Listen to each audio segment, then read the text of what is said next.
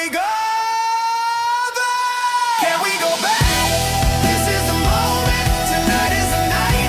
We'll fight till it's over. So we put our hands up like the ceiling can't hold us. Like the ceiling can't hold us. Can we go back? This is the moment. Tonight is the night. We'll fight till it's over. So we put our hands up like the ceiling can't hold us. Like the ceiling can't hold us.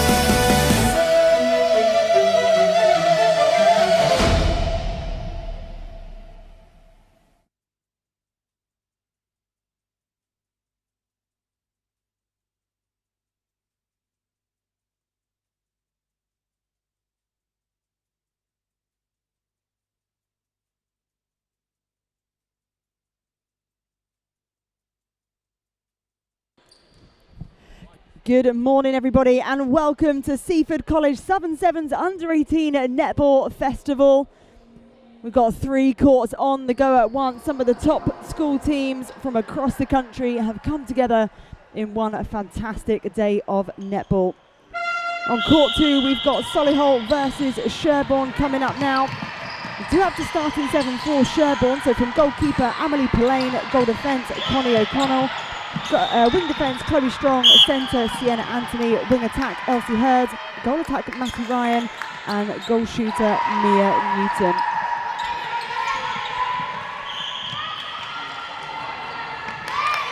So already an early win for Solihull in the red bibs. Beautiful quick transition through court, nice straight line ball, they centralise and she works herself in. Just a little bit short on the shot there from the goal attack, but fantastic work to get her own rebound. And Solihull are on the board with their centre pass as well, so a chance for them to consolidate nice and early. Of course, they are doing 2 6-minute halves with just 1 minute half-time break and 2 minutes in between each game, so it is fast, it is furious, and we are going to rattle through as many games as we can. So Sherborne now on the attack. They swing to open up the other side of the court. Just looking a little bit congested in attack. Just need to take a look at the timing. Lots of lateral ball at the moment. She does well to keep it in, but it does fall into Solihull hands.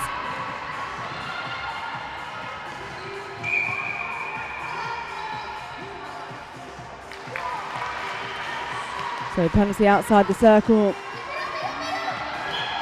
Mid-range shot, and it's good. Both shooters on the board for Solihull.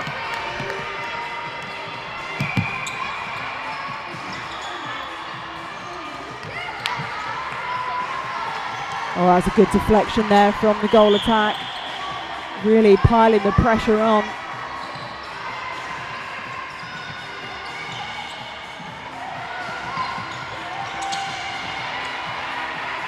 Excellent front positioning from the goalkeeper. They come up with ball again.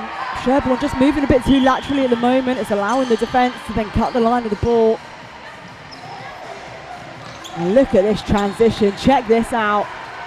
The feed into the circle. Can they finish off? Absolutely they can.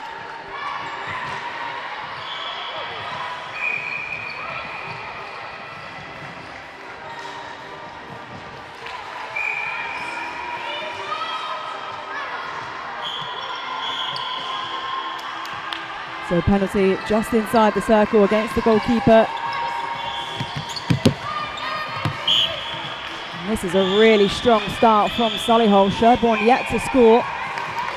4-0 currently.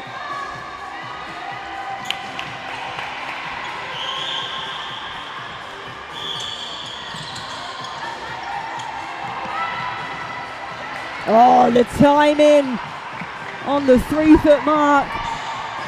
Very deceptive with the range, and in quick as a flash, Solihull powered their way down court and they're able to convert as well. Sherborne got to try and do something to stem the flow here. Good 3-foot mark.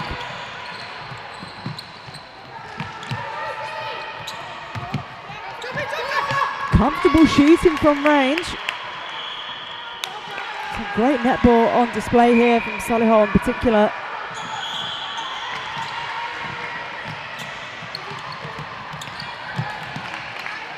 Oh, excellent deflection from the goal defence. Unlucky. Just came off of her then, so it's going to be a Solihull throw-in.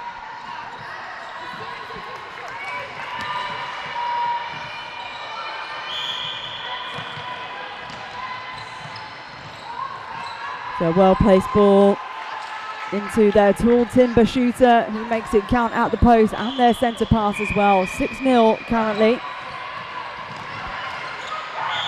Just over 90 seconds left in this first half.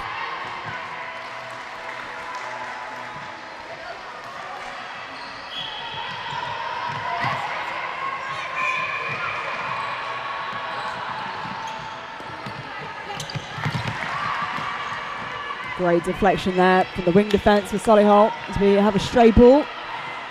Just recollect it. It's going to be a Sherborne throw-in. That's a good ball over. She's going to back herself from range. That's what we love to see, and what a fantastic shot. First of the game for Sherborne. That is how you do it.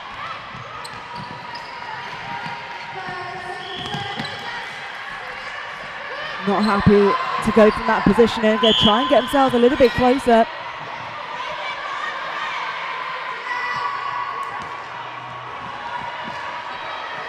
Rebound goes to Sherborne. They've only got a matter of seconds to get it down, but I spoke too soon. How's the vision into the circle? And it finished off as well.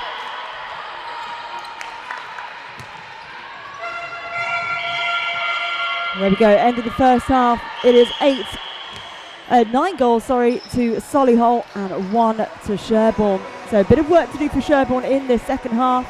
Suspect we might see a few changes. Not forgetting it's quite a long day of netball. Lots of matches coming up. Going to need to protect and rest some legs. Make sure everyone gets to benefit from the valuable experience that these tournaments provide.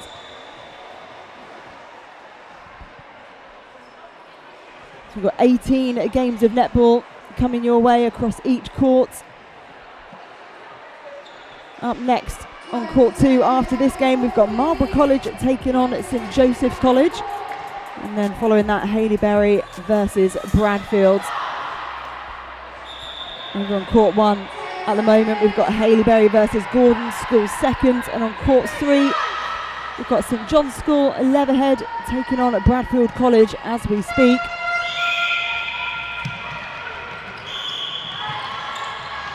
So already a win for Sherborne, for Solihull, off of the Sherborne centre pass. Nice deep driving ball, well held on the baseline. And a new shooter for Solihull gets her first on the board.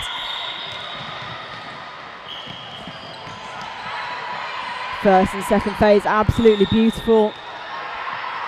Nice front holding position from the shooter. Could look to exploit the backspace though. Finishing off, making it look nice and easy.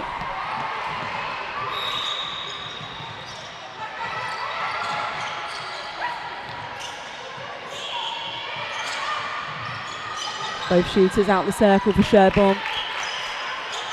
They have to work their way in. Nice ball into the pocket.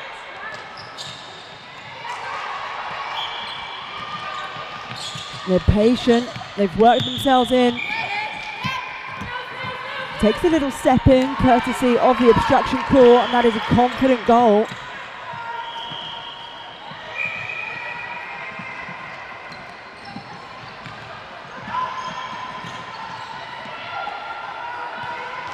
A wayward feed into the circle. Oh, but an errant pass from Sherborne, making it far too easy for the goal shooter to get the intercept. Quick little shooter to shooter ball, she slots another one.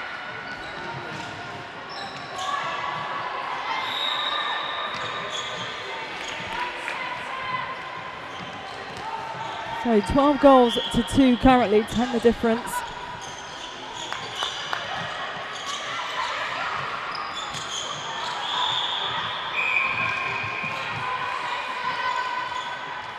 Keeper just called for the obstruction. They take advantage of having the 2-on-1 in the circle. Sherborne just over kicking the shot.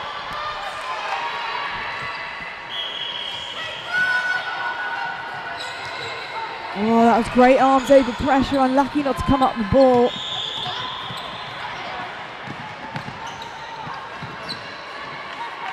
A nice little pulley system in the circle there. Goal shooter pulling high up into the circle, allows the goal attack to then drive into the back space. Great awareness of each other's space at the moment.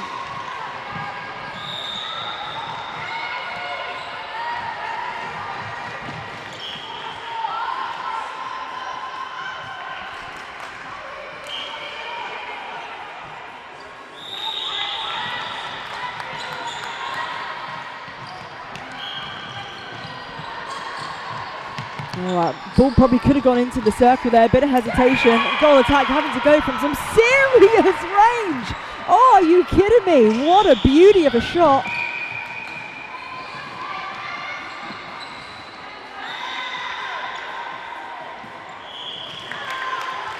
Yeah, fumble of the ball.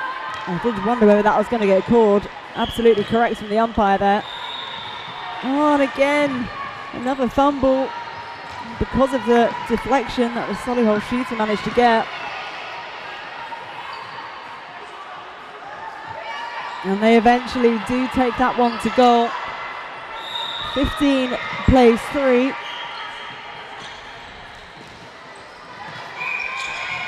A little over 2 minutes to go in the second half.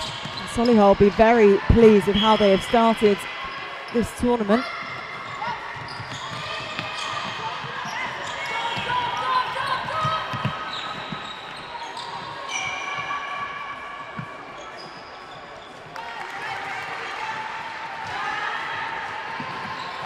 Yeah, just lacking a little bit of finesse and precision on some of these passes for Sherborne. And there we go, there's a prime example. Something for them to have a look at as the day progresses. That's a good pick-up for Sherborne, but instantly just passed straight back. Just needs to take a breath after that turnover. Look for the short ball side option.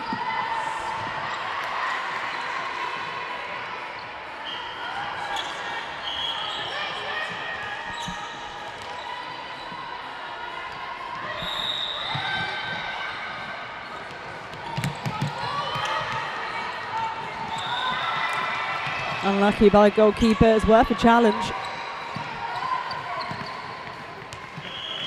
Solihull with number 17.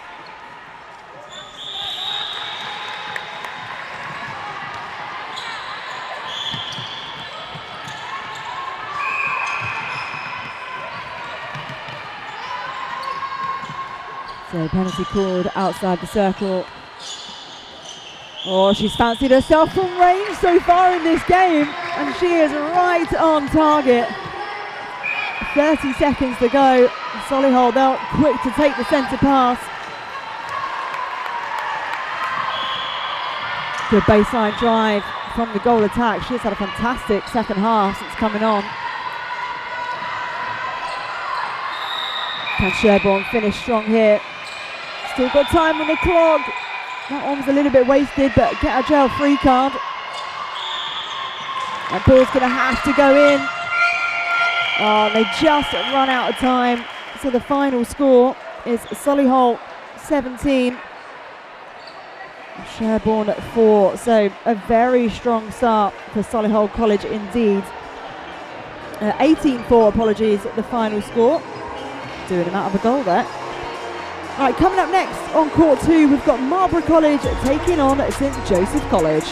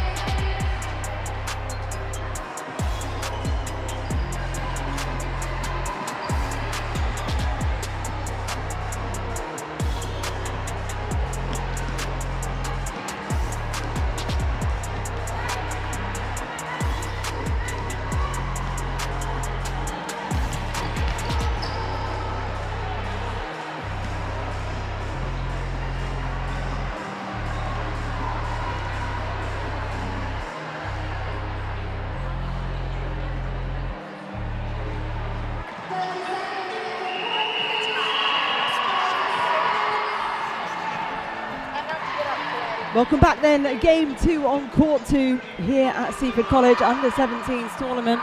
We've got Marlborough College taking on St Joseph's College.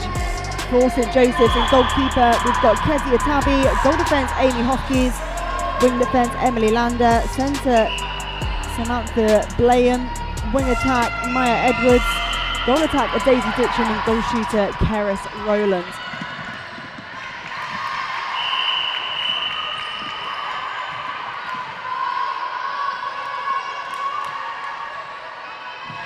So Marlborough are in the blue, and St Joseph's in the red.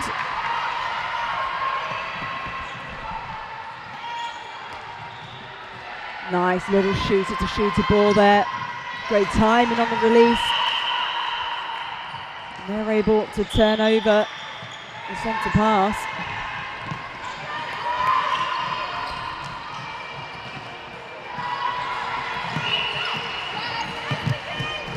Too much on that feed.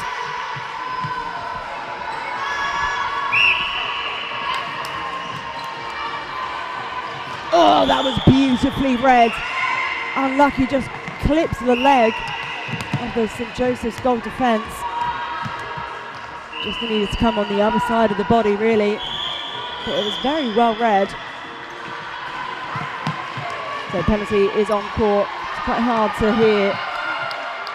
There's 3 courts going at once.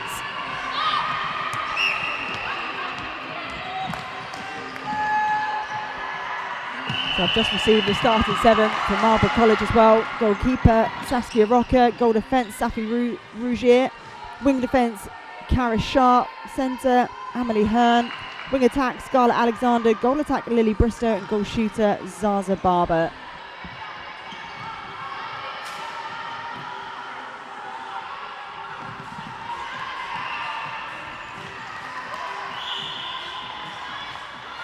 A little bit scrappy here for both teams. Just need to take a little bit of the pace out of the game.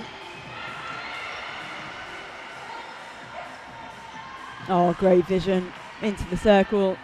Had 2 strong options to ball then. That one overcooked but mopped up by the goal shooter.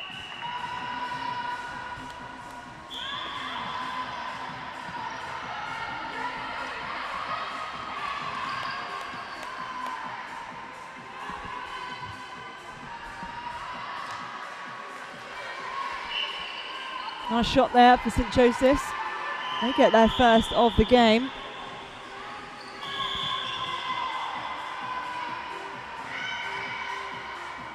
So I think that might have been a breaking call. So for anyone not quite familiar with all of the rules of netball, you have to wait until that whistle is gone before you can enter the centre third on a centre pass. So a chance for St Joseph's to level up here if they can get themselves to goal. Goal shooter playing herself in closer, quick on the shot, possibly a little bit of rush, but she gets her own rebound and lands it second time of asking.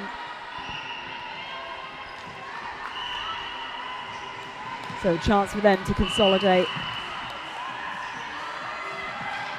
Picked up though by Marlborough College. Just lacking a bit of clarity as to where the attackers were going.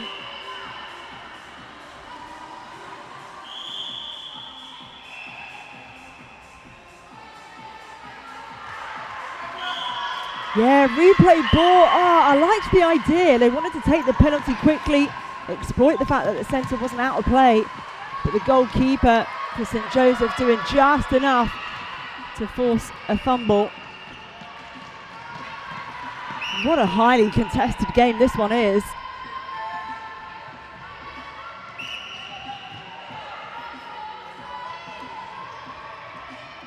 Or steps in, off on one foot, she was off balance.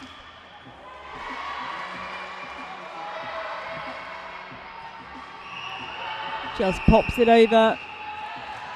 She slots that one. Just 1 the difference then, with a chance to make it 2.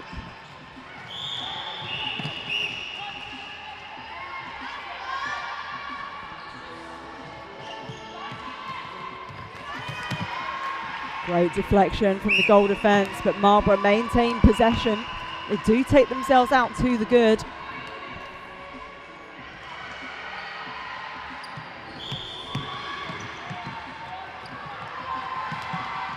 Nice second phase, able to land almost right on circle edge.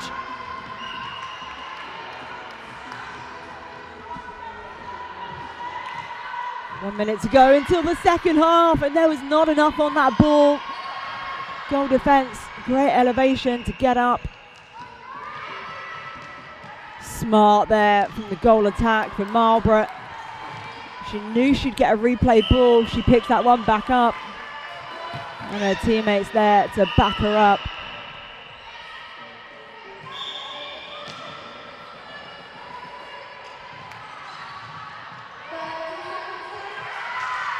Yeah, feed doesn't have enough on it.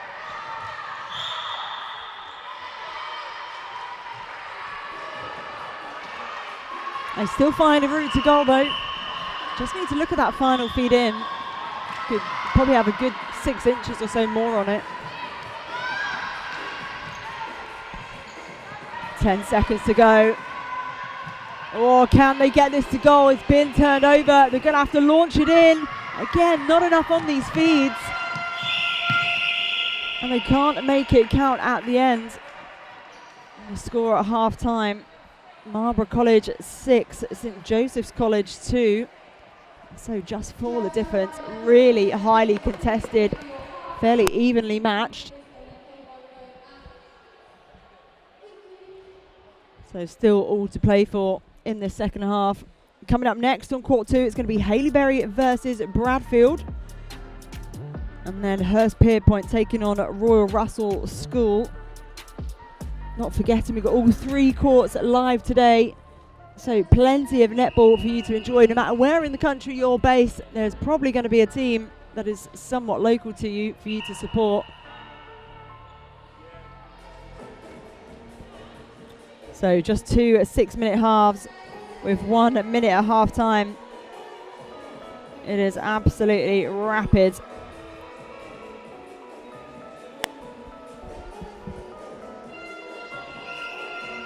So Marlborough then to get us started for this second half.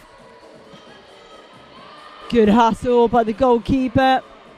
Just what they needed to start this quarter with their centre pass to follow. Too much on the swing.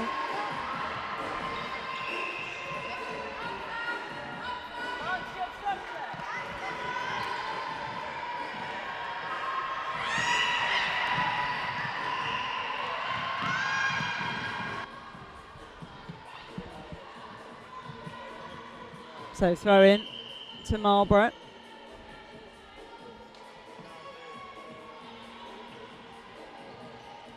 St Joseph's doing a good job to try and keep the middies off the circle edge here. That's a better feed in. Oh, but overcooked. St Joseph's just needs to look at their rebounding position to try and get a better contest for the ball.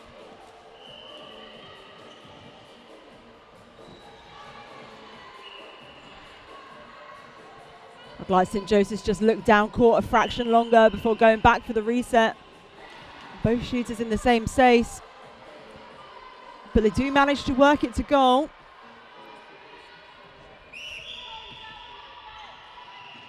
Oh, what a challenge from the wing defence.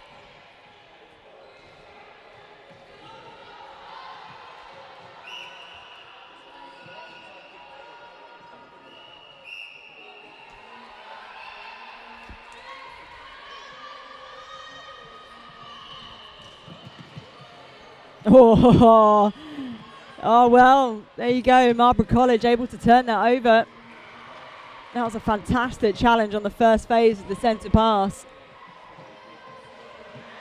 And they're just starting to extend their lead now, really putting their foot down. Good cut back by the centre.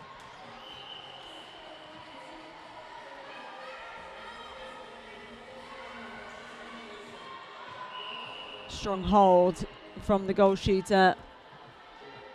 Oh, but another miss, and that is a brilliant deflection from the keeper. Middies were positioned on circle edge to rip that one in. And that is a nice speedy transition, but a cheeky hand in. And Marlborough flying down court now. Good decision just to send that one back.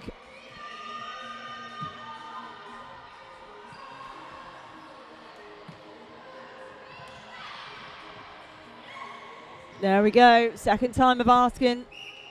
Able to slot that one. They've gone into double digits now, 7 the difference, 10 goals to 3.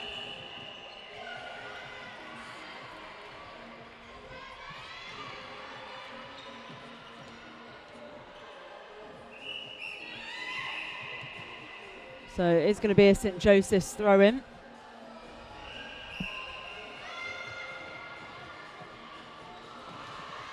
Oh, what a pickup.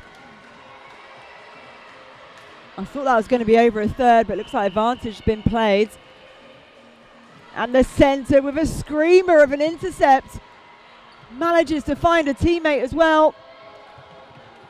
And they've certainly looked at that feed going into the circle in that quick half-time break, because they are now finding their shooter every single time. Yeah, not wholly, so it's not received. So your landing foot has to be within the centre third when you catch the ball on the centre pass. Oh, and another fumble. Who's first to it? Good hustle there from St Joseph's.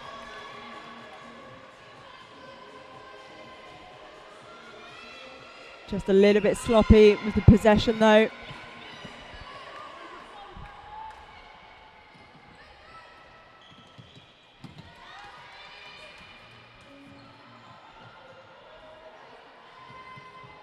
Nice timing on the offer here from Marlborough in their transition. Driving out and then back towards post for the shooter who makes it count.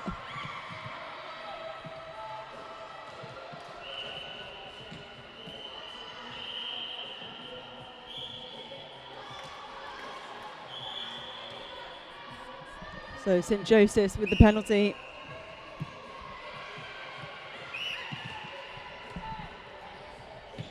Oh, well held.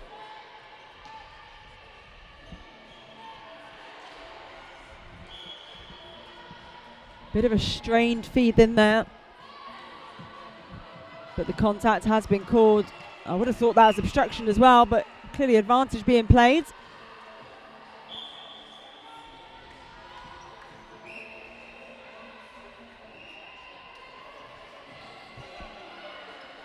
Just over 30 seconds to go, and St Joseph's looking to finish strong.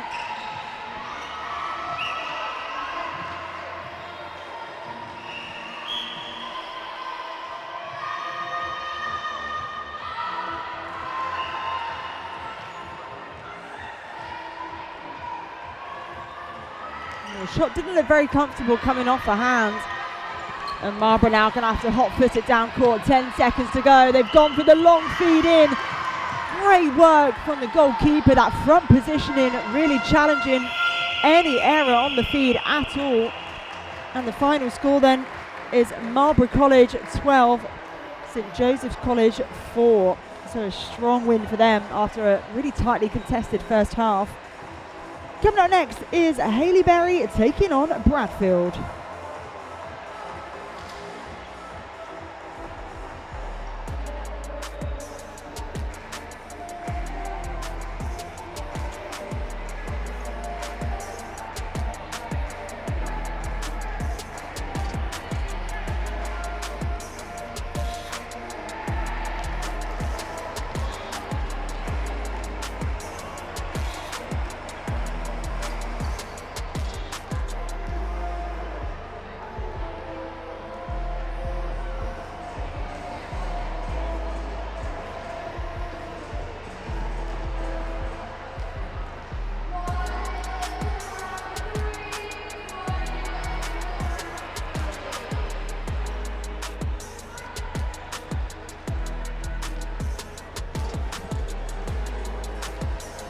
So welcome back to Court 2 here at Seaford College for their Under-18 tournament.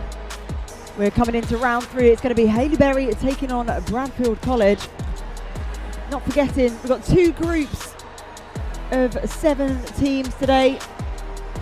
The first and second in each group at the end of the group stages will compete for the Cup. Third and fourth will be competing for the plate, fifth and sixth for the Shield, and seventh and eighth competing for the bowl. So no matter where you end up in the group stages, you will have something to play for. So starting sevens for Bradfield College. In goalkeeper is Amelie, goal defence Charlotte, wing defence Purdy, centre Emma, wing attack Willow, goal attack Betsy, and goal shooter is Charlotte. And for Haileybury, goal shooter Ivy Fletcher, goal attack Isla Gardner, wing attack Darcy Skinner, centre Brogan Bostock, wing defence is in youth, goal defence Flo Fletcher, and goalkeeper Charlotte Webster.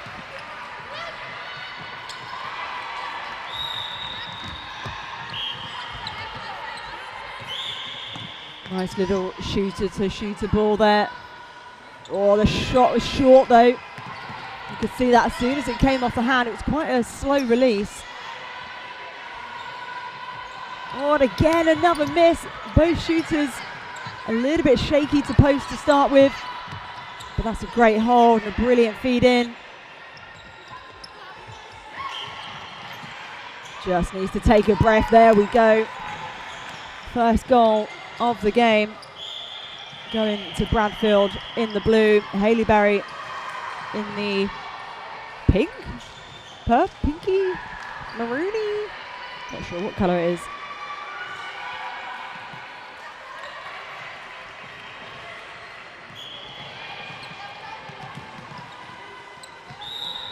Oh, what a feeding. Could probably done a little bit more on it, but I like the fact they're looking long early.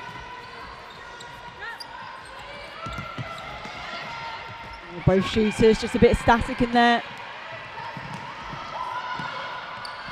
Haileybury turn the ball over, absolutely rapid down court. Purdy Nugent just called for the penalty outside the circle. Part of the London Pulse under-19, vice captain for London Pulse under-19 team. So certainly one to watch in this game. Gold medal winner with Surrey Storm under-17s as well back in 2024.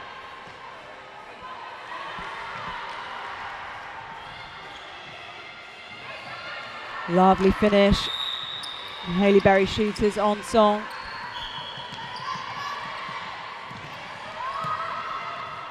Beautiful depth for second phase.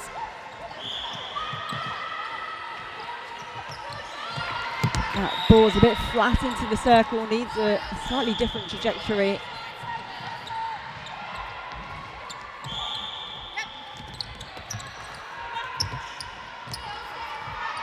You can see their hesitancy to feed the circle now. Oh, Nugent just saying, yeah, enough of that, I'm just going to send it in. Probably not the right pass.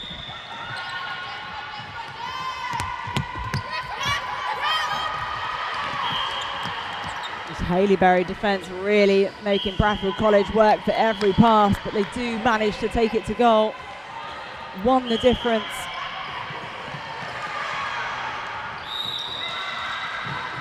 Great little deflection there.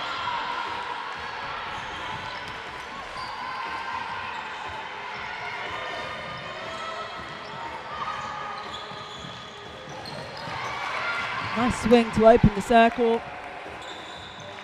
Right in front of the post, and it lands.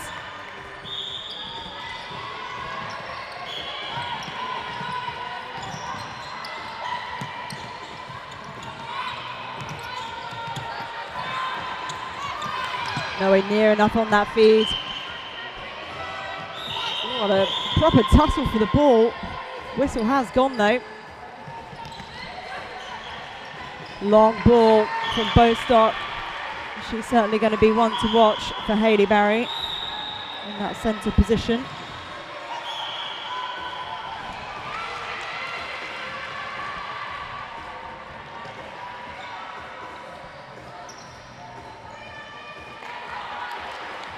Good decision making there from the mid-court for Haileybury. They're able to convert off a Bradfield centre pass.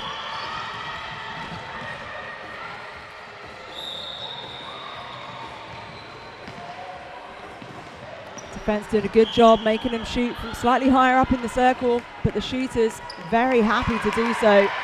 On song at the moment.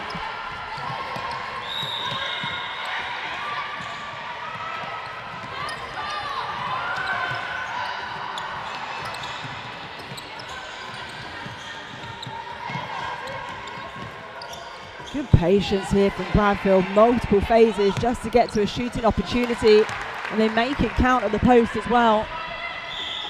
Great patience. And a breaking call, so an opportunity for Bradfield. Oh, hesitation to release that ball.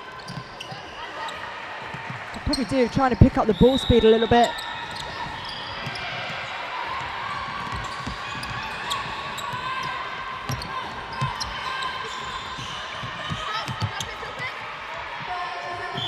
.30 seconds to go in this quarter.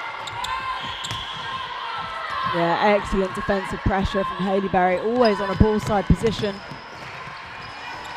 That's a good tip for Bradfield, stays in a pink dress.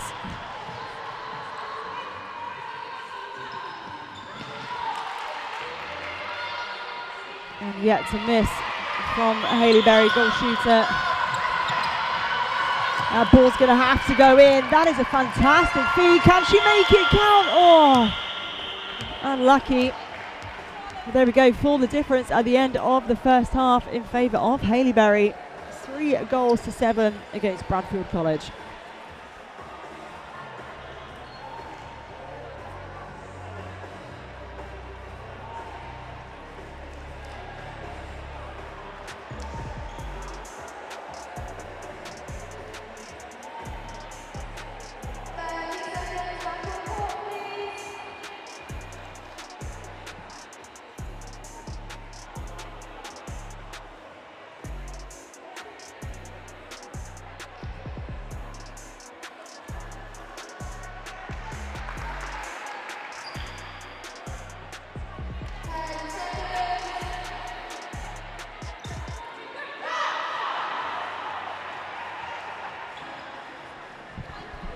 So second half coming in, a little bit of work for Bradfield College to do here to try and get themselves back in the lead and close this deficit.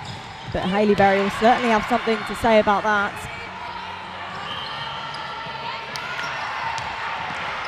Yeah, shooters yet to miss, I believe. So really fantastic accuracy.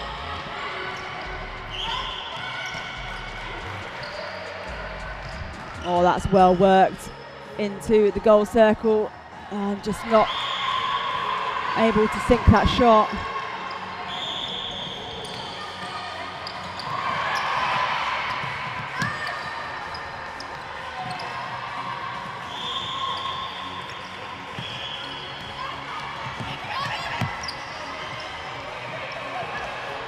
Good work from Bradfield here just to hold them up slightly. Denying that entry into the circle for the goal shooter as well. So shooting from range, that one's overcooked. First miss of the day, of this game, sorry.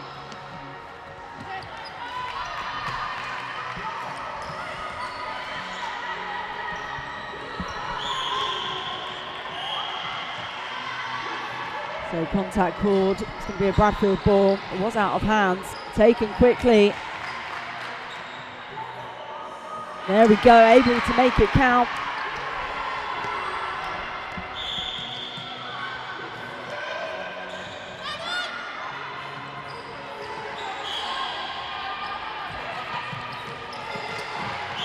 Nice strong drive for the second phase. Good pick up for Bradfield. Surely that's a contact against the Haileybury.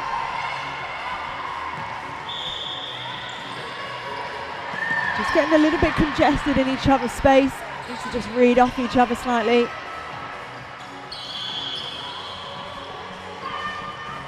Nice work from the wing attack.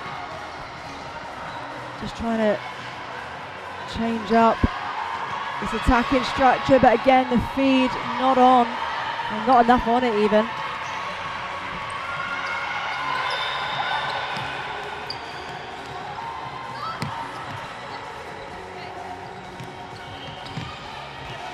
It's a strong entry into the circle with a little offload. Oh, a bit lucky to get away with that one. It was signposted for days.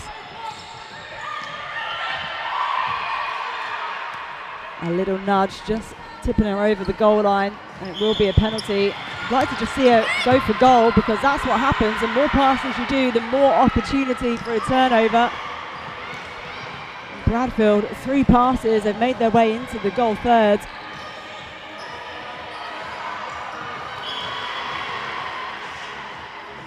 Contact called.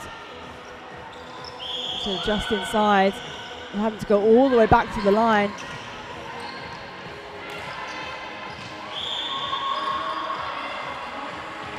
Oh, that would have been so nice. It was an overcommittal from the goalkeeper, but just weren't able to sight the shooters.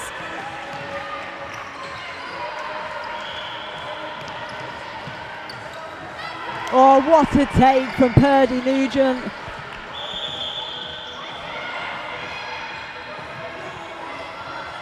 And this is where it's getting sticky. This last feed into the circle. Goal attack doing a wealth of work in terms of her playmaking. Probably need her middies to step up a little bit here.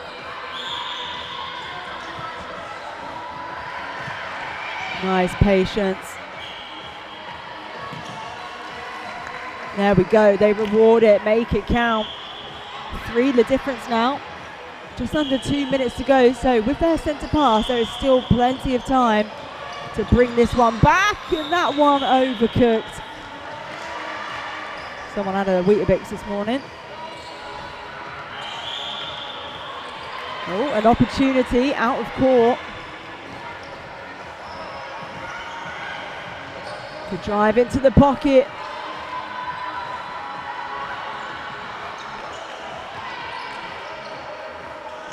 Nice front ball from the goal attack. Who's on the end of the rebound? It's Haileybury.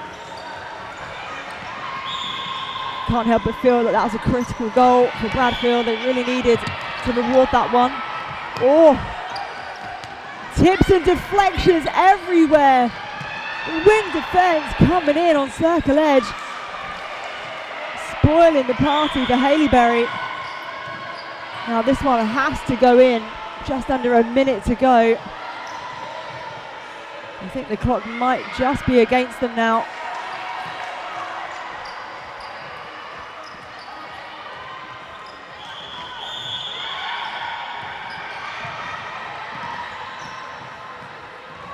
Yeah, contact on the ball, surely, absolutely.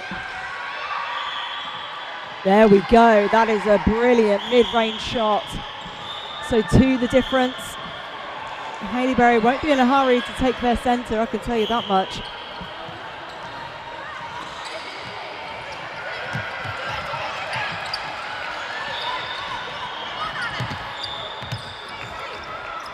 Can Bradfield deny them one more goal in the dying seconds of the game? Just 5 seconds left. Well, they do just enough to stop them finishing with a little flurry, but it is Haileybury who come out on top, 8 goals to 6. A good comeback there from Bradfield. So coming up next, Hurstpierpoint taking on Royal Russell School.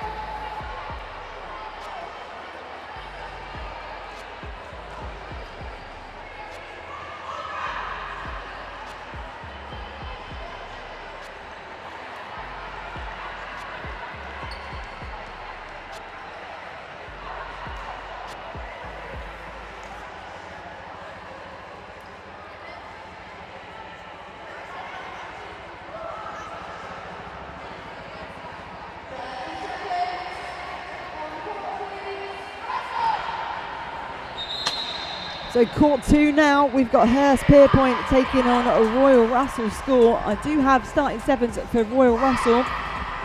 In goalkeeper, we've got Safira Plessis de Silva. Goal defence, Amma Amiaka.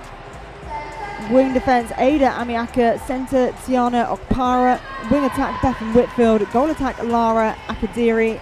And goal shooter, Amaya Jamil Perry. And for Hurstpierpoint and goalkeeper, Alice Henderson. Goal defence, Hallie Millard. Wing defence, Tiana Brown. Centre, Harley Brown. Wing attack, Emily Funnell. Goal attack, Jemima Talbot. And goal shooter, Mia Lashbrook.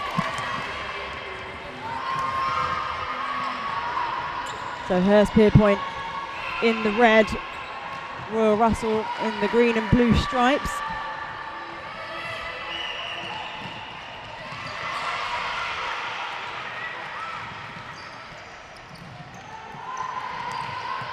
A little bit of a slip through the hands for Royal Russell.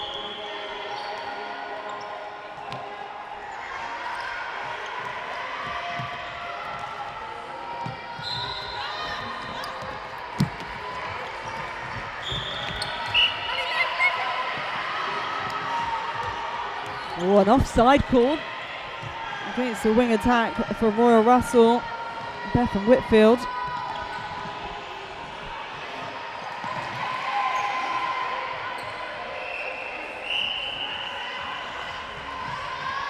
Enjoying the work of Harley Brown for Hurstpierpoint in that centre position so far, bringing some real speed and energy to the court.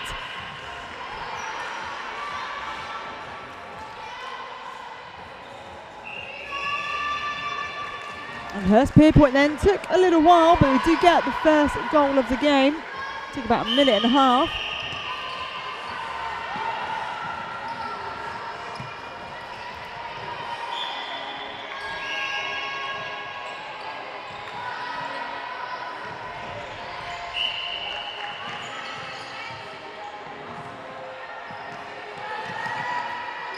Good patient play from Hurst. Oh, can't land it. And Royal Russell, it was a strong drive onto the rebound that just came off of her own legs.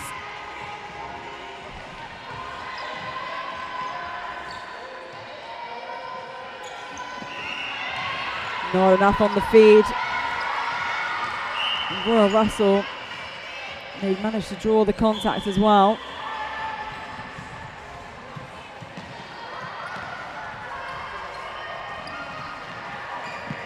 Lovely long driving ball. All the space in the world in the pocket for Royal Russell, and how about the entry into the circle? And they get their first of the game. Really evenly matched so far. Each team about as fast as each other. That was a brilliant flood from the attackers for Hurst on the first phase of the centre pass, but Royal Russell still in possession.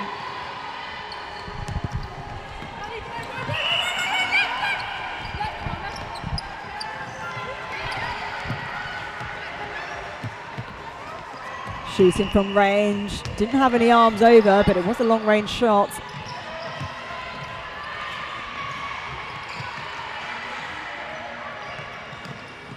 Need to just look down court. There we go, nice long ball. It's a better feed in. For goal number 2, there we go. So a chance to double up. Strong drive for second phase from the wing attack. Oh, he's on the end of it. Royal Russell pick up the scraps.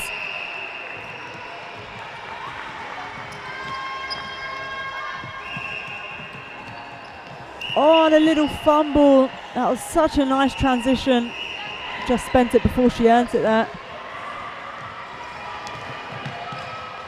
But second bite of the cherry for Royal Russell.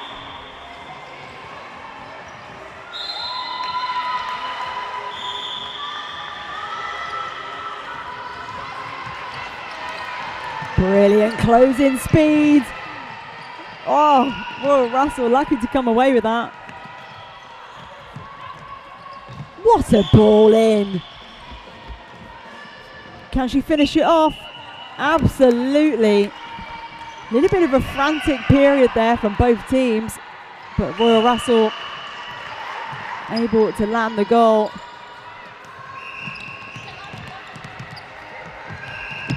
Swing to open up the other side of the circle. Goal attack doing a wealth of work, trying to play herself in.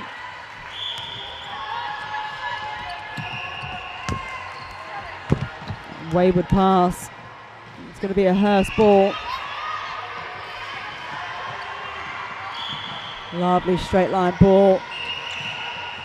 Need to try and look to centralise the ball now.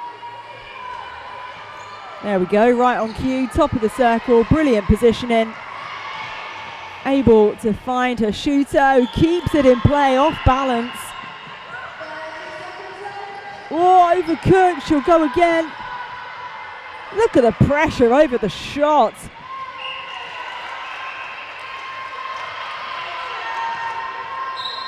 Got to make it count now. There we go, she does just that. 15 seconds on the clock, time to take it to goal.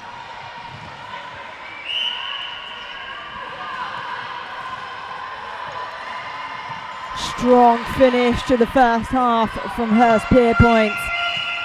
4-2. Feels like it took both teams a little while to settle. Not sure Royal Russell were quite as composed as they would have liked to have been towards the back end of that first half, so a little bit of composure needed. Possibly just taking a little bit of pace out of the game, just being a bit more controlled.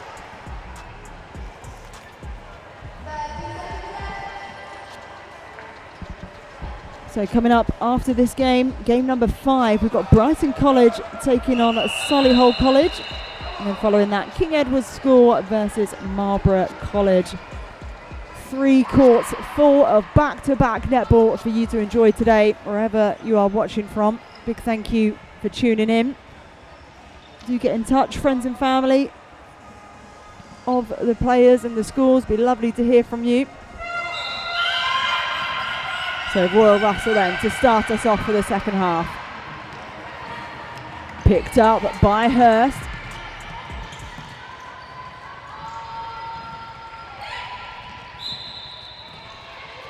Need to do a bit more work off the ball. Royal Russell tracking beautifully.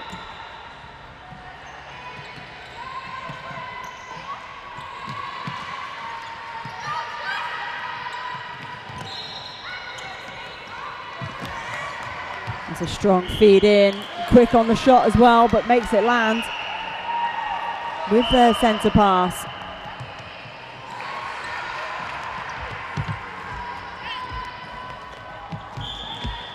Good use of the triangles there from Hurst. Nice clear setup.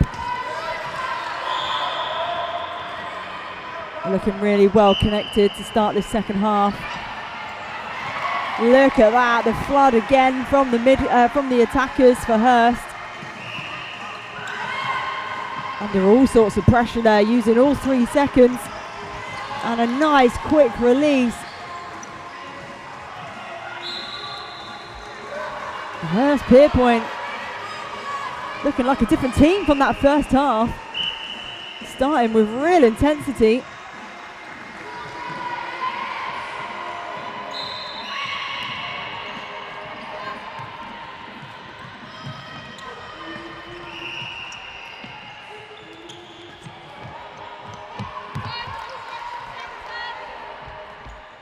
And another goal added to the tally.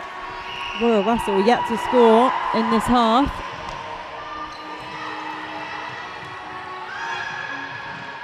So a little bit of a miscommunication on whose centre pass it was. Umpire, oh no, looks like we're doing some changes.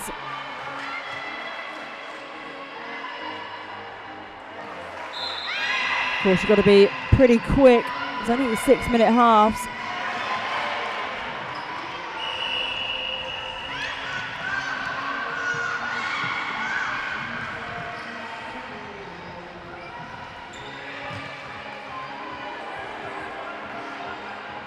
Oh, centre just came off of circle edge there, allowed some space for Hurst to come in and challenge. That accumulative pressure pays off. Nice little pick up there for Russell. Oh, the combat roll and everything. Talk about showing some strength. That was a nice little passage there from Royal Russell.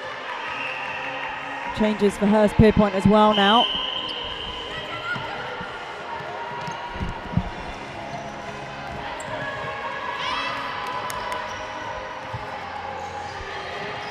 So the changes for Hurst: Flo Blake to wing defence, Tiana Brown to centre, Mia Lashbrook goal attack, and Amelie to goal shooter, and Jemima Torboat to wing attack.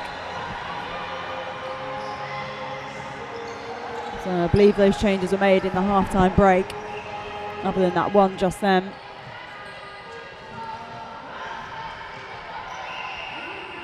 So recollect the ball, get ourselves back underway.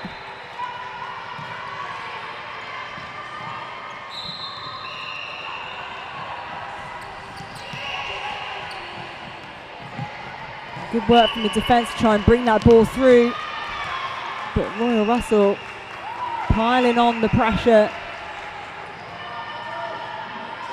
and it is going to be their throw-in.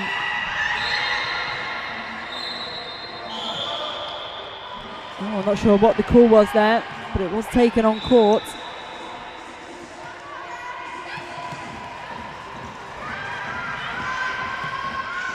Nice work from the goal attack.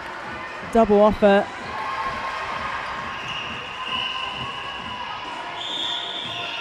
Defensive pressure pretty heavy in that circle. The goal shooter taking a couple of knocks here.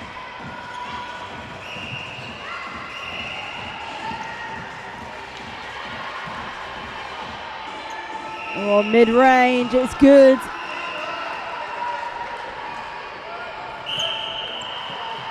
So 5 the difference, 9 goals to 4. Oh, keeper, good elevation, just couldn't quite get a hand to it.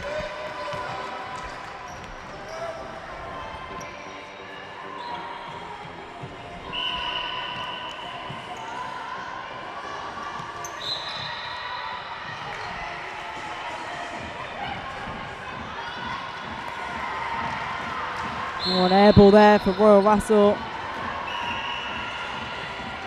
Probably a little bit conscious of the clock, but how's that for a deflection? Oh, strong effort. 30 seconds to go until we wrap up this game. A brilliant intercept for the wing defence for Royal Russell. They'll want to finish strong now. An errant pass. Straight into the hands of Hurst. Oh, just trading intercepts now. Someone just needs to steady the ship here.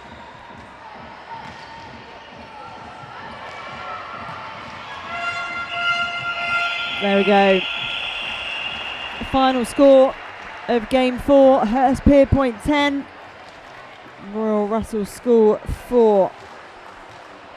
We're coming up next. On court 2, it's Brighton College taking on Solihull College.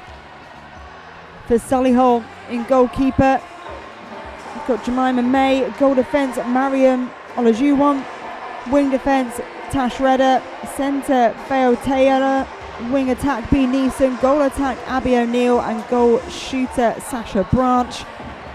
And for Brighton College in goalkeeper, we've got India Day, goal defence Sophia Gogner, wing defence Millie Harper Bailey, centre Evie Scrace, she's going to be one to watch. Wing attack Rafi White, goal attack Lauren Wills, and goal shooter is Gabby Perry. So we did see Solihull earlier on in the day. They were the first game here on court 2. They actually won against Sherborne School 18-4. So full of firepower. This will be an interesting match. I haven't seen Brighton College on this court so far today.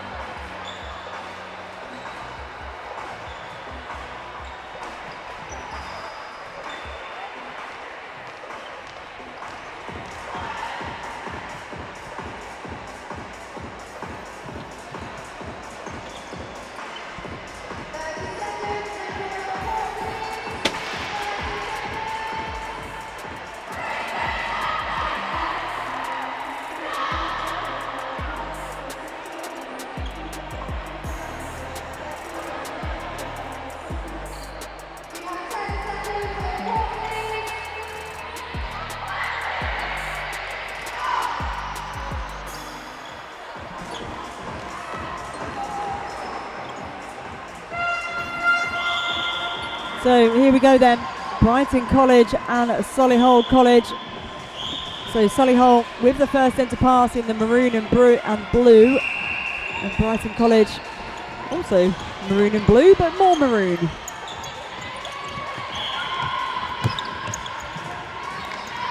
So overcooked on that first feed in.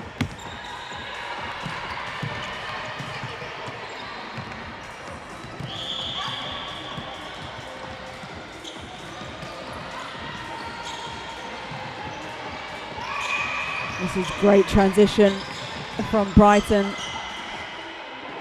Can they start off strong with a goal at post? Absolutely. So their centre pass.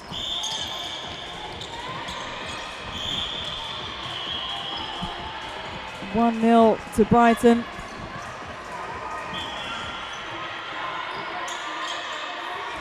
Good awareness of a shooting partner on the baseline. Obstruction called and the goal stands.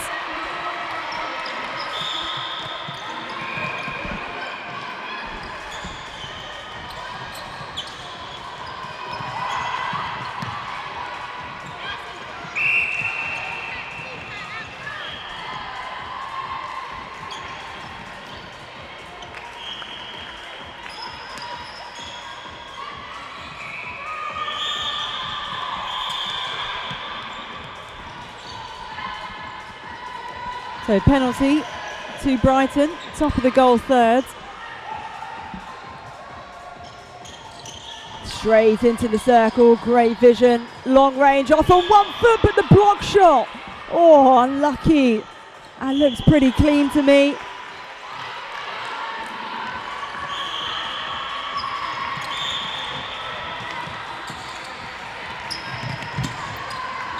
Oh, good challenge from Eve's Grace, but it was a little footwork call. Tried to offload it as quick as she could.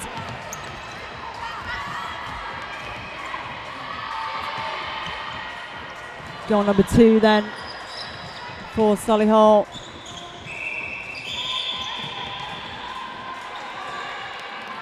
Breaking call. So an unforced error there.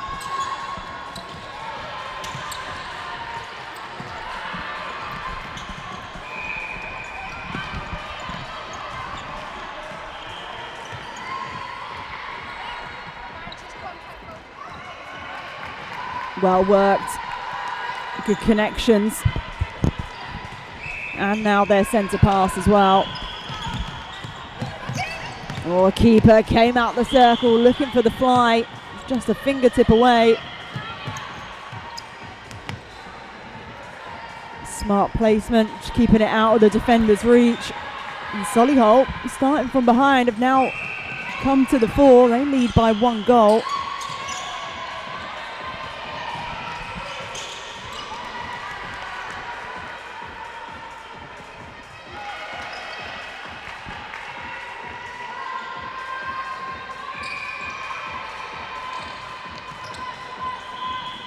Oh, a little bit strained there for Solihull. Felt like a bit of a quick 3, but it was under pressure. Brighton with a long feed. Contact called. And Olajuwon on the rebound.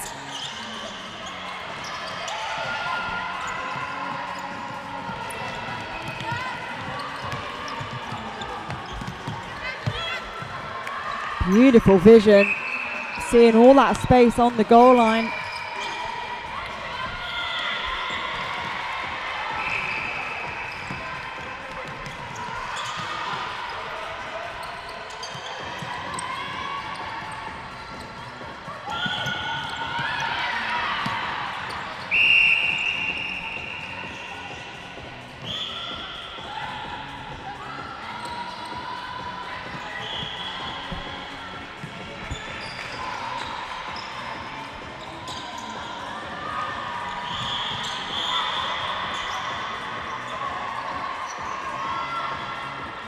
So penalty outside the circle against Olajuwon. So 2-on-1, you can look to see them setting up a screen there. Great work from the goal shooter for Brighton, Gabby Perry. And Lauren Wills able to slot it away. As we see a bit of a header there from Val Taylor.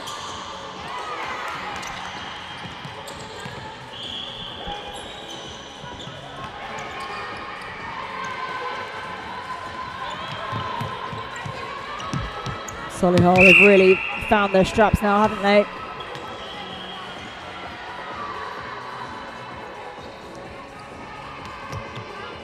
Again, a well-placed ball, just not allowing the defence to contest.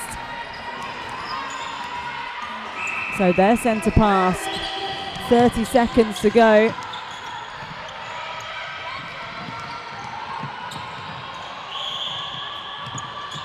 That was a nice little transition there, just changed the channel, deep into the pocket, and then into goal.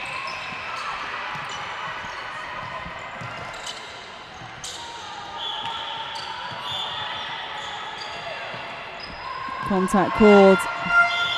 Oh, should have gone for goal.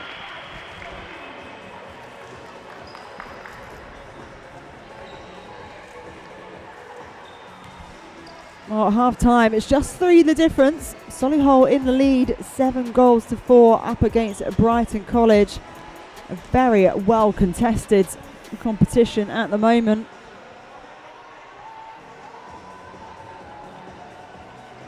Just a reminder from last year's competition, the cup went to Haileybury, the plate went to Gordon School, the shield St John's, and the bowl went to Marlborough School. And back in 2024, it was Hurst who won the cup. We just saw them get a win in the game before this against Royal Russell. Brighton College actually won the plate in 2024, Wellington the shield, and Canford the bowl. So who will come out on top in the 2026 edition of this tournament? Some of the best school talent from across the country. And Solihull just popping the red bibs on. It must have been a bit of a headache for the umpires to try and distinguish the two dresses, even with the yellow bibs of Brighton College. I don't blame them, to be fair, for going for the overheads. Oh, that was a great pick-up for Brighton, but just couldn't keep possession. A little fumble.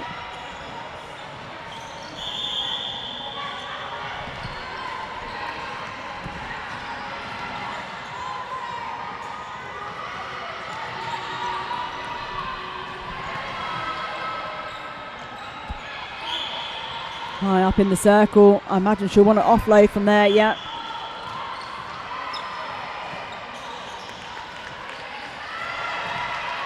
So lands the first goal of the second half. Takes the lead out to 4. Nice bullet pass into the circle. Repositioning. Under all sorts of pressure, but able to make it count.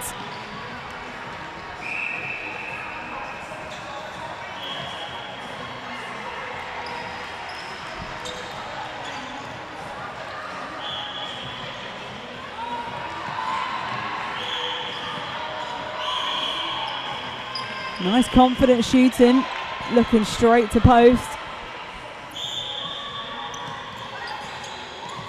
Oh, look at the draw from the wing attack on the first phase, going deep for second. That was a great little combo between the wing attack and the goal attack, but couldn't convert.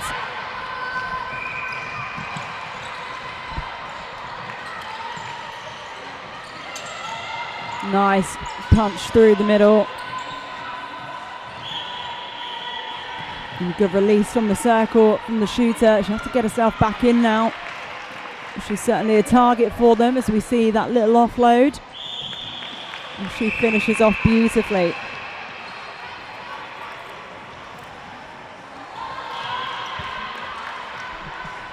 So 10 goals to 5. And a substitution for Brighton.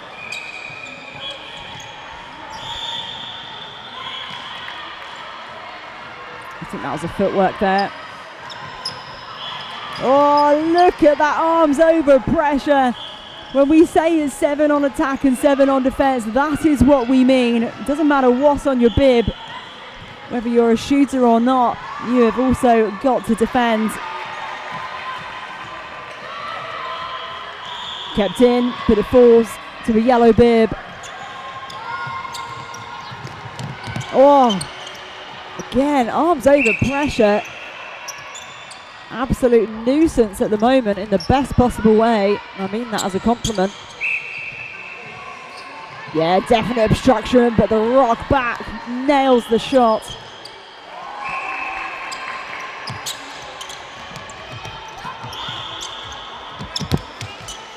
Overcooked on the feeds. It's unfortunate for Brighton. They brought it back to 4. Could have been a 3-goal game.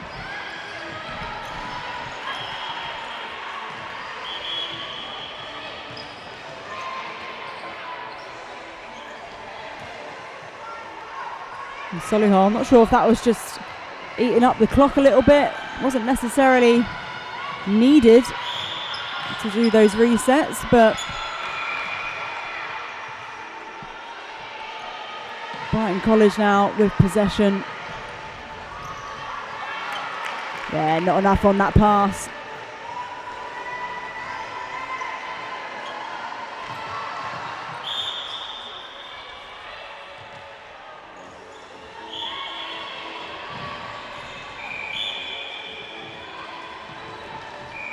Penalty call, so she'll get another crack at it.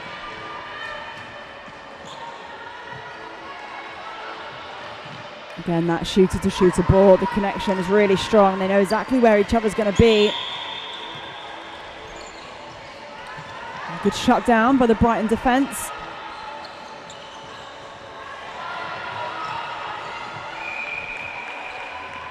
That's a strong feed in.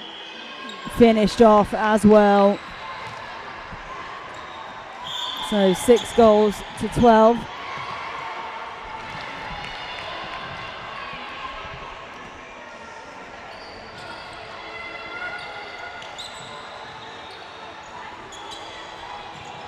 Loving the work of the goal attack for Solihull. She has been such a playmaker, really tenacious. And the goal shooter gets number 13 on the board. For just under 45 seconds to go. And a wayward pass. So Brighton with an opportunity to try and close this deficit.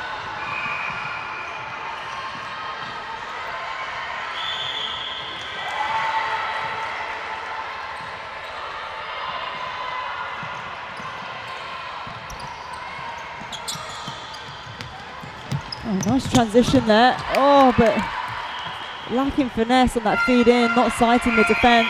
And the final score, Solihull 13, Brighton College 6.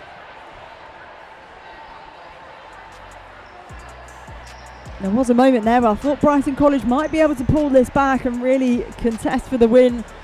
But Solihull, strong as ever. 18-4 in their first game, 13-6 now. They're going to be right up there for contenders for the Cup, no doubt. Coming up next then is King Edward School versus Marlborough College.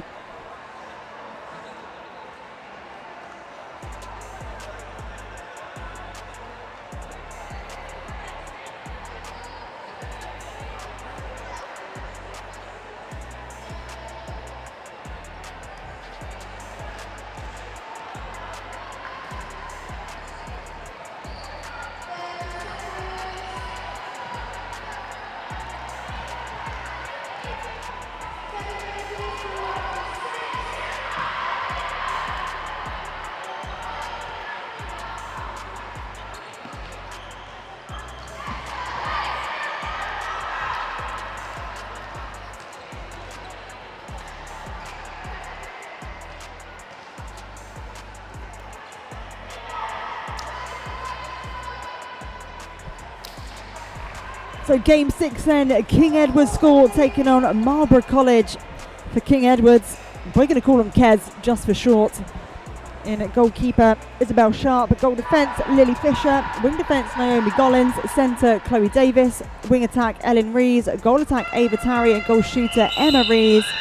And for Marlborough College, goalkeeper Saskia Rocker, goal defence Safi Rougier, wing defence Karis Sharp, centre Amelie Hearn, wing attack Scarlett Alexander, goal attack Lily Bristow and goal shooter Zaza Barber. Oh, that one just bounces off the rim. Second time of asking makes good, and Kez with the first goal of the game.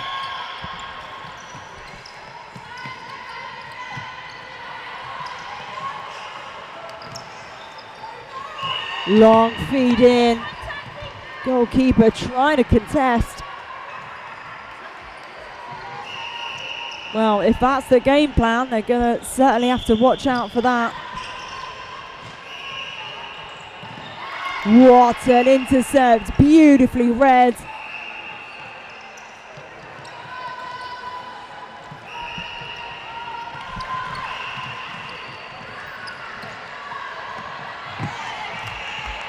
Again, they have only got eyes for their shooter. She just overcooks that pass. But Emma Rees has started strong so far.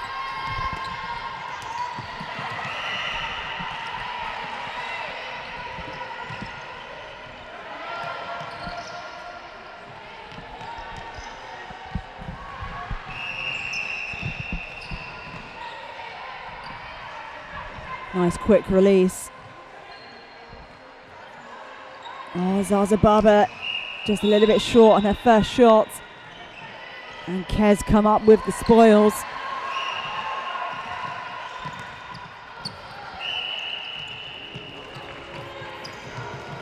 Just changing the channel of the ball. That's a great deflection from Saskia Rocker.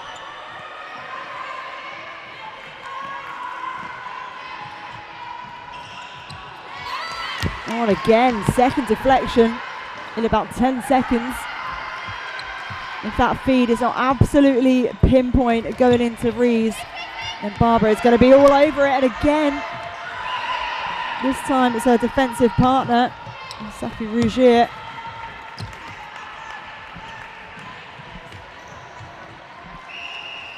But Emma Rees safely nets that one away.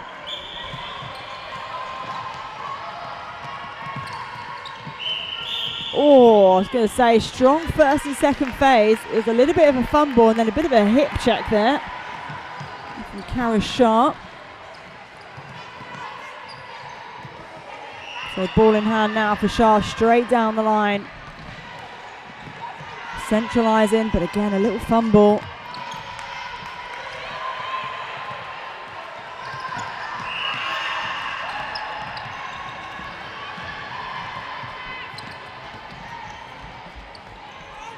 Tarry trying to play herself closer, sights her partner in crime, who gets goal number 4. So Marlborough College yet to score. What can they do here with their centre pass? Nice long ball. Took her time, but Fee didn't have enough on it. Lily Bristow, though, gets the first of the game.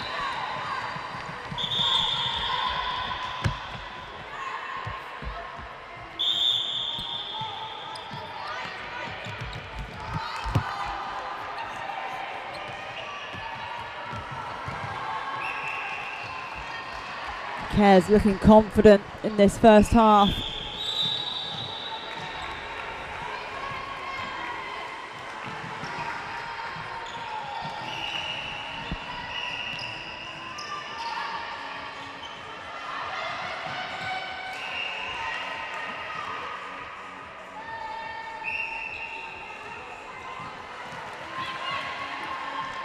Good split there from the shooters, one pulling the baseline, one coming towards ball carrier.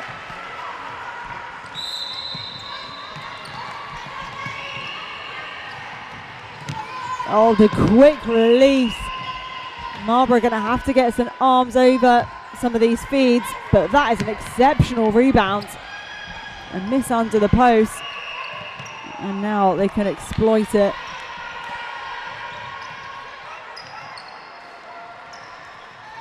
Oh, that's, yeah, definitely a footwork call. I did wonder if she might have got away with it or not. Kez on the charge now.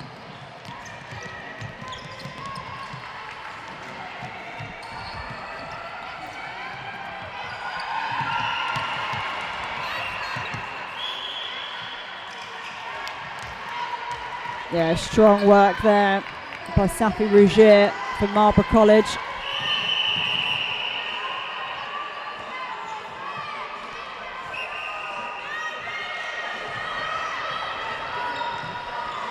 So just 20 seconds to go. Don't need to panic just yet, but as I say it, the ball just sails over the sideline.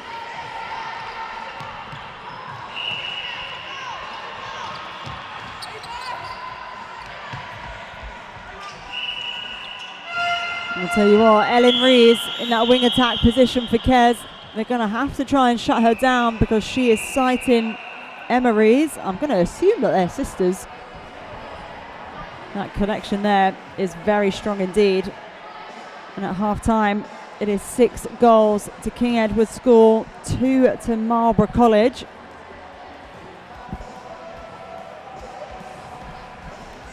So all is not lost yet. Still very much winnable for either side. But Marlborough just going to have to take a little look at slowing down the feed, getting some arms over, and then also a bit of finesse on their feed into the circle as well. Coming up after this, we've got Haileybury taking on Sherborne. We have seen both these sides so far on court 2 today. Sherborne lost their first game up against Solihull 18-4, and Haileybury won theirs, a narrow 2-goal win against Bradfield, 8-6 earlier. So second half, we are underway.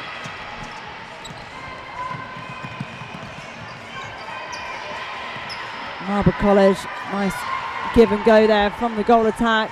That was a better feed in. Even with the obstruction, they get their first of the half.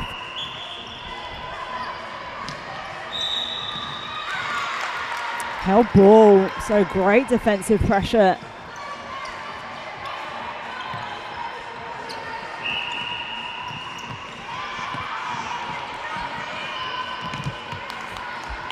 Shooters are doing an excellent job to pull top of the circle and then sail back into the backspace, but that one not able to land.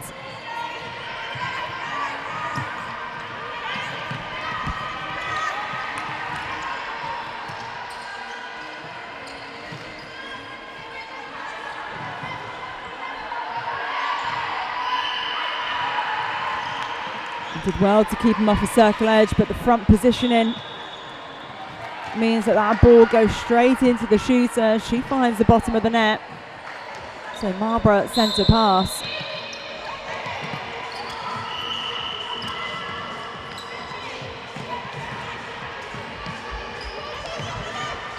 Not happy to go from there.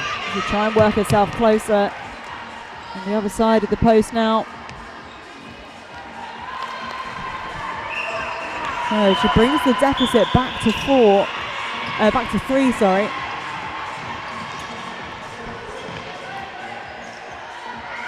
No, goalkeeper for Marlborough is just getting stuck on the back of the body of the goal shooter. So need to see a little bit more work done off the ball. Come off the body, try and confuse the space. Don't let a shooter post up on you.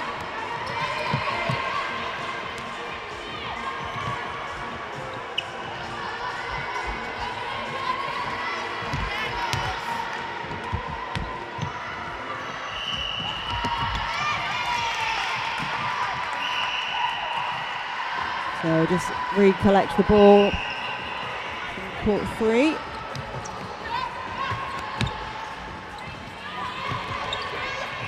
I would like to have seen her go to post then. But there we go.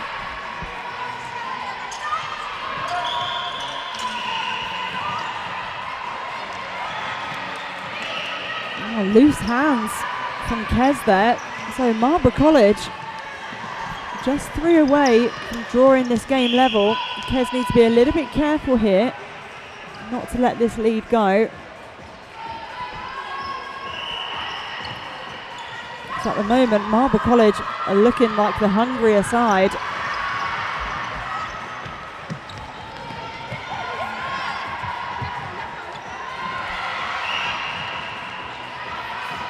Oh, pressured shot, but it's good. So their centre pass, can they make this a 1-goal game? With over 2.5 minutes to go, this could go either way. Strong split landing from mid-range. Oh, can't keep it in. That's unfortunate for Marlborough College.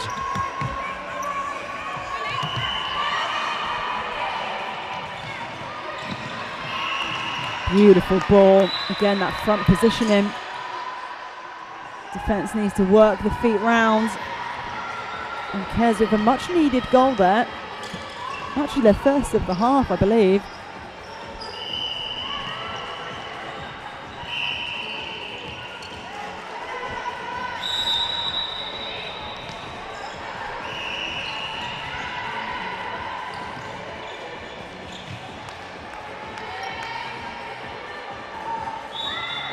Nice drive on the baseline.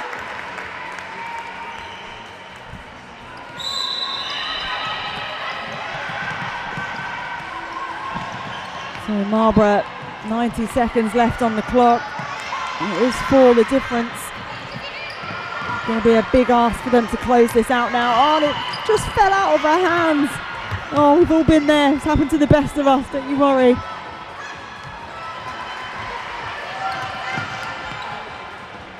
Good rebounding from Kes, but again, she didn't quite have full control of that ball as she released it.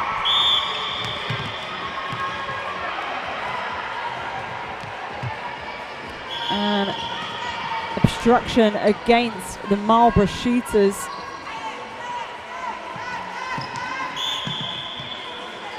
And the contact there, all of this is just eating up the clock as well.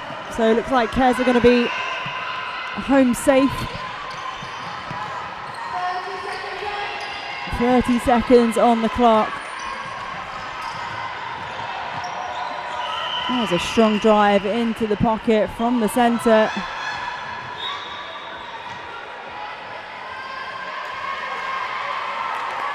Finished off beautifully. Is there time for one more goal? 15 seconds to go.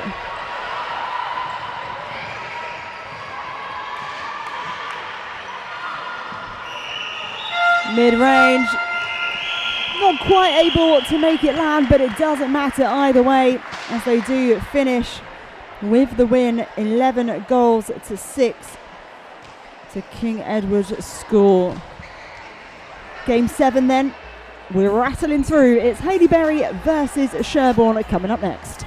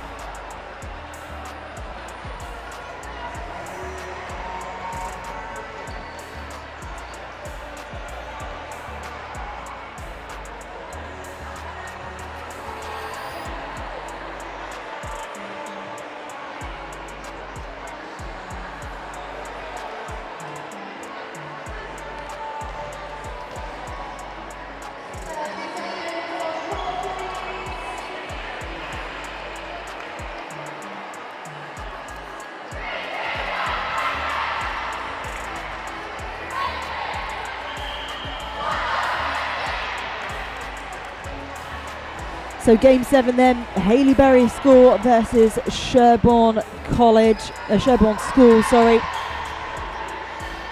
Sherborne starting 7 in goalkeeper Amelie Pillane, goal defence Connie O'Connell, wing defence Sienna Anthony, centre Chloe Strong, wing attack Grace Jameson, goal attack Matty Ryan and goal shooter Mia Newton. So Haileybury in the pinkish colour and Sherborne in the blue.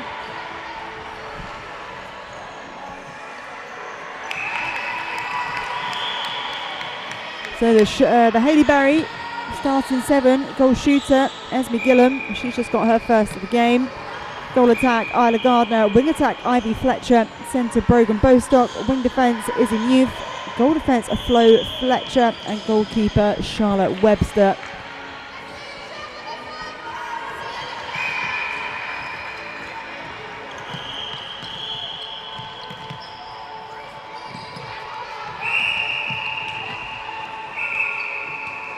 Yeah, that was well left by the goalkeeper there. Oh, talk about under pressure though. Sherborne winning that ball back straight away. But the goalkeeper, Charlotte Webster, their captain for Haileybury, gets the deflection and her team have already made it to the goal third. Little flick of the wrist and the ball sails into the circle. And confident shooting from Isla Gardner for Haileybury. So Bostock out to Gardner, back to Bostock, strong take, could have done with a bit more on that ball.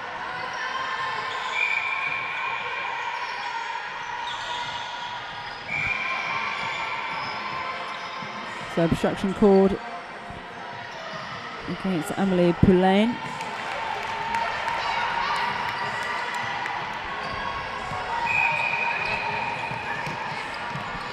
So Strong out to Ryan. Jameson now, but straight into the hands of Charlotte Webster.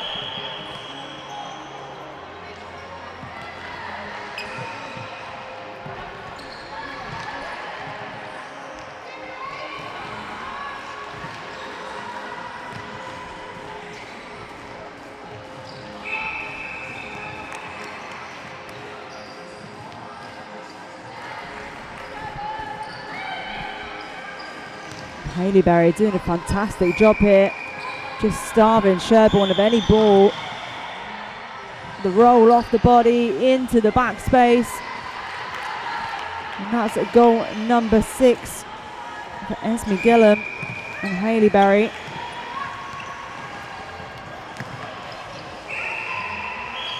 A little bit soft on the take there for Sherborne.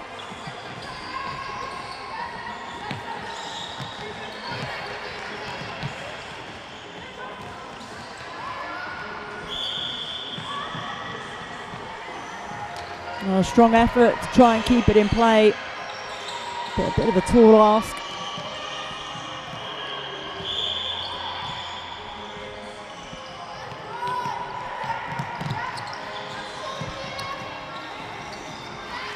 Nice front position in there, but an air ball.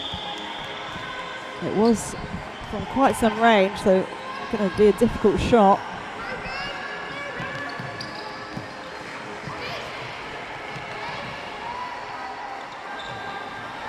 Oh, look at the space that Haileybury have going through court.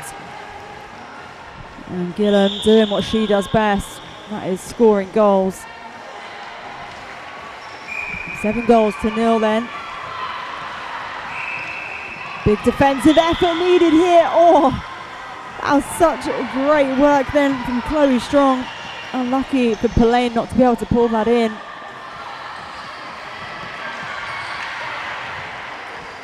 Substitutions for Haileybury, goal attack and wing attack.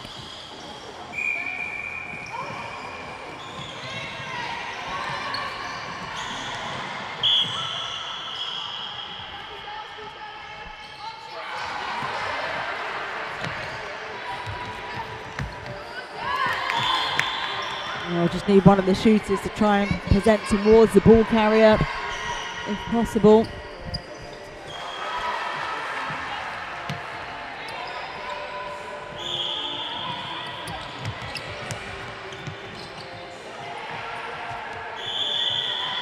Long range shot under immense pressure, but the obstruction is cool. So she'll get to go again for their first of the game. Oh, strong rebounding. Oh, it must have just creeped over the goal line.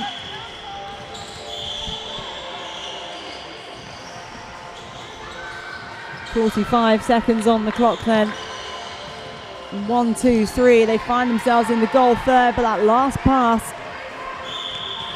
not really meeting its intended target. 30 seconds to go. Plenty of time. I like the confidence to go for the shot though.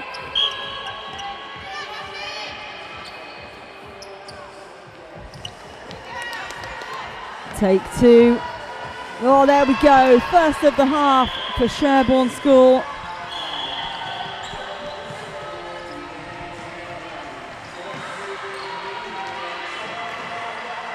Oh, look at the speed that Haileybury are able to take that one to goal. Sneaking one more in before the end of the first half, and they finish with an 8-point lead, 9 goals to 1.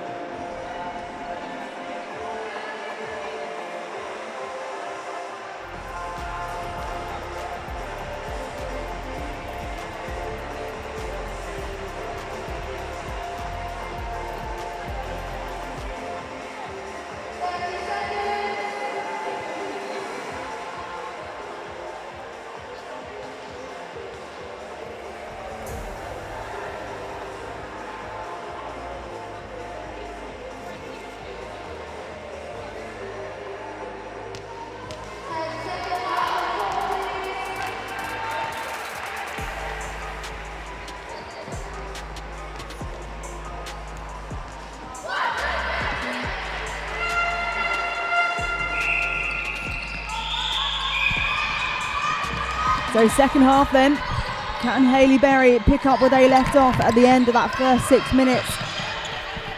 Of course, 2 6-minute halves for anyone who's just joining us. It is fast and furious. You have to try and be as clinical as you can because you don't have an awful lot of time to make up for any mistakes or any errors. And Haileybury, yeah, that one did look like a breaking call. So not what they would want on their centre pass. Opportunity for Sherborne. They've got their first goal in the dying seconds of the first half.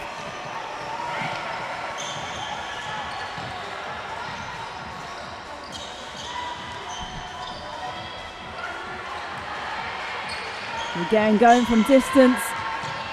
Shooting percentage has been a little bit of a struggle in this game, but I do like that the shooters are just continuing to go for posts. That's all you can do as a shooter. Just got to keep putting them up until you get your eye back in.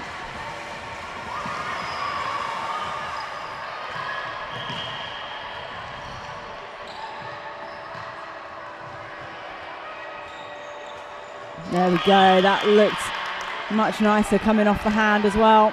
And that was off a Haileybury centre pass, so some small wins here for Sherborne, even if the scoreline has run away from them.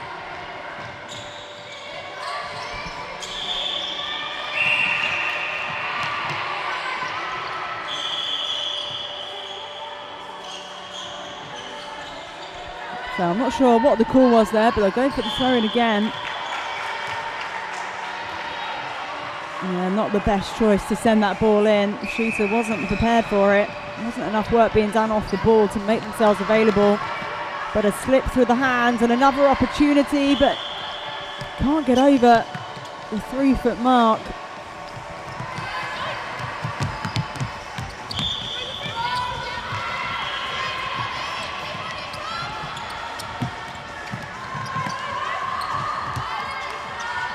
Strong feed in with the finish.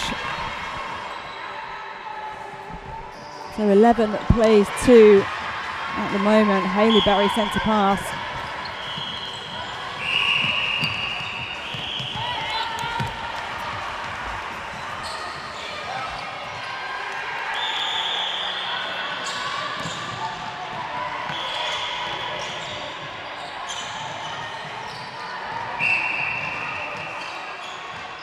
Oh, it's an ambitious ball into the circle. And it finds its way there. That's a nice shot.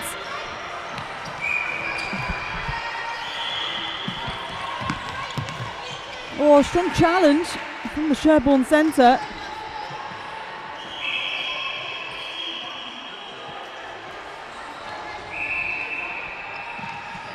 So just collecting the ball from the far court. It's going to be a contact call. Oh no, it's going to be a throw-in. So the challenge was clean.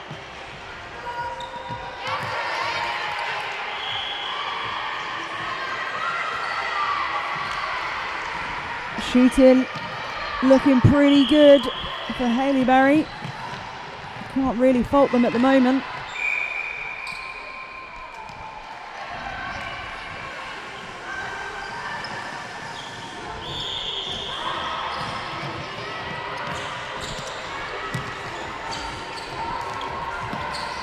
So changing the channel.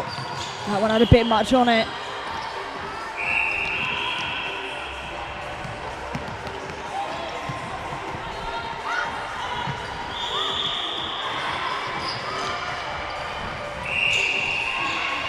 Whoa, what a take.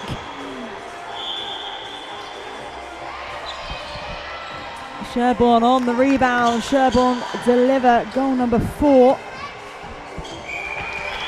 Haileybury now, both attackers over the line at the same time.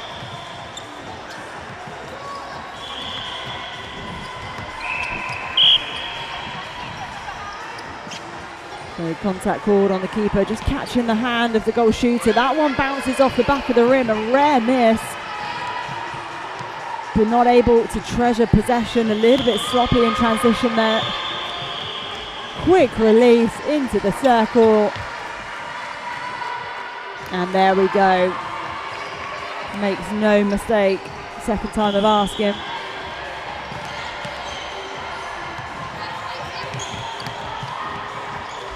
Strong front positioning.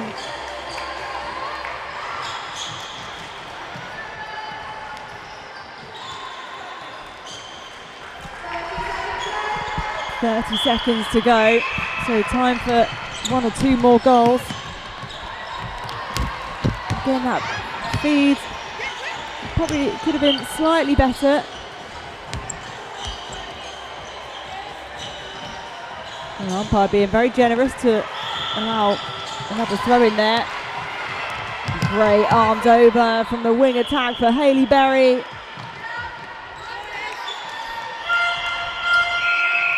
Is that goal going to be allowed? I'm not sure if the umpire allowed that final goal or not, but it looks like the final score is 15-4 in favour of Haileybury. So coming up next is going to be Hurstpierpoint taking on St Joseph's College.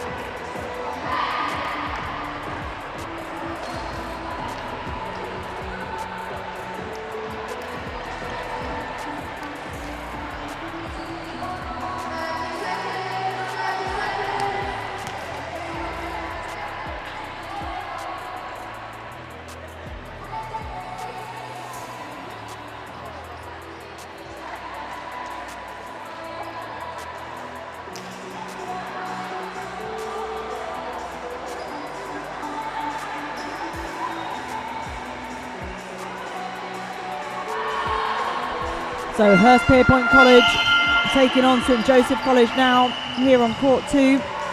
Starting 7 for St Joseph, goalkeeper Kezia Tabby, goal defence Verity Carter, wing defence Emily Lander, centre Samantha Bladen, wing attack Maya Edwards, goal attack Daisy Ditcham, and goal shooter Maria Bradshaw.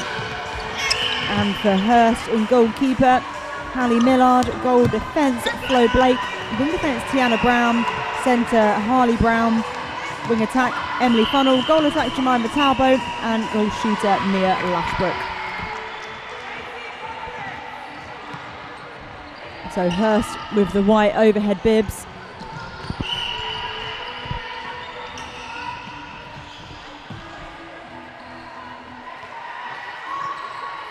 Strong rebounding from her shooting partner in crime. We're at 1 goal apiece.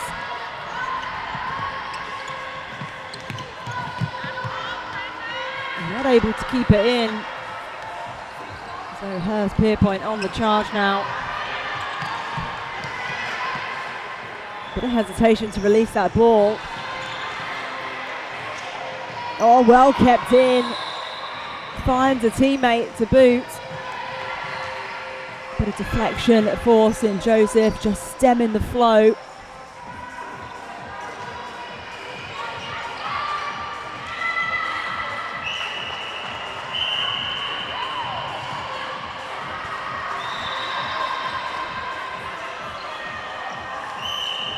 So 2-0 or 2-1, not entirely sure what the score is. I'll just try and confirm that for you before we come back. But Hurstpierpoint looking very confident at the post. So it looks like it's 3-0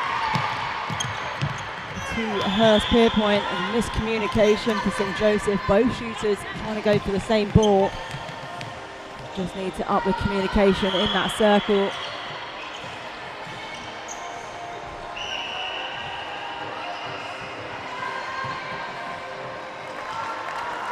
Hurst looking absolutely unstoppable in these opening few minutes.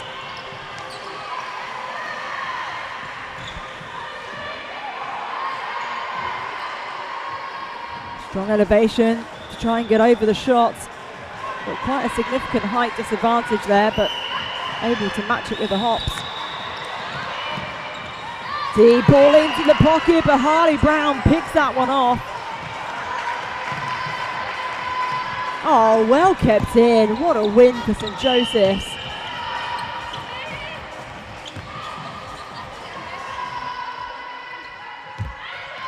Pressure over the shot, and it pays off for Hurst.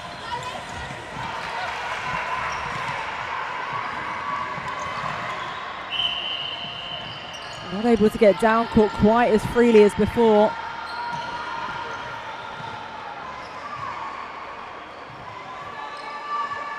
Look at the elevation over the shot there from the goalkeeper. So 6-0.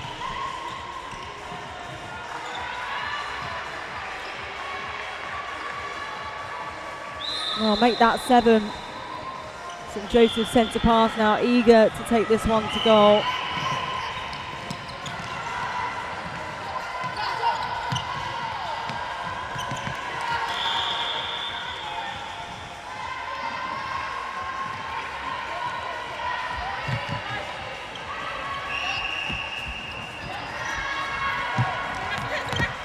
So nice straight line ball, big ball over to the other side of the circle.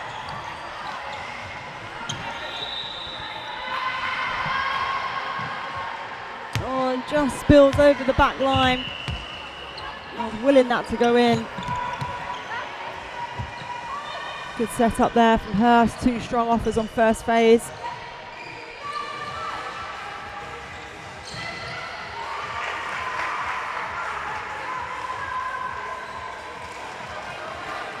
Well, yet to miss in this game. Hurst shooters certainly got their eye in.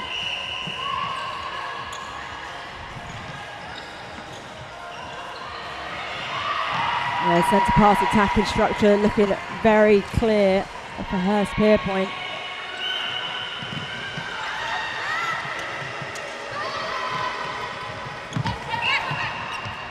Again, Harley Brown with another deflection.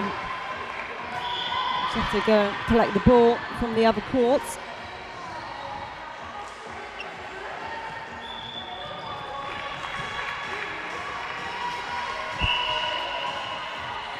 So on court for St Joseph, must have been a penalty.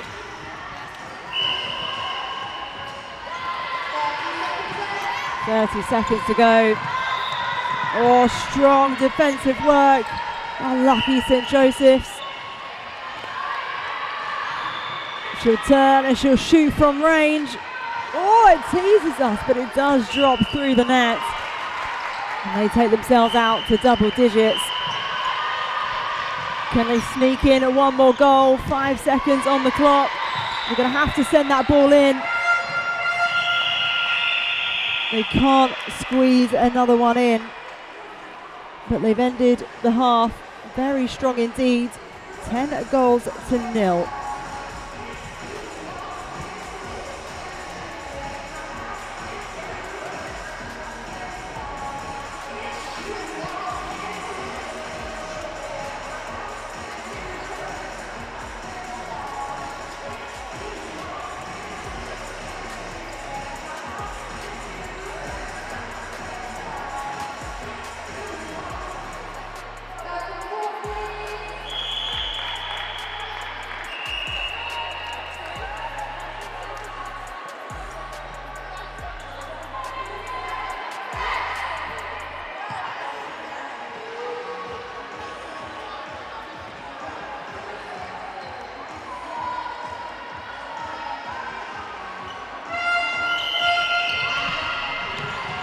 So second half of game 8, the last game in this morning block of group stage fixtures.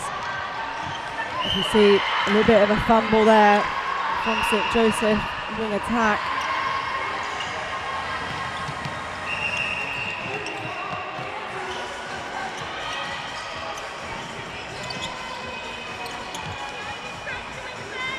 Lovely ball into the circle, quick on the shot, but it's good.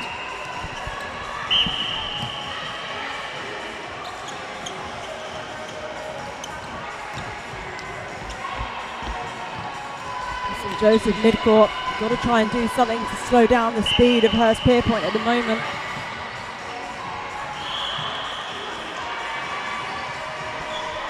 There's been a number of changes for St Joseph. The centre is now Esme Nightgale. Goal attack, Emily Lander. Wing defence, Georgia Graves. Goal shooter, Daisy Ditcham. Goalkeeper, Maria Bradshaw. And goal defence, Kezia Tabby. So almost an entirely different starting 7 from that first half. Oh, cheeky. Love the smarts there as they get the first of the game.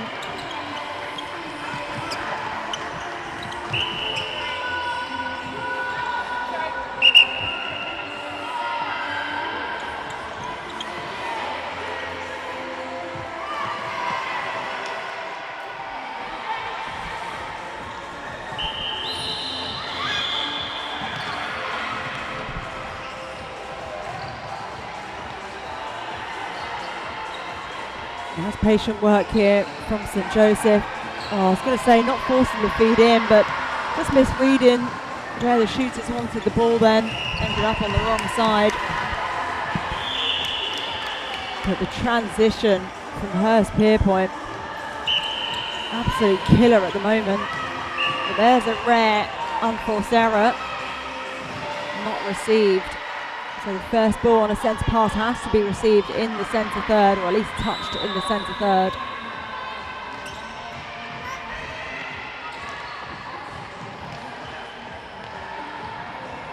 Oh, unlucky, not able to keep it in.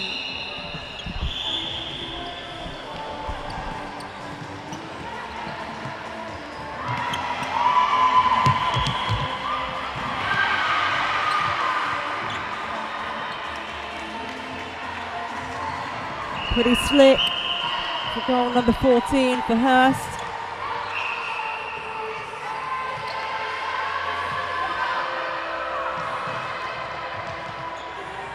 Good hustle to keep that ball in play. Challenge on the circle edge, and who's on the end of it? St Joseph maintain possession. Oh, that was a little bit of footwork there, a bit lucky to get away with that one. There's goal number 2.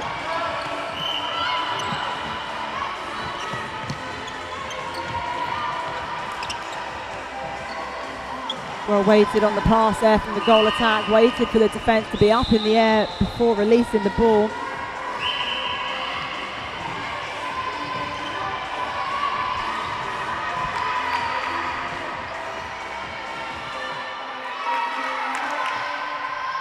Shooting, looking much more confident now for St Joseph.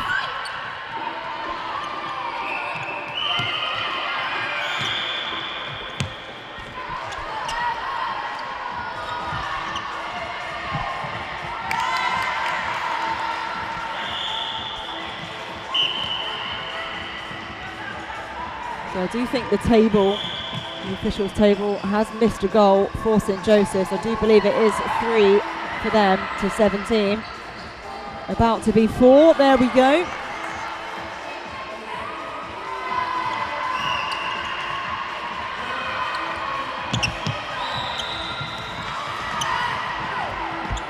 Oh, too much on it, did well to keep it in play. Lovely long ball into the pocket for St Joseph's. Oh, unlucky. Thought that might have been a contact. Look at that, she cut the line of the ball. Beautiful finish, nice and strong.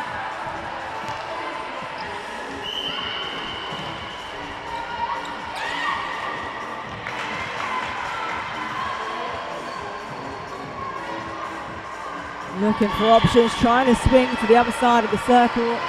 I'd like to see the middies just protect their space on circle edge a little bit stronger. Don't allow them to come in.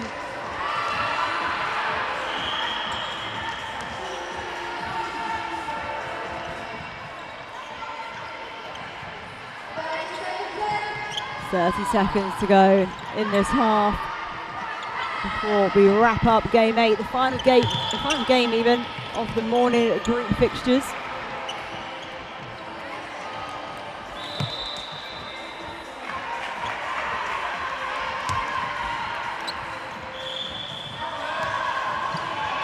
Number 18 for Hurstpierpoint. Bearing in mind these are 6-minute halves, that is incredibly impressive.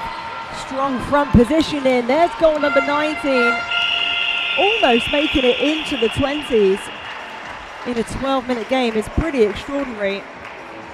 19-5 then the final score in favour of Hurstpierpoint. As I mentioned, this is the final game of the morning group block. There is going to be a short break now and then we'll be back with game number 9 at 12:15. That's going to be Gordon School 2s up against St John's. So Gordon's versus St John's. That's coming your way at 12:15 here on Court 2. On Court 1 it's going to be Haileybury School versus Brighton College.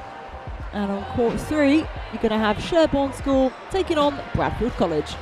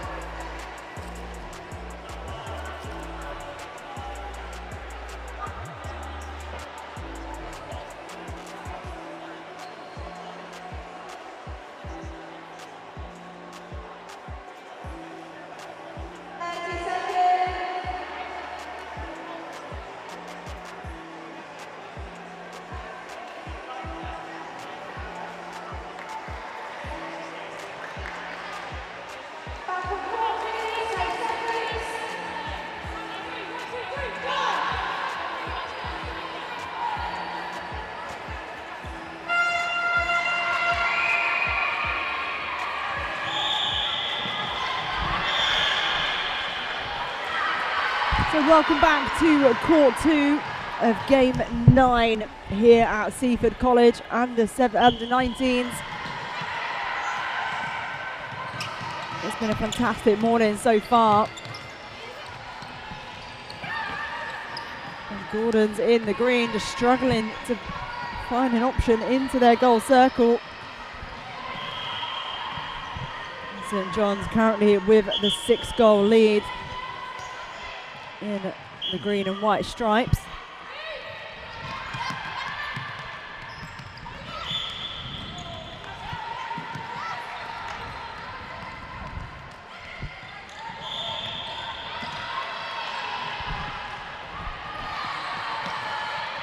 Strong feed into the circle and a confident shot as well.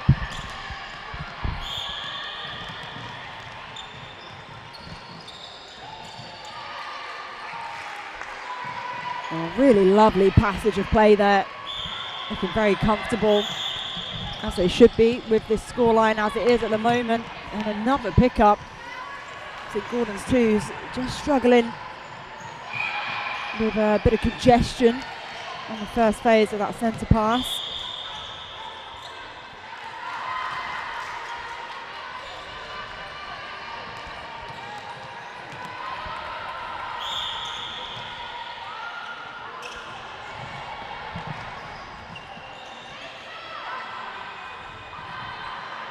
Well, that one just a little bit overcooked, but picked up by her shooting partner in crime.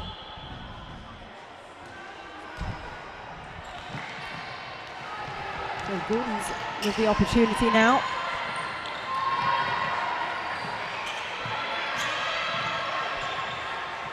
Really struggling to penetrate that transverse line. They do manage to. Eventually opens up for them. And a little tip from the goal defence for St John's. Caesar Gordon's throw in.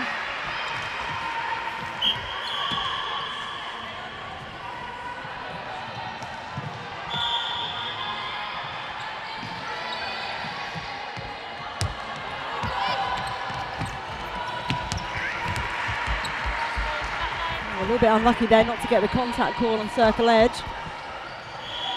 But they do maintain possession. Oh, good chasing down of the loose ball from St John's.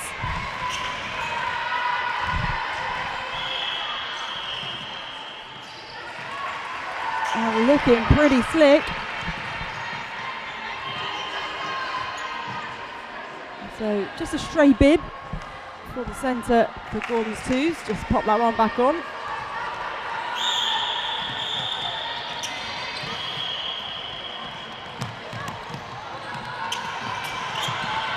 Nice drive towards the ball carrier, but an overcooked pass as it sails off the sidelines. St John's are going to have the throw in.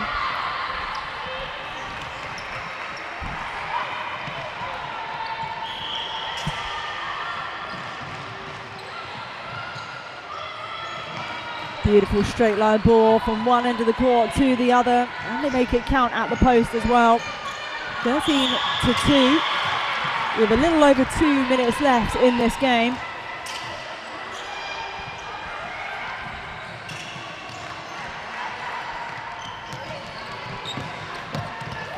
Gaining so much ground through court on that transition. Oh, can't quite keep it in. That one deserved to be rewarded.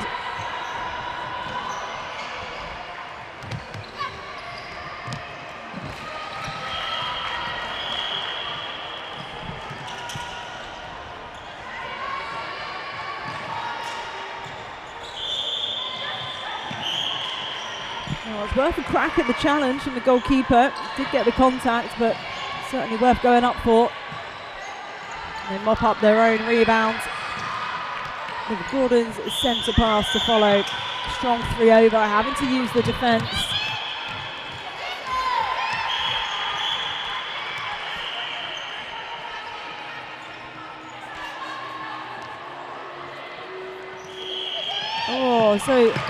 Unlucky for Gordons. They should have just played advantage on the breaking of the centre pass. That is very, very unfortunate for them.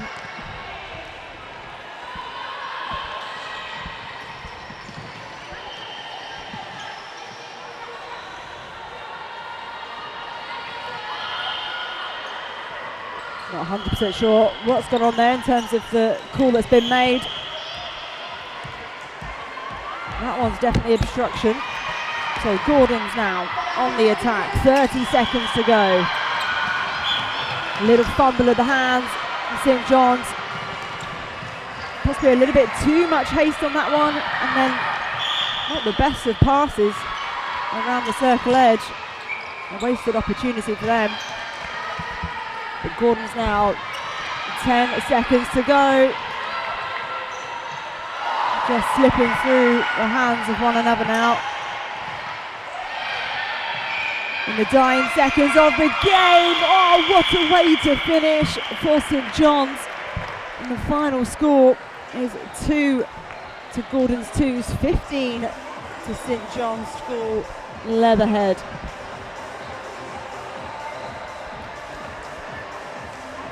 What a performance from them. Coming up next in game number 10 of 18 today, 10 of 14 until we complete the group stages. We've got Epsom taking on the host school of Seaford College.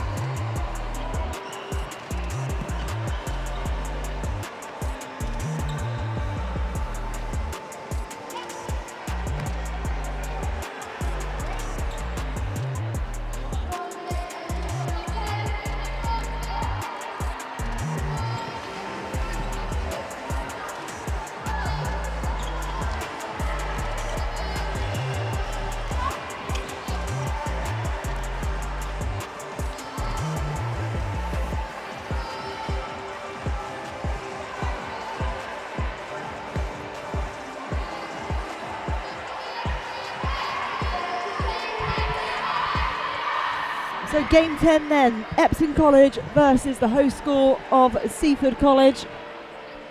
First time that we've been able to see either of these teams on court 2 today, so very excited for this one. I've heard great things. For Epsom College, starting 7 in goalkeeper Diana Peters, the tall timber at the back, currently part of the Pulse Power franchise pathway. Goal defence Flo Bates, wing defence Bella Barton, centre Fionn Davies, wing attack Georgie Hibbert, goal attack Lily Rextrew, and goal shooter Chia Brown.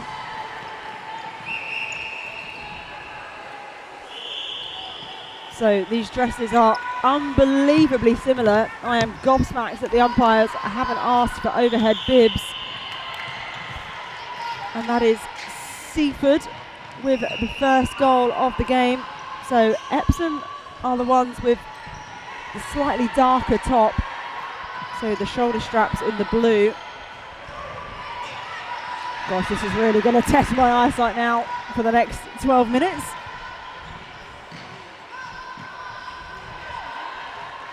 So the Seaford starting 7 in goalkeeper Molly McGee, goal defence Annie Brownrigg, wing defence Daisy Leacock, centre Phoebe Collins, wing attack Surin Binesh, goal attack Sienna Isaacs, and goal shooter Erin Power.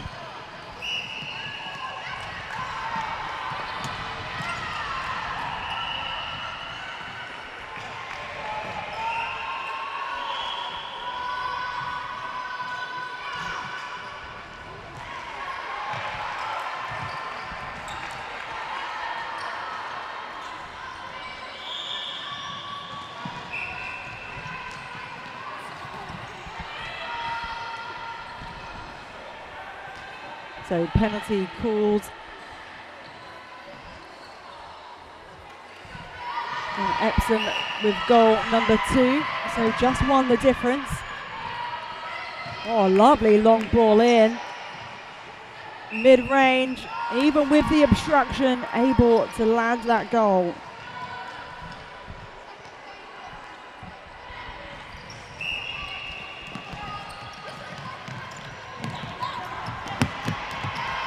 Seaford now, lovely little passage in attack there, mid-range, it's good.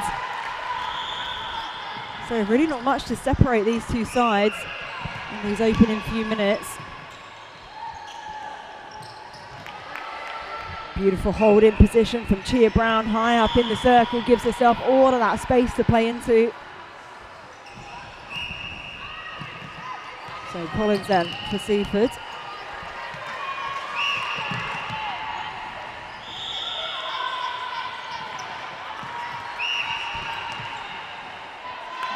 Shout out to Mickey Austin, the director of netball at Epsom College, who's just dropped me a quick message to say she's tuning in. Lovely to have you, Mickey. It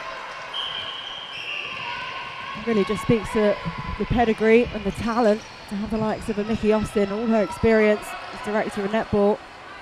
Oh, well kept in. And finished off beautifully.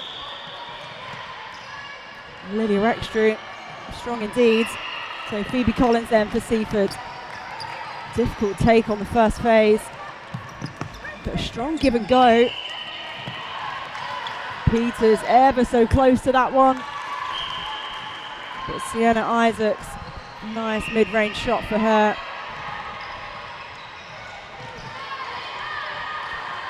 Oh, bish bash bosh, 1, 2, 3. Into the goal circle, a rare miss. Oh, yeah, possibly conscious of being backmarked, but eventually finds the route to goal.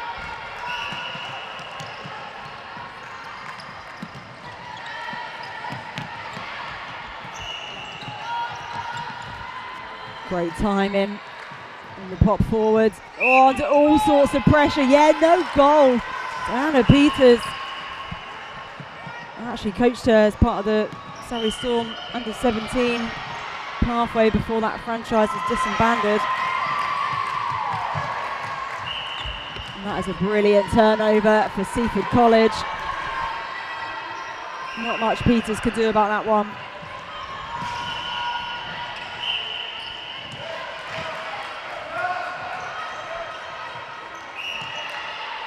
Just coming through the back of Lily Rextrue then. So she'll back herself from there, and that's why.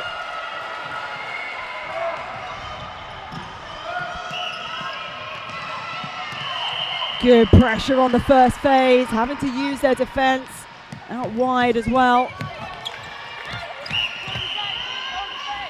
Peters just got a bit flat there.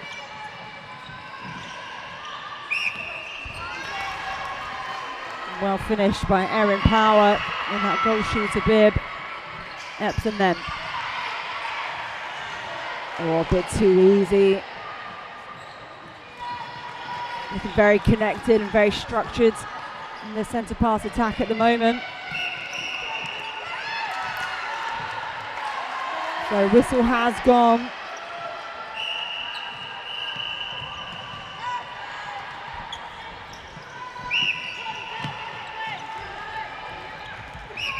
Conscious of the time on the clock, the penalty is going to be taken back. 15 seconds to go, so no need to rush just yet.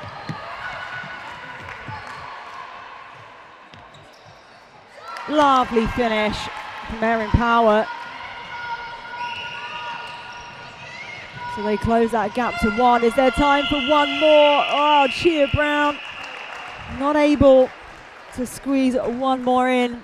And at the half-time, it is Epsom College 8, Seaford College 7.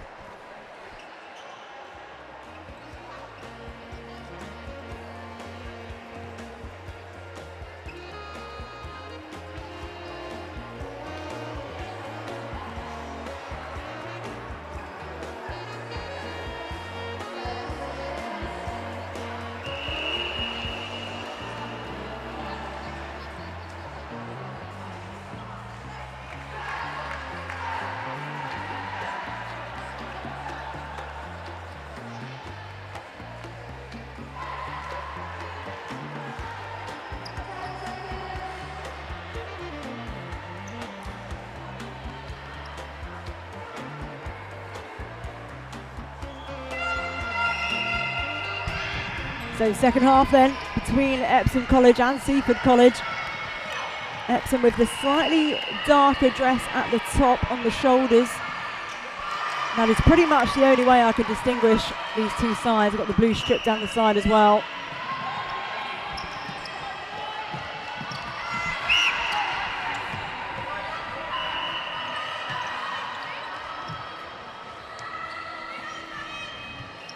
contemplated offloading it, but backed herself, and that is why.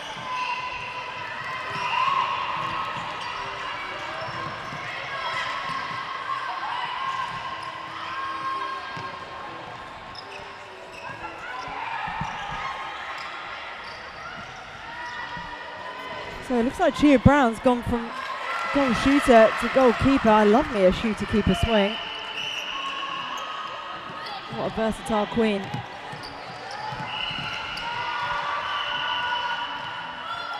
Oh, look at the pressure.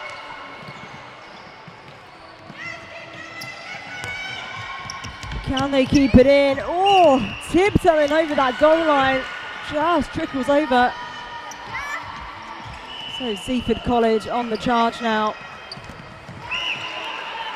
Yeah, just a little bit late on that challenge from the Epsom centre.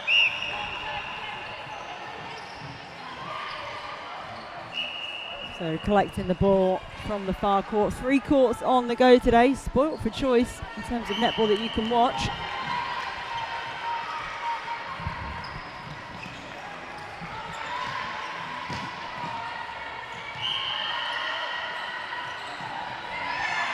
Oh, Diana Peters once, twice. Gets the turnover for her team. What immense potential that young lady has. Oh, who can get onto the scraps? Seaford College. Good hustle.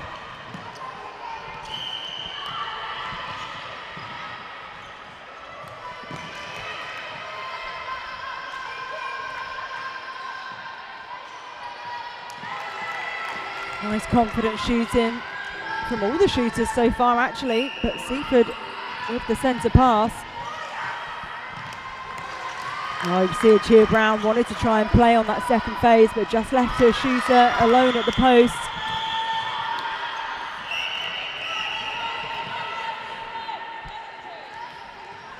The contact called against the Seaford wing defence.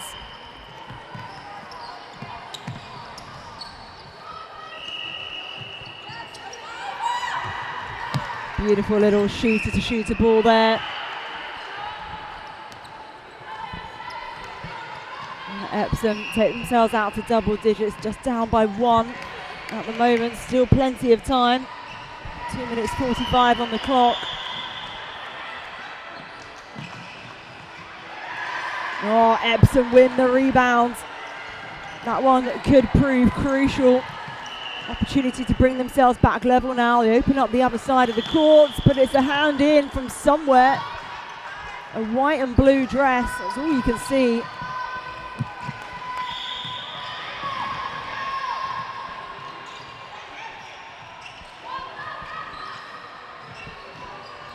Defence doing a great job at maintaining the front position, so it has to go all the way over into the pocket. Good discipline over the shot.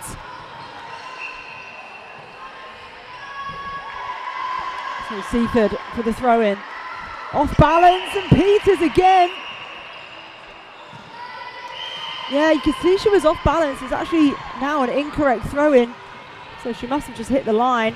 Oh, but a bit sloppy there for Epsom.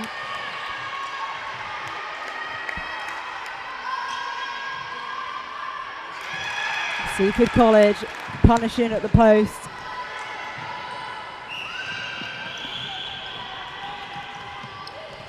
Oh, well taken. Just didn't have a look around. Peters though says, don't you worry mate, I've got your back. Comes up with the intercept again. But going across all 3 channels. Always a bit of a risky pass. So it looks like that might have been another foul throw. Not often you see more than one in a game. Not often you see one in a game, let alone multiple. Obstruction called against the centre. Unlucky, I thought that was pretty good. Mid-range shots.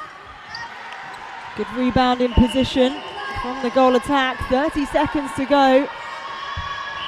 And Epsom currently just 1 goal down. Can they get the turnover here?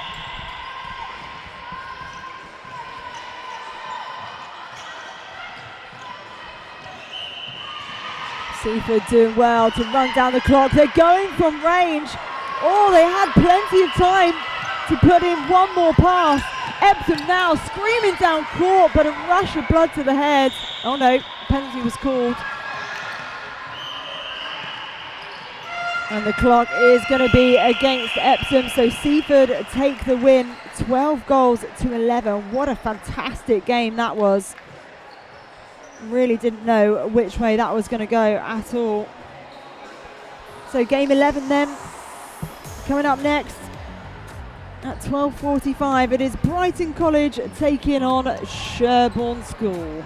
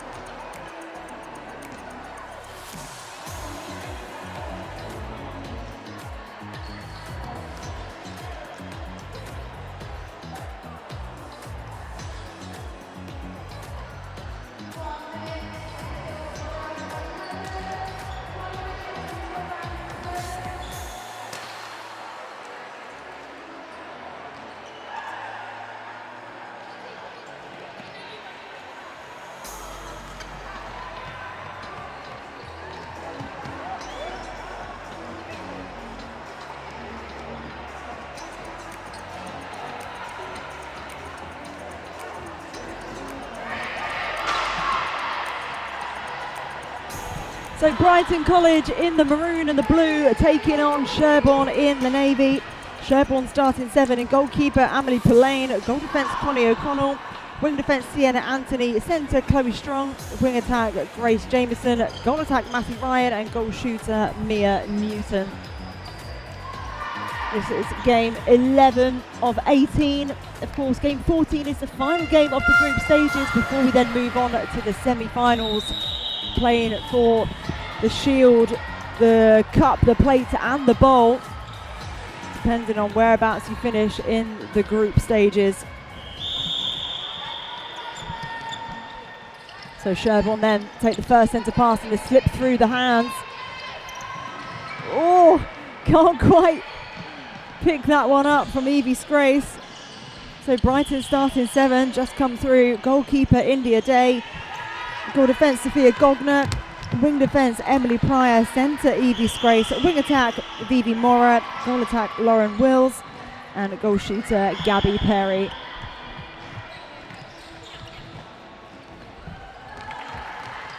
So Pryor straight down the line to Gogner. Some beautiful straight line balls there. Not able to keep it in though.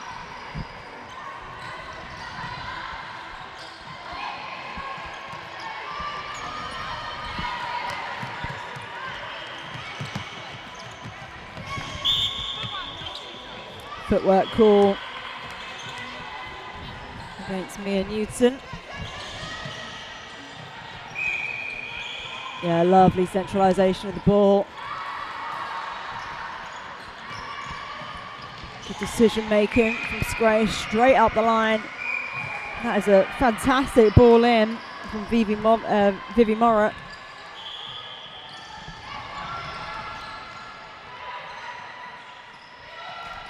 Finished off by Perry.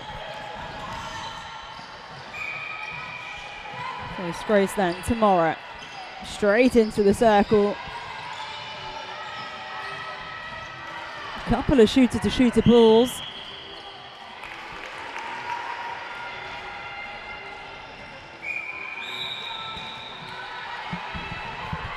And 2 goals to zip then. Sherborne with an opportunity now. Ball placement probably not where it needed to be. And Evie Scrace, easy pickings for her.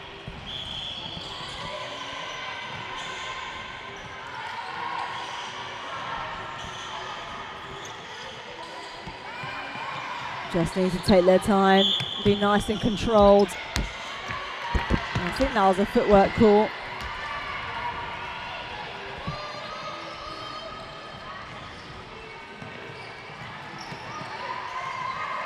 Oh, bit of a hassle on the ball.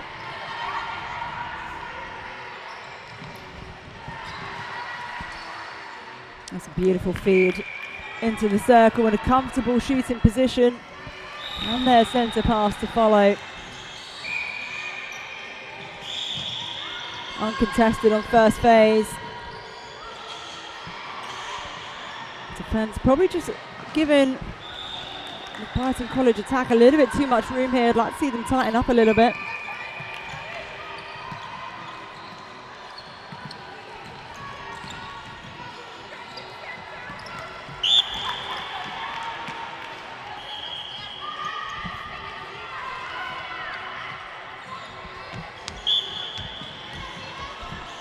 So contact against India Day, and Newton finishes that one off, gets the first of the game for Sherborne.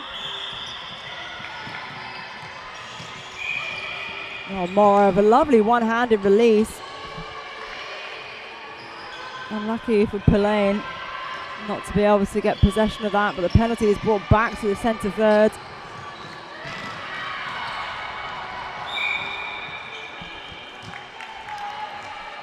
Gabby Perry for Brighton College looking very happy indeed. 5-0. Evie Scrace, oh my goodness, where does she come from? Brighton College though, possibly a little bit too excited. Just a couple of fumbles of ball. Oh, but have a look at that. Lauren Wills getting herself on the defensive stat sheet as well, and again not able to look after it. Oh my goodness, 3 intercepts for Brighton in the space of about 30 seconds.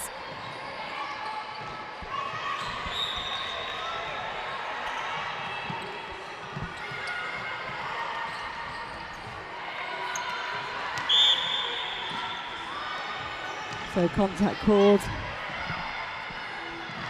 against Emily Pryor. Sherborne patiently trying to work their way to circle edge, but they decide to go straight into the circle instead, and the step in, Mia Newton able to slot that one away off of their centre pass as well, so a much needed goal. Emily Pillane just head spinning at the moment.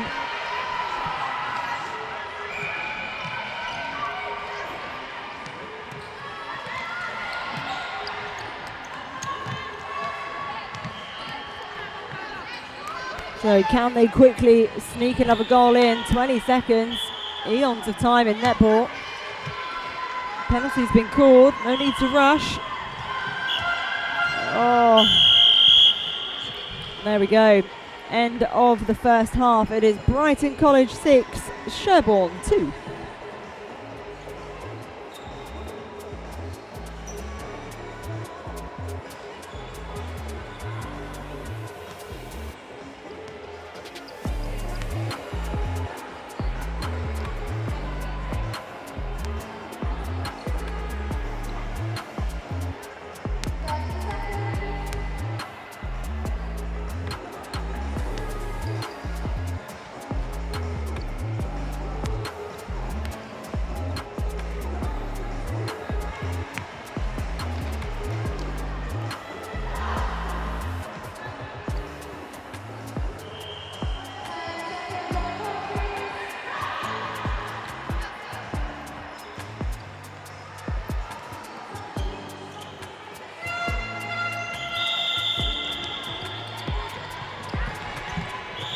So second half, Brighton College very much large and in charge with a 4-goal lead.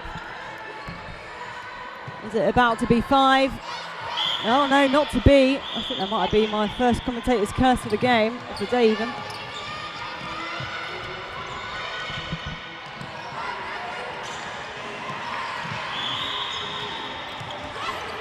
Oh, bit of a silly pass there from Brighton College after working so hard to get the turnover. Evie Grace gone back to goal defence. She's picked up where she left off. That is a fantastic ball into the circle. You always want to look after a turnover for that first ball to be a nice short option. Oh, unlucky for Brighton College. The attackers did the flood on that centre pass defence. Almost came up with ball, but I think there might have been a breaking call.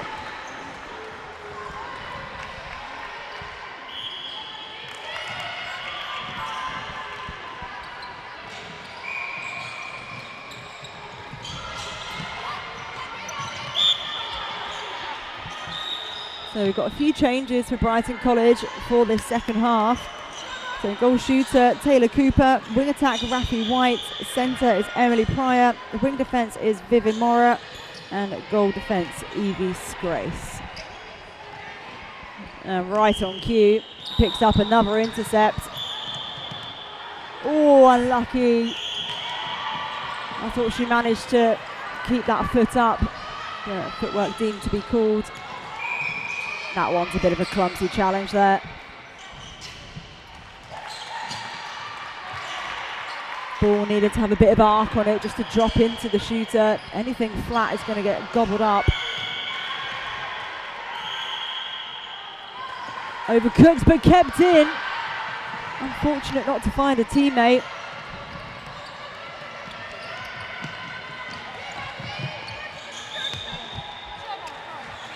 So throw in to Sherborne.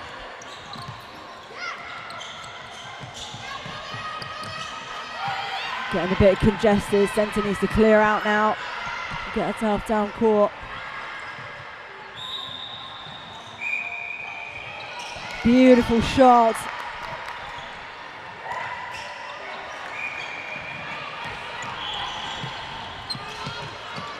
Great depth on second phase.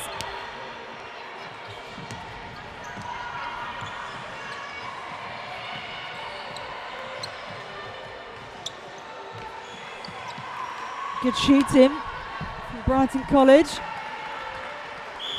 So Sherborne centre pass then, out wide for the first phase. Oh, they wanted to look long for second phase, but needed to release that ball a lot earlier. That hesitation caused the turnover, but a footwork has returned it right back to them.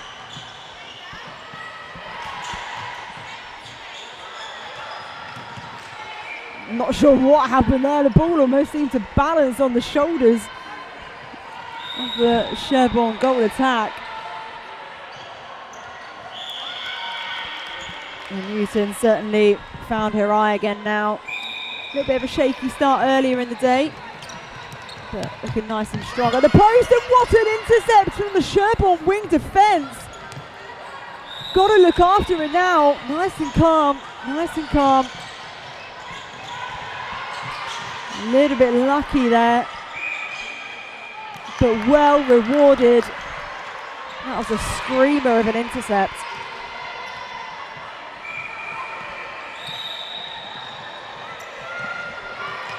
Yeah, everyone just running away from the ball, a bit static there. Needed a bit more dynamic movement.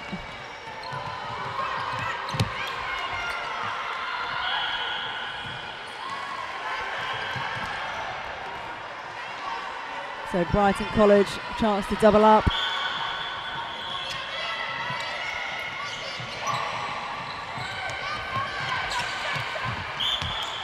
Good defensive pressure from the keeper. Just seemed to have contacted, but I thought it was a pretty good challenge.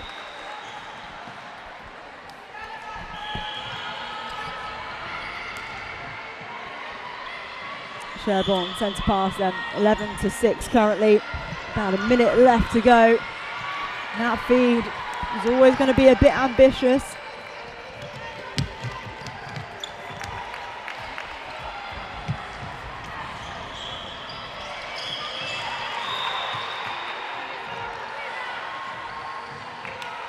Second bite of the cherry, and it is sweet.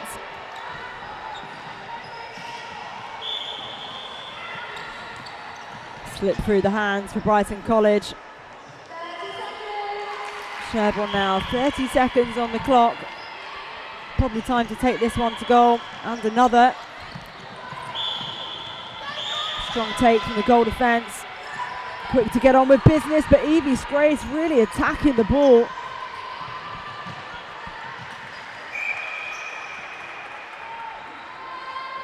Penalty has been called. Oh, Sherborne just slightly overcooked it. And not able to get another one before the buzzer. So the final score then, 11 goals to 6 in favour of Brighton College. Game 12 then, King Edward's School versus St Joseph's, coming up next.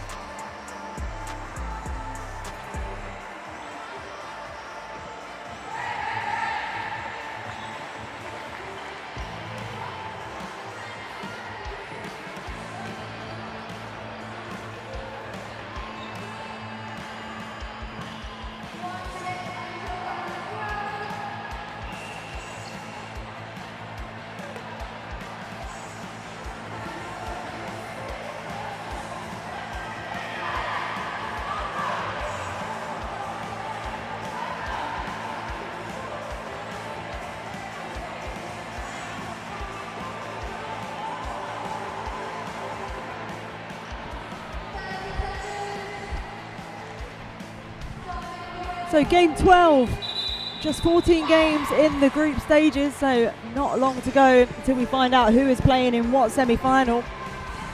It's King Edward's School, or KES as I'm going to call them throughout the game, versus St Joseph's. We do have the starting sevens for KES, so in goalkeeper, Isabel Sharp, goal defence, Lily Fisher, wing defence, Naomi Gollins, centre, Chloe Davis, wing attack, Ellen Rees, goal attack, Ava Tarry, and goal shooter, Emma Rees. So St Joseph's in the red to get us underway.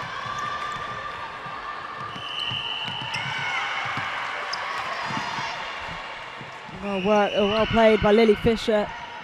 She could see the goal attack trying to do the 1-2, able to get a hand to ball.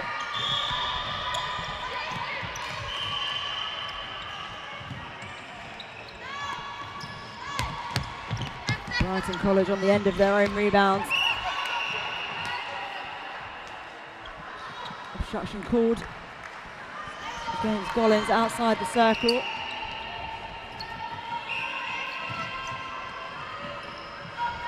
The goal attack right in front of the post. That one overcooked, picked up by her shooting partner in crime, though she knows that she can't pick it up again, otherwise it'll be a replay ball. Sometimes though, you just got to try your luck if you think you're going to lose possession. You never know, the umpire might go your way if she didn't deem you to have full control.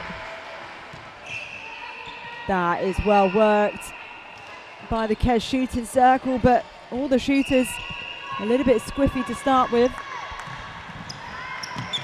St Joseph's starting sevens just come in, so goalkeeper Verity Carter, goal defence Amy Hofkes, wing defence Georgia Graves, centre Samantha Balladen, wing attack Maya Edwards, goal attack Emily Lander, and goal shooter Keris Rowlands.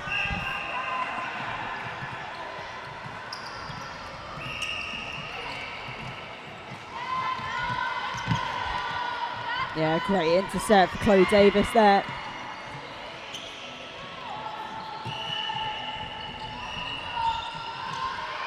Placement on the ball from KES looking really strong early doors.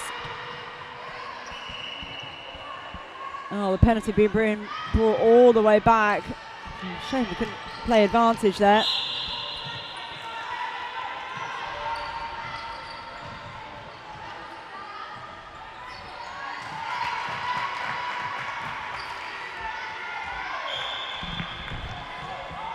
Again, all the shooters just struggling at the post a little bit in these opening few minutes. St Joseph now.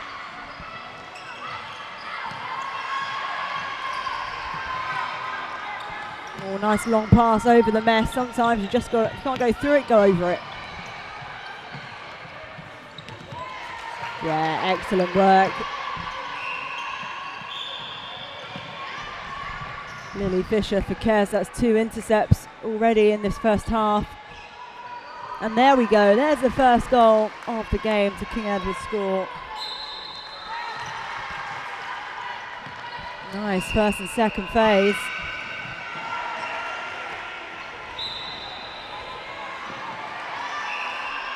So I think that might have been a footwork call. Another unforced error. Oh, from 1 foot, it's a pressured pass.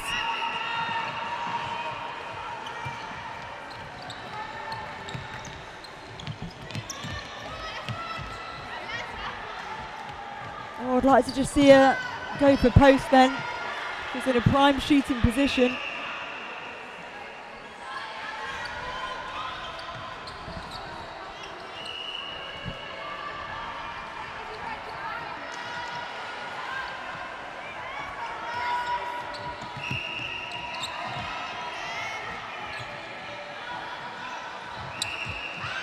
And again, another miss. All the shooters just need to take a little breath here. It can be quite hard. So pressure is on. All you can do is keep backing yourself.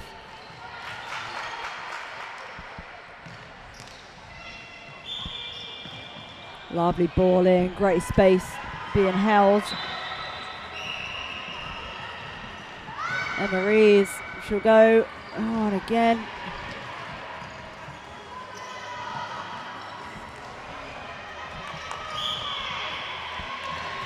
So throw in to King Edward's School.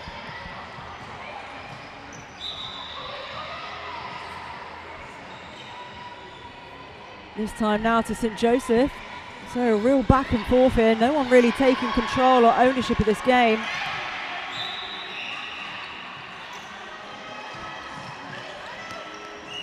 Yeah, wayward pass there. That actually went over a third. So for anyone not particularly au fait with the rules in netball, the ball has to be touching every third of the court. You can't just go from one goal third to the other like basketball.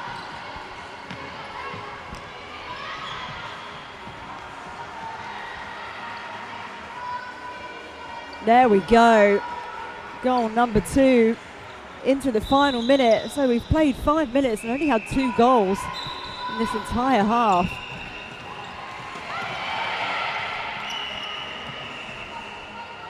St Joseph's a little bit guilty of not running their feet to ball there. King Edward's a bit hard done by potentially. There we go, they do pick up ball. Racing down court now. That was a strong drive by Chloe Davis, but can't make it count. Under pressure, yeah, held ball. Used all 3 seconds, so they have time to get this to goal.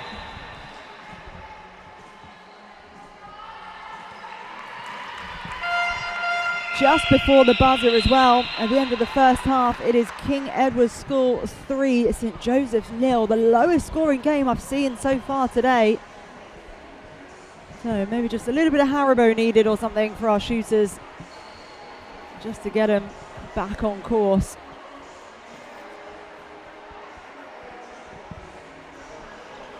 So following this game, we're going to have St John's taking on Sherborne. And then we'll finish off the group stages on court 2 with Seaford versus St Joseph. And then we will have the semi-final number 2 for those playing for the Shield. So that's going to be whoever finished 5th in Group B and 6th in Group A.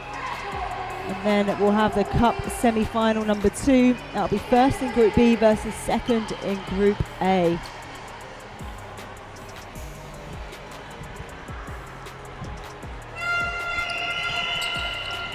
So King Edward's School to get us underway for the second half. Oh, that was a good contest there.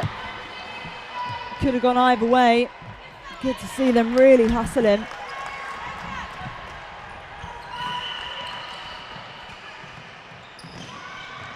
Beautiful drive from the centre for St Joseph.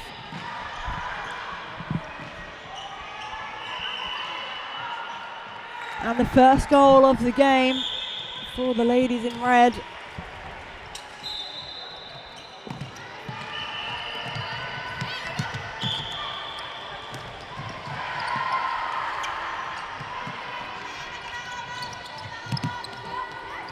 Goal attack for King Edward's doing an awful lot of playmaking work. I'm really enjoying watching her at the moment. There we go. All our shooters much better at the post to start this second half.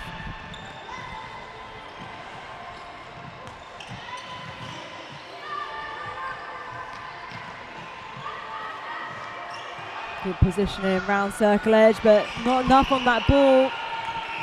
Kes able to come away with it. Lovely little stop and turn, change of direction there.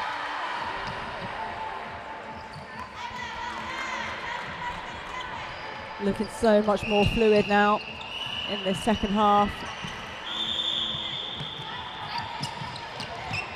Yeah, great centre pass. Goal shooter holding nice and high up in the circle.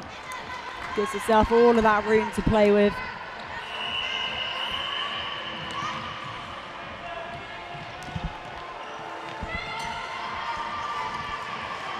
Again, King Edward scored, did a great job at being ball side. Footwork called though.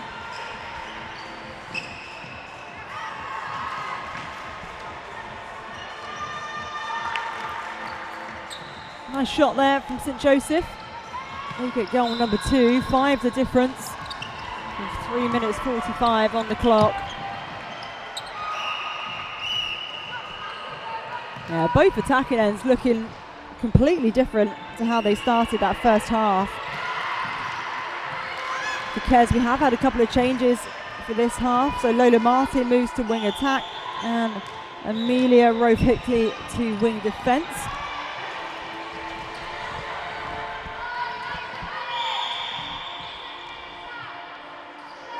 Step in, but it's just a little bit short, bounces off the rim.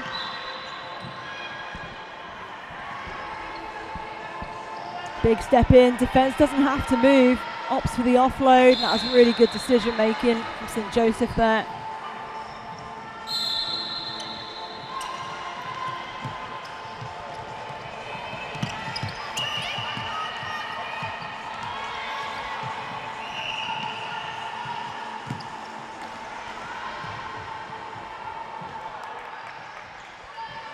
Good work from King Edwards. Brilliant drive from the defence in that first phase. Getting nice and deep into that centre third.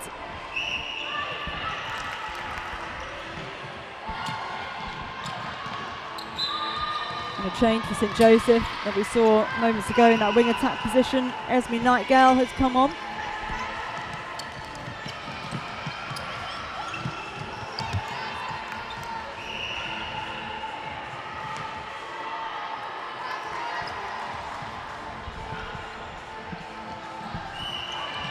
So St Joseph's there in the final 2 minutes of this game.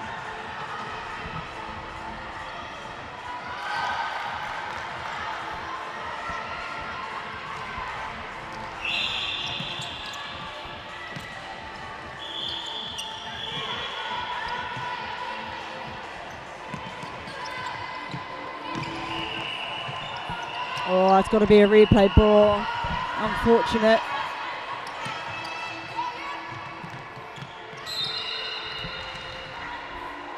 Good challenge there from the wing defence.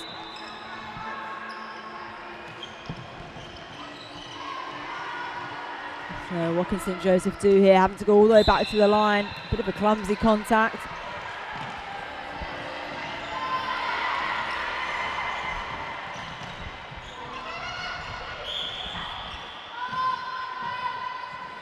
Again with the step in. Defence very clued on not to step back. But she finds passage to goal. And that is 5 goals to 10. Oh, great pickup. Brilliantly read by the centre for King Edwards. Nice little intercept to her name there. There she is on circle edge. Absolute workhorse for this side. Well finished off as well.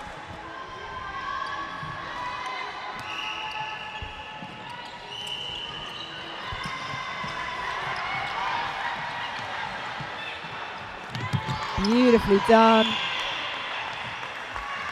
Great timing into the circle from the goal attack.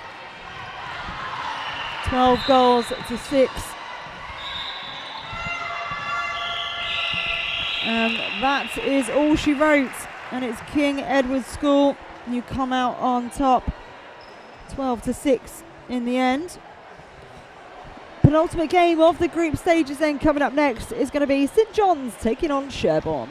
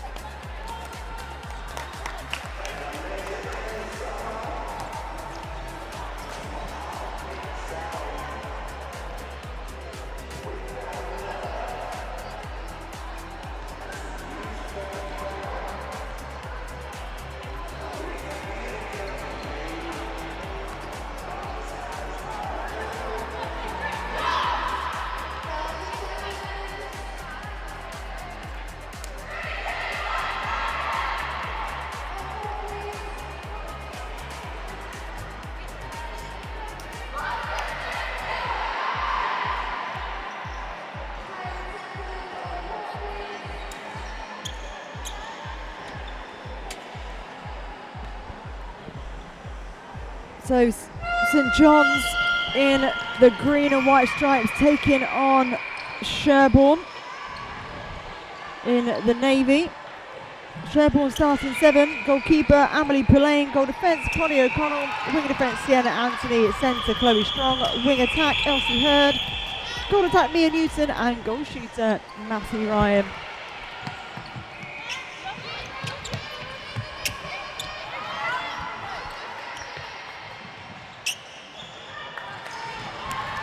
So nice strong start for St John's. Their centre pass to boot as well.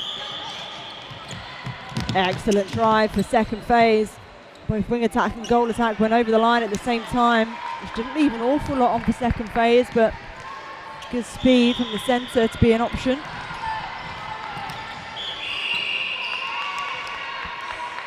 Held ball. So excellent defensive pressure.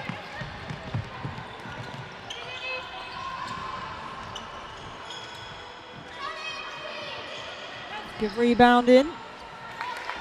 Finishing off.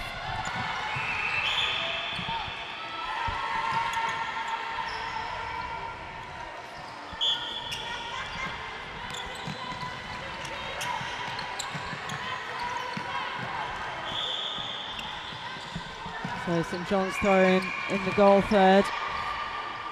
Oh no, it's going to be in the centre third. Beg your pardon. Again, look at all of that space that she's able to play into. Like to see the defence just come off the body, move around, confuse the space a little bit. Don't let the shooter dictate where that ball's going to land. You want a breaking call for Sherborne. Not what they needed. Bit of a coach killer there.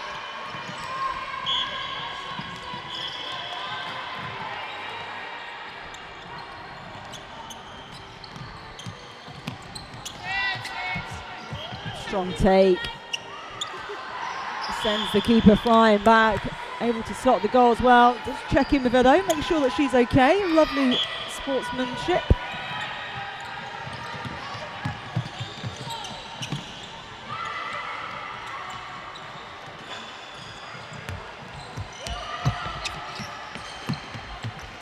So the shooter-to-shooter ball doesn't quite go to plan, but they still cleverly work their way to another goal. There we go, right on cue. So 6-0 to start this game.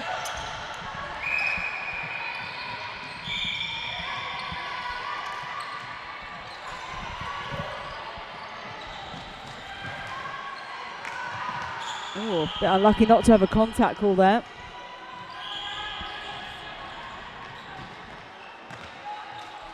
So big ball over from range. Took her a little while to find her eye in the previous game, but she did get there and shot some amazing goals.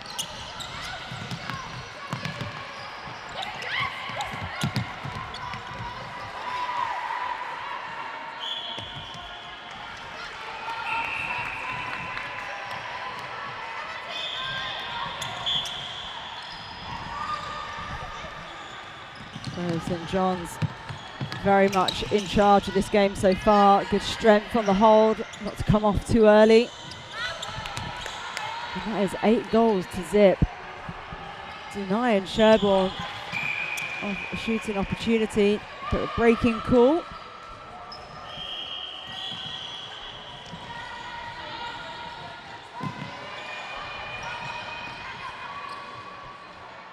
Oh, lovely vision. Oh, thought it might have gone in. Did well to try and keep it in play.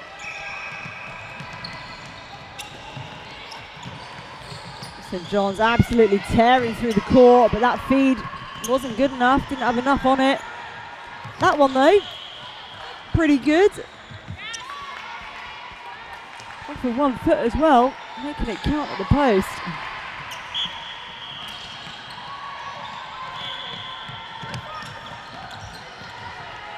Beautiful stuff. 1, 2, 3. Oh, that one hits the bottom of the ring. Third time lucky. Oh no, not to be. Sherborne then. Can they mop up here, get their first of the game?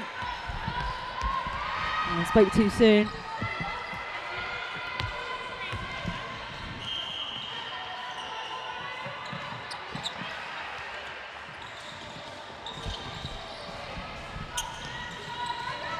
Long clearing pass, strong take from the centre, straight down the line into the pocket, and again just lacking a little bit of finesse on that final ball in.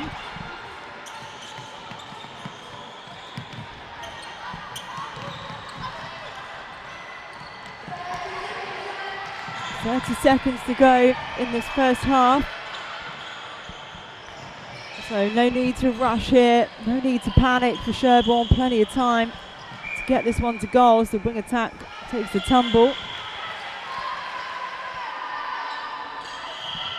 Good front position, bodying up, and that is a cracking goal for Sherborne to finish off the first half. They're going to have to take this centre because there is 10 seconds left on the clock.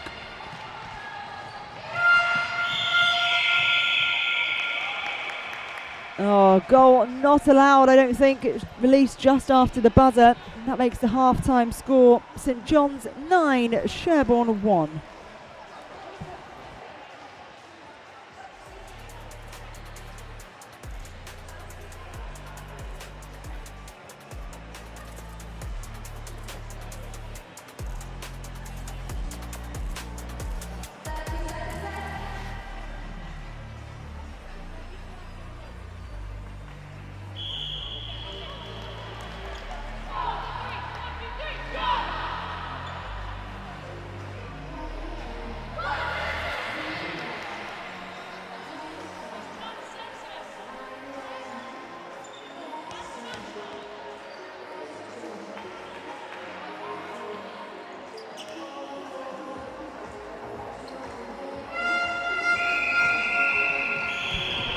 Second half underway then. It's been all St John's in those first 6 minutes, and they are picking up where they left off. Oh, possibly another commentator's curse there on the shot. Oh, great speed from Sherborne then on transition. On the edge of the circle. Oh my goodness! I was about to say I'd like to see her working closer to goal, but She absolutely silenced me then with arguably the shot of the day. And again from long range. Oh, hello Sherborne, how you doing?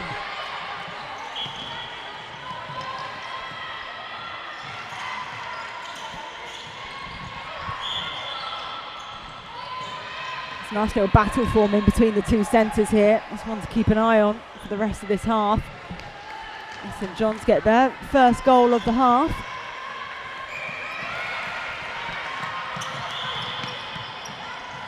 And Sherborne guilty of not being ball side, giving St John's easy pickings.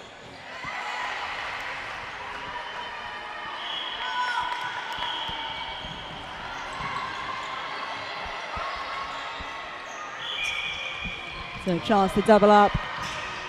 Good depth on second phase, well maintained.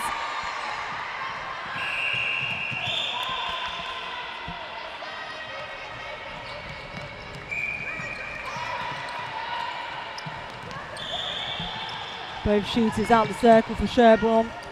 Defence to try and keep them there. Obstruction called, she takes the step in and nails the shot.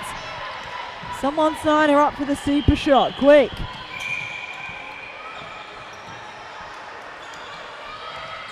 So breaking call against the St John's goal attack. She's not particularly happy with it.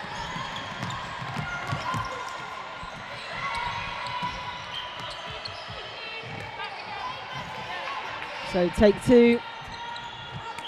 That one just falls a little bit short. So St John's for the throw in.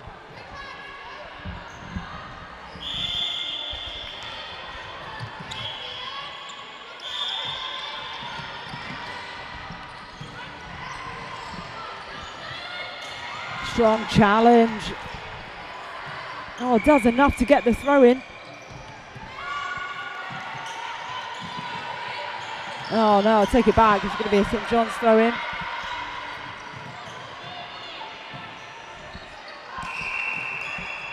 Nice little shooter ball.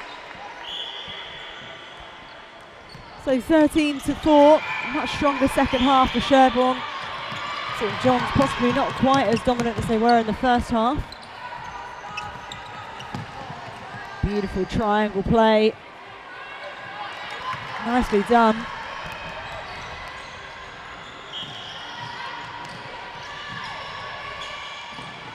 Oh, yeah, that was definitely a contact there. That's great depth though for second phase. Straight into the shooter who nails the shot.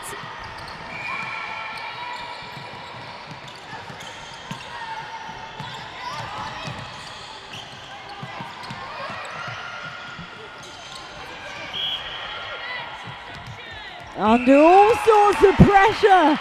But that was a beauty.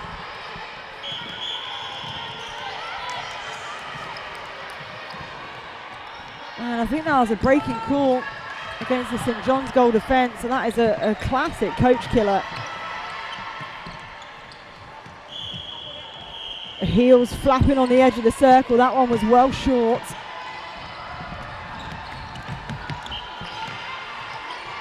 Again, this battle between the centres is pretty tasty to watch.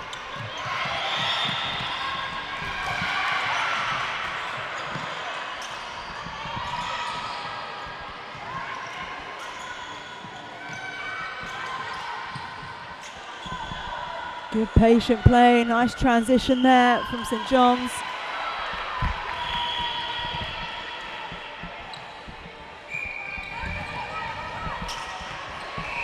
So 15-6.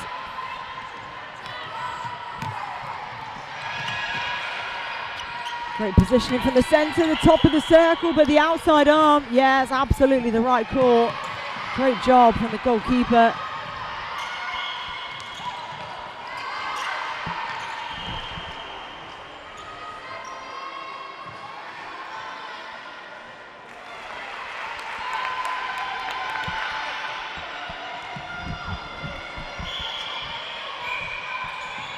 So after this game, we've just got one more game in the group stages before we find out who will be playing in our semi-finals. So very exciting times indeed, as that goal just trickles over the back and then eventually finds the bottom of the net. Just seconds to go. It's going to be a Sherborne throw in. They're going to have to be quick about it.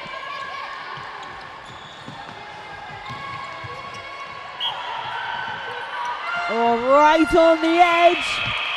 Can't make it land. And that is that. At the end of that game, it is St John's 16, Sherborne 6.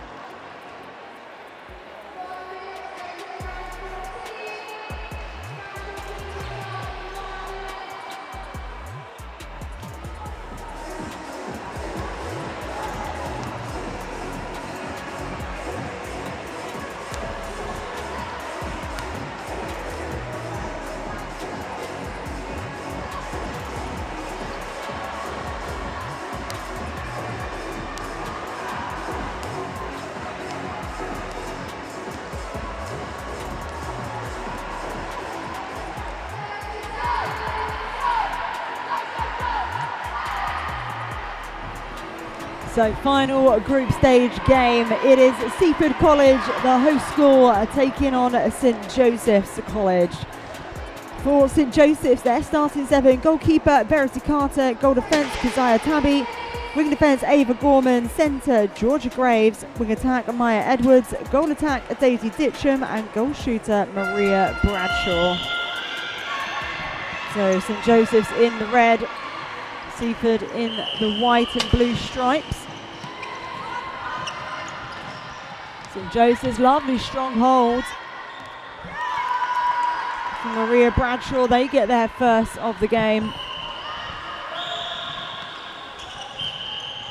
Great depth on second phase. 1, 2, 3 into the circle. A textbook centre pass from Seaford College.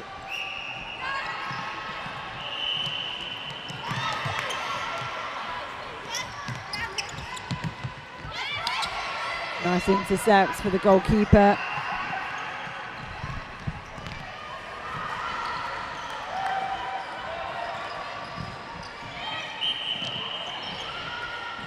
Ball speed here for Seaford, really impressive. They get number 2 for them.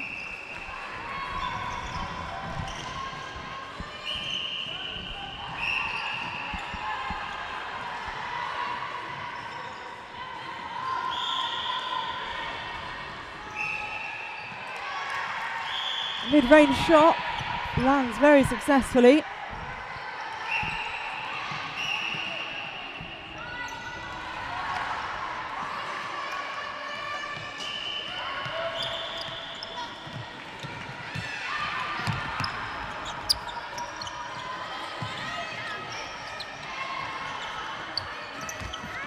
Oh, ball placement just needs to be on the other side of the body to not allow the defender to get even a fingertip in. Seaford now on the charge, huge ball in. I think there might have been a bit of an accidental screen set there by the goal shooter. So chance to consolidate. Just pulled out of the drive a little bit on first phase. It's led to the turnover.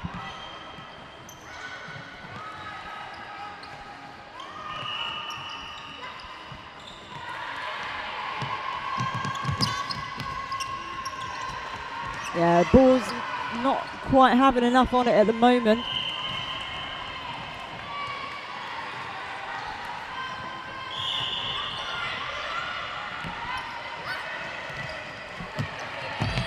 Great take from the centre for Seaford College.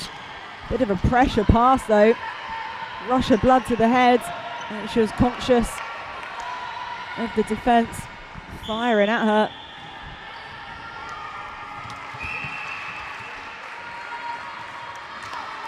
Well worked.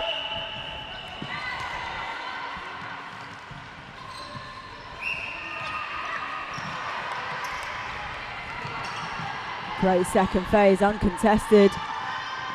Into the back space for the goal shooter, who slots at goal number 6.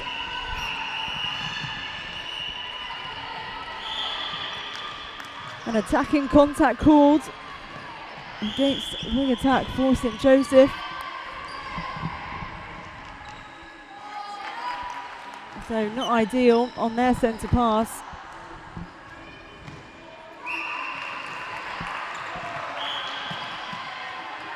Lacking a little bit of a touch on that pass.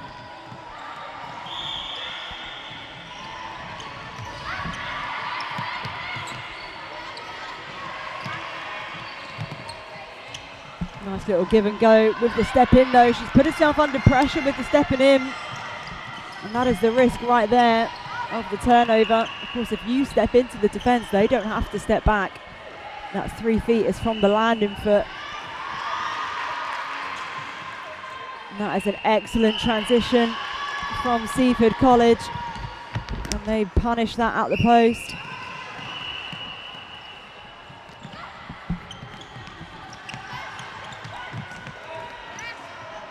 But that was a great centre in return from St Joseph.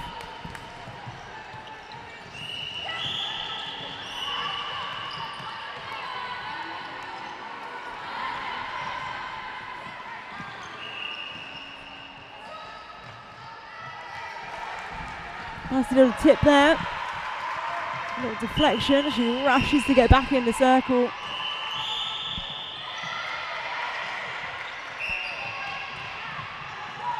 And a footwork call. So possibly just a bit of dragging. Both defenders offering a short option. Need one short, one long, and again another footwork call. But Seaford College put an end to the turnovers with a nice confident goal. 9 goals to 3 now. And another turnover.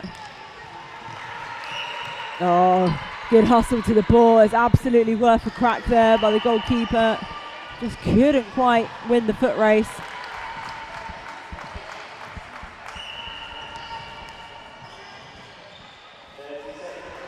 So 30 seconds to go.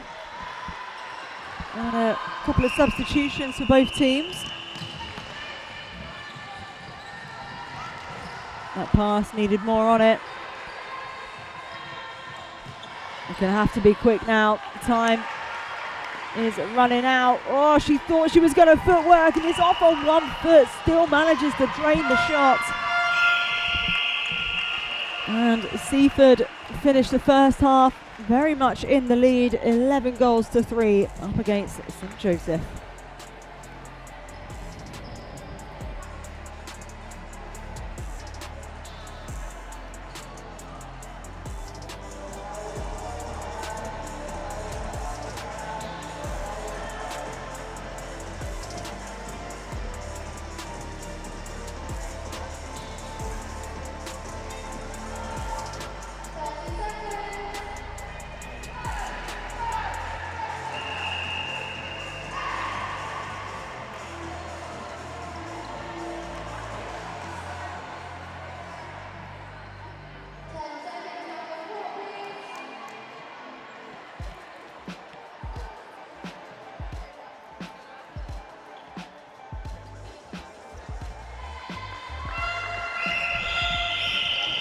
So second half then, a bit of work for St Joseph to do, with Seaford starting very, very strong. You can see the head coach, director of netball, Simone Compton, for Seaford, just giving an impassioned talk. Still plays netball herself. Member of Surrey Hurricanes, men's and mixed netball club.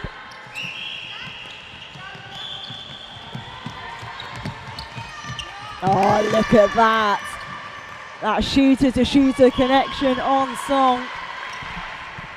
Lovely little passage there from the host school.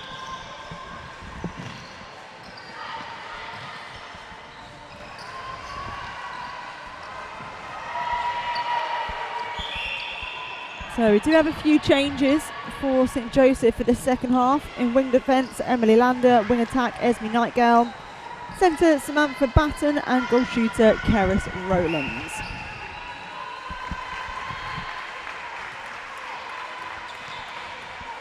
Oh, that one overcooked a little bit, but mopped up by her shooting partner. Good draw by the wing attack to open up the central channel. And that ball just fell a little bit short, allowed the centre to get a deflection.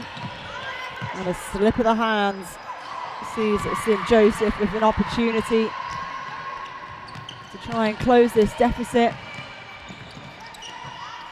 Good hustle from Seaford College.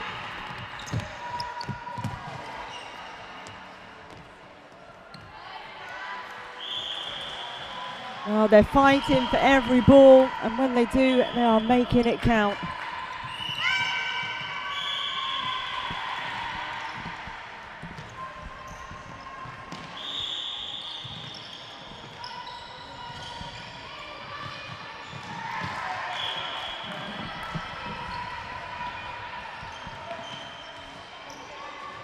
Oh, that was great positioning from the keeper.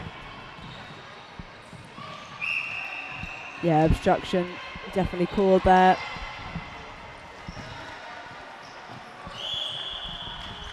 And St Joseph get goal number 6.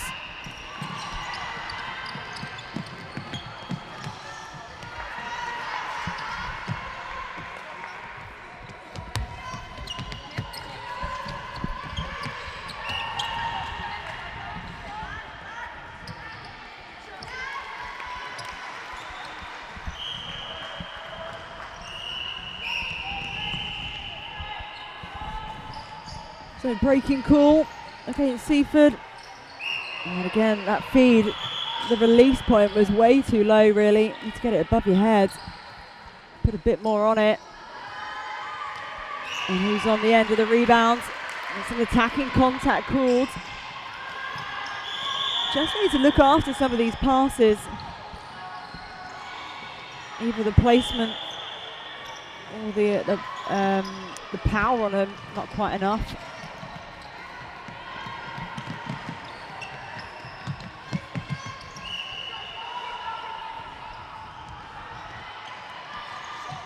Lovely finish, even with the obstruction from the goal shooter for Seaford.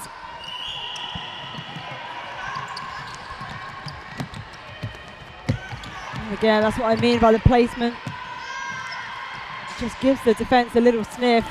If you give them an inch, they'll take a mile.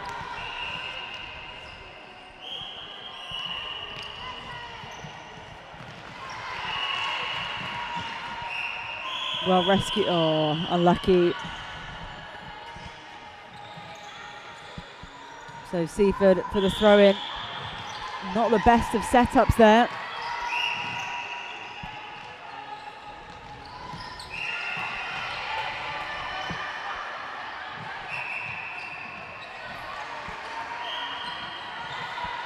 Great pressure over the shot. Oh, almost forced a held ball, but that is a great goal from St Joseph. Tell you what, they love a bit of depth on that second phase in that far pocket. That was an outstanding centre pass.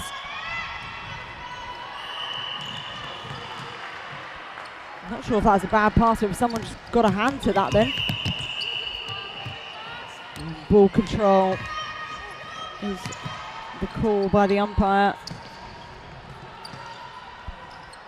St Joseph now, lovely straight line ball, centralising, sending it into the circle, but could have done with going up for two hands. And finished off.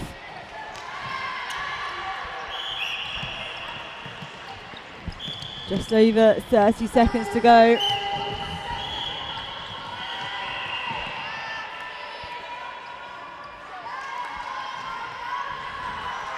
Oh, St Joseph, can they squeeze one more in before the conclusion of this final group stage game? Not to be. Seaford now 10 seconds on the clock. Gonna have to think about sending it into the circle. It's gonna have to go. Oh, I don't think that goal is gonna be allowed, which means the final score is Seaford 18, St Joseph 8. So coming up next on court 2, it's going to be the semi-final 2 for the Shield. So it's going to be whoever's placed 5th in Group B taking on whoever's placed 6th in Group A. So we're going to have a short break now whilst the tables are determined, and then we'll be back for the Shield semi-final.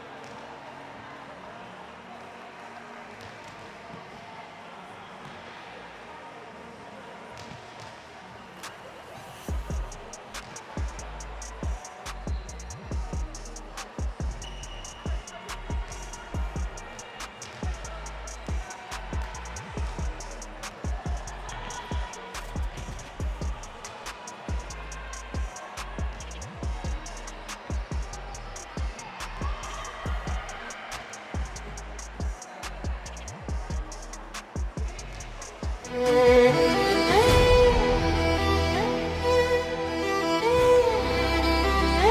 let's go. All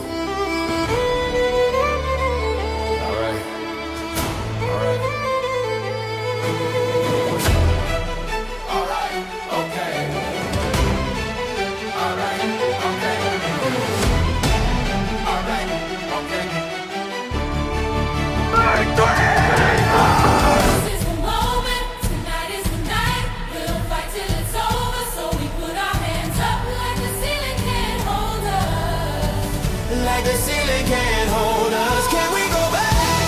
This is the moment. Tonight is the night. We'll fight till it's over. So we put our hands up like the ceiling can't hold us. Like the ceiling can't hold us.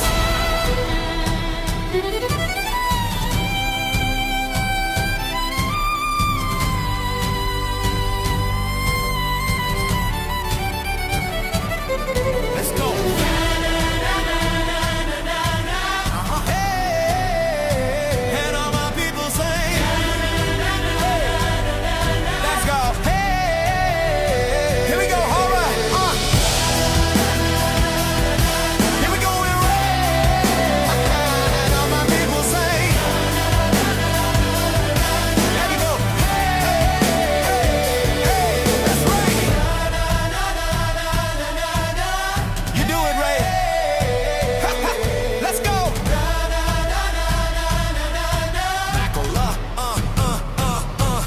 More. Can we go back? Can we go back? This is the moment. Tonight is the night. We'll fight till it's over. So we put our hands up like the ceiling can't hold us. Like the ceiling can't hold us. Can we go back? This is the moment. Tonight is the night. We'll fight till it's over. So we put our hands up like the ceiling can't hold us. Like the ceiling can't hold us.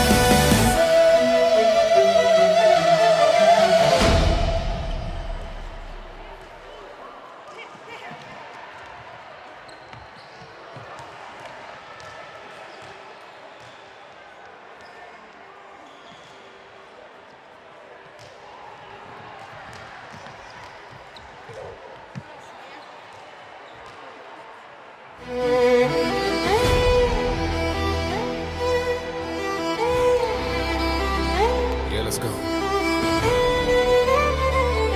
right. All right.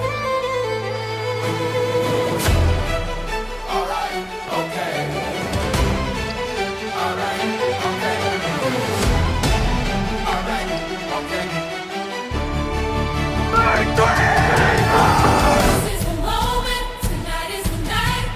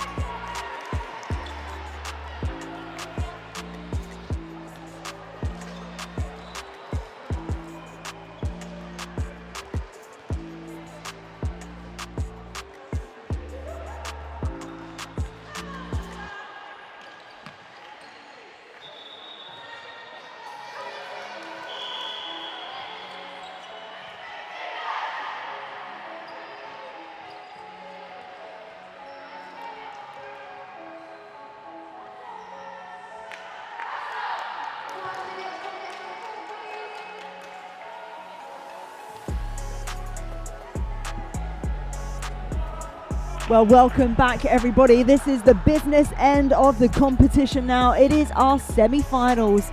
So on court 2, this is a semi-final number 2 for the Shield. So in terms of what they're competing for, it's plate, cup, shield and bowl. So this is 5th in Group B versus 6th in Group A. So that's Marlborough College versus Sherborne School here on court 2. Over on court 1, it's Shield semi-final 1, Brighton College versus Royal Russell. And on court 3, it's the plate semi-final, St John's versus Seaford. So Marlborough ball in hand in the white and blue. Penalty has been called. And that's a nice confident goal to get themselves underway. Sherborne, ball in hand, looking for options. They go deep into the pocket with a goal attack. In the last game that Sherborne had, they were very happy shooting from some serious range. So that is going to be something to look out for in this fixture.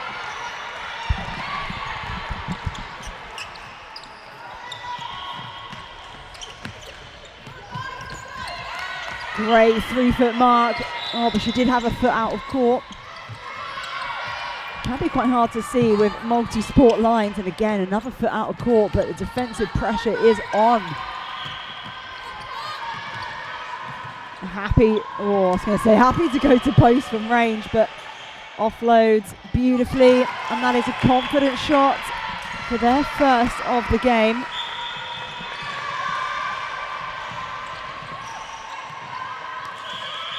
Oh, Marlborough a little bit guilty of not running their feet to ball then, being a bit casual on the take.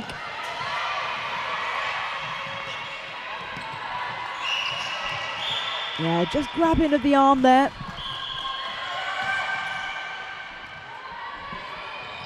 Good split from the shooters, one pulling forwards, one using the backspace.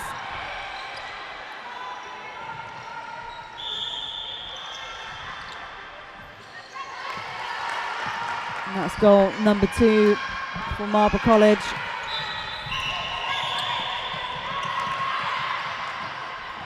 Oh, a little bit lucky there for Sherborne because it slipped through the hands, but the breaking call was called first.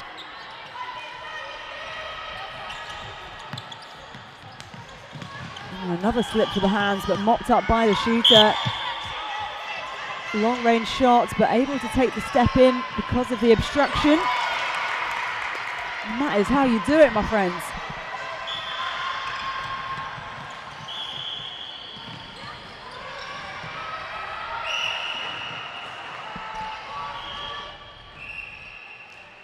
So penalty being taken back to the centre third.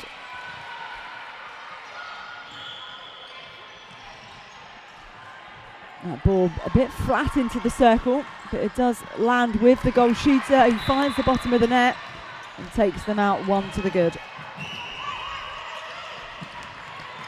Again, a 3-foot mark, so impressive.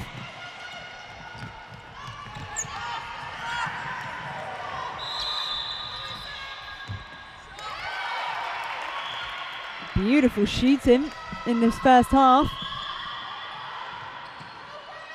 It has been a slight area of concern for Sherborne so far today, but at the moment they're making it count.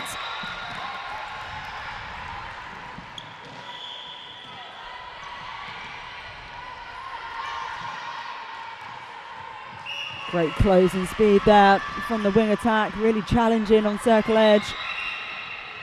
No easy pass at the moment, but she did tiptoe offside.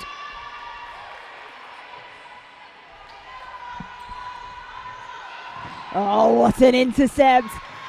An absolute screamer from the centre in a ball side position.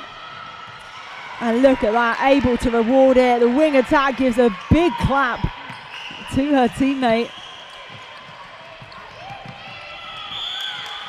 Yeah, under all sorts of pressure there. A little spark of momentum here for Marlborough. You can see them telling themselves, play on. Even if someone's hit the deck, you keep going until that whistle goes.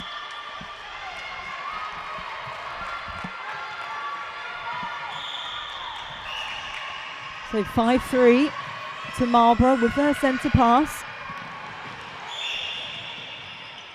So can they double down on this now?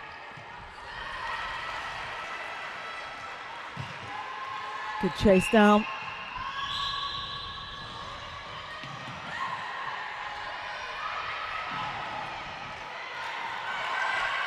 Well, they have doubled down indeed. So Sherborne to respond.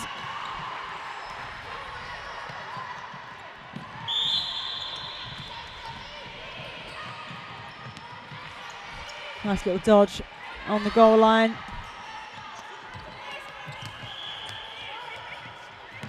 So Marlborough come up with the rebound.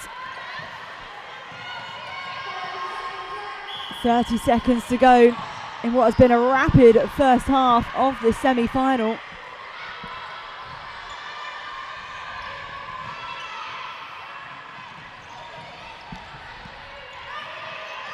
Still plenty of time to take this one through to goal. Penalty has been called though. It's got to go back to the centre third. You're going to have to look long now. Need to get that into the circle. Oh, not able to treasure the possession. Time is going to be against Marlborough. And they finish the first half with a narrow 3-goal lead, 6-3 in favour of Marlborough College.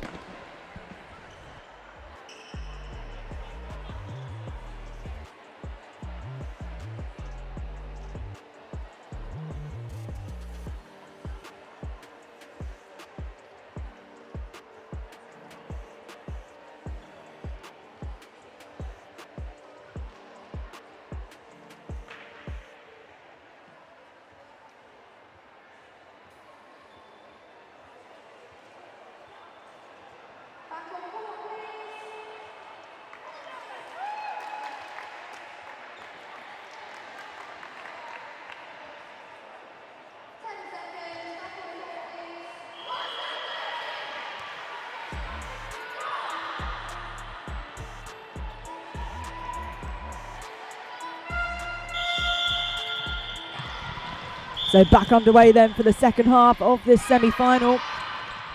This is playing for a chance to win the Shield. Got 4 different divisions that there is a chance to win some silverware for. The Cup, the Plate, the Shield and the Bowl in that order. And that's a good start for Marlborough, picking up where they left off. And an unforced error for Sherborne, breaking on the centre pass. A coach killer, as we say, but there we go. She made the error to begin with, but then got the intercept straight back. That's all you can ask for. And what a finish as well.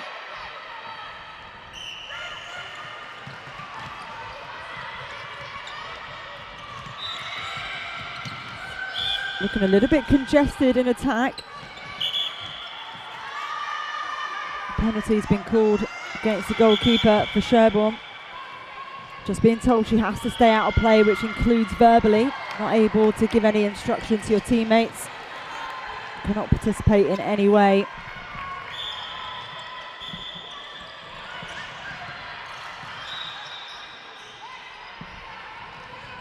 Oh, miscommunication as to which side the shooter was going.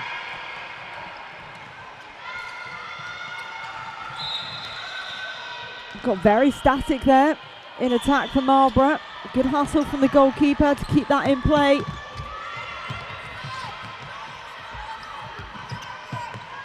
Nice feed in, strong hold. So Sherborne throw in.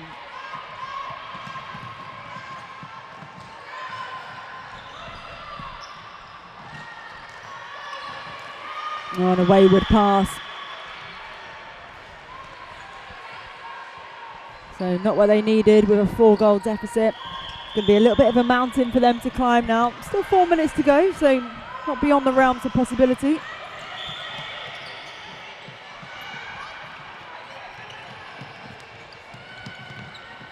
Oh, great pickup.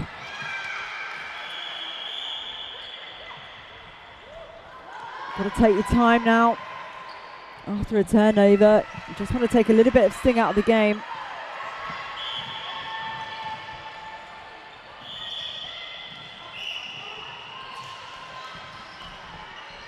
So contact call just inside the circle. Surely she's going to look to get herself closer.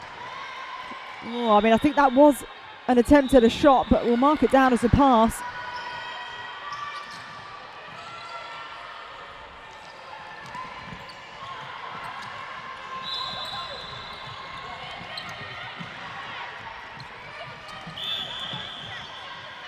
Oh, I always like to say to my shooters, at least turn to the post to move your defence to get 3 foot distance, if nothing else.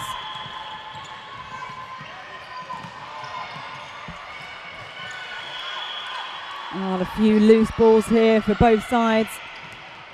Someone needs to really take control. That is excellent work from the goalkeeper. Oh my goodness, just trading intercepts at the moment. It's become really scrappy for both sides.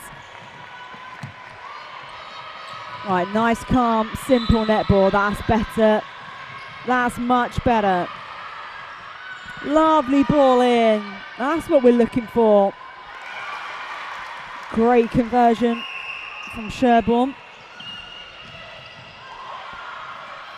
So, tactical changes for Marlborough.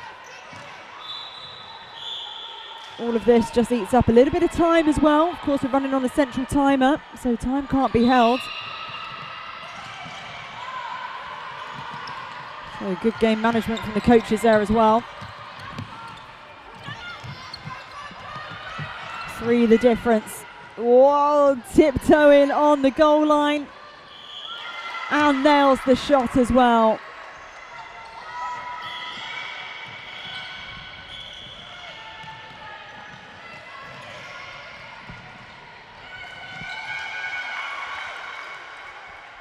So ball's just trickled into the other court, just goes to collect as we approach the final minute of this first semi-final. Oh, ball straight to the face. Just gives her a little apology. Didn't see that she was there. Oh, not quite sure how that's ended up with a Marlborough throw-in, but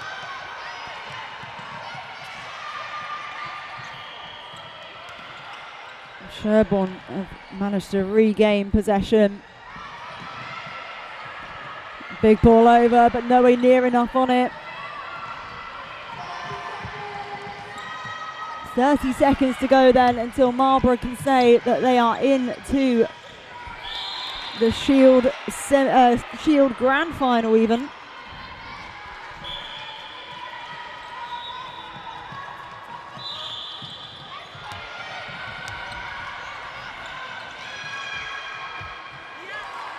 Lovely, confident shot. 11 goals to 5 now. There's a massive ball into the pocket under time pressure, and Marlborough College see themselves into the Shield Grand Final with an 11 goal to 5 win up against Sherborne School. So they will play the winner of the semi-final that was happening at the same time on court 1, and that Shield final will be at 2:30. That's going to be our penultimate game. But coming up next, it's the Cup semi-final. First in Group B, playing second in Group A. That means it's Epsom College taking on Solihull College. This one is going to be super exciting. Don't go anywhere. We'll be right back for that one at 2:20.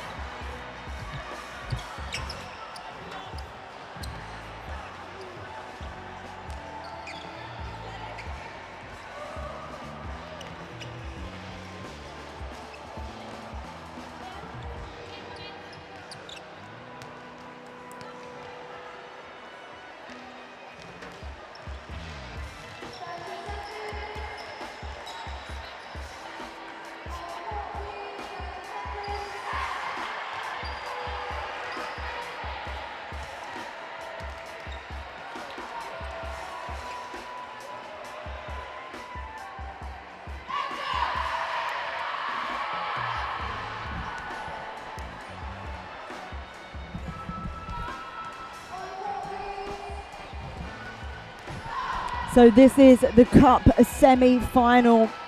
It is Epsom College taking on Solihull College. Epsom in the navy and white, Solihull in the maroon and navy. Starting 7 for Solihull in goalkeeper Mariam Olajuwon, goal defence Jemima May, wing defence Tash Redder, centre Val Taylor, wing attack Macy Ranson, goal attack Millie Gidder and goal shooter B Neeson. Millie Gidder is a name that I recognise. I want to say she's part of the Nottingham Forest pathway. I could be proven wrong then.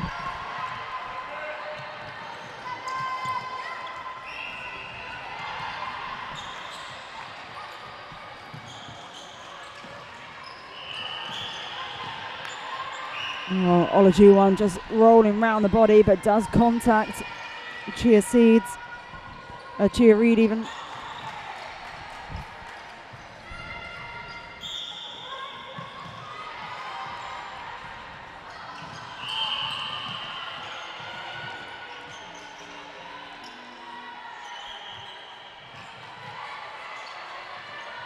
Oh, it's a long range shot. Doesn't quite land, but it is going to be an Epsom throw in.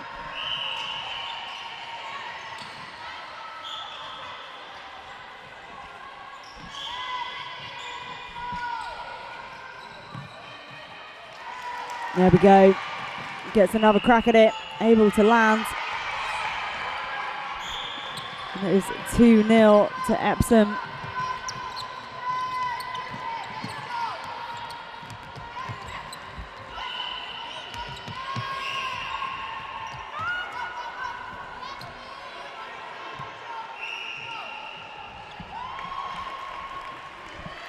So Solihull with their first of the game.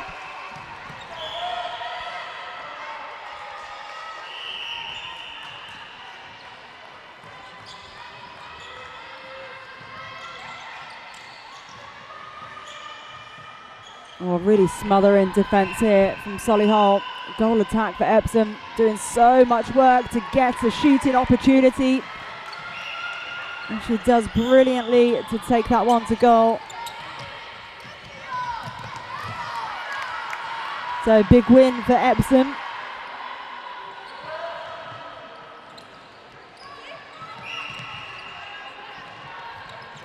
Oh, a bit congested in that goal third. That's a nice long drive.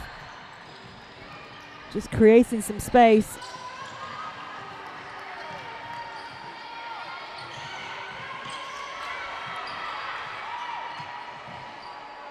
Oh, a bit of ill discipline on the marking of the shot there. But she'll go again. And it makes it count with their centre pass as well. So 3 the difference.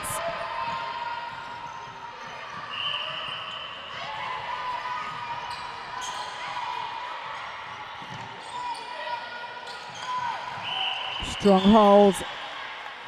Oh, deemed to be an attacking contact. Oh, I don't know how I feel about that one. But obviously the umpire's a lot closer than I am, so you can see what's going on. Goalkeeper just tempted out of the circle then, but great marking over the shot. Solihull able to take it to goal regardless.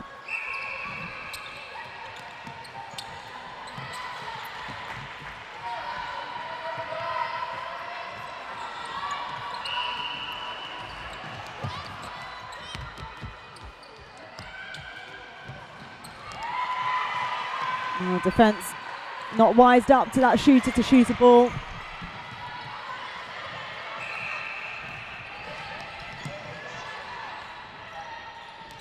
Oh, some of these passes from Epsom just need a little bit more on them, just like that feed in. I didn't have anywhere near enough on that one, but a wayward pass and Epsom come back up with ball. So just a bit of clinicality needed here.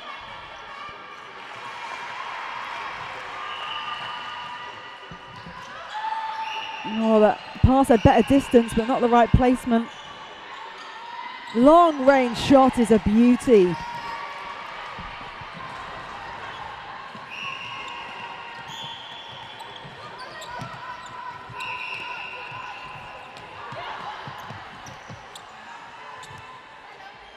Defence just struggling a little bit with the ball speed that Solihull have at the moment.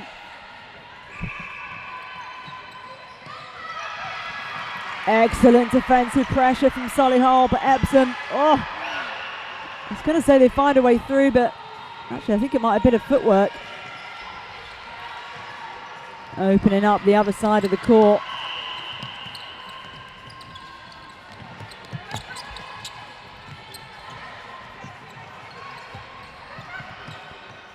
Defence probably could have done with a little switch there.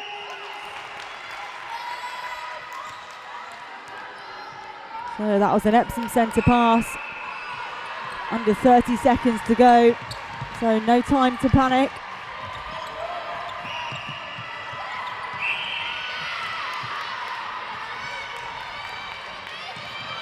So penalty outside the circle. No, it's inside the circle. She's off on 1 foot. Can't land it. And Epsom denies Solihull an extra goal going into the second half, which means we are even Stevens at 5 goals apiece.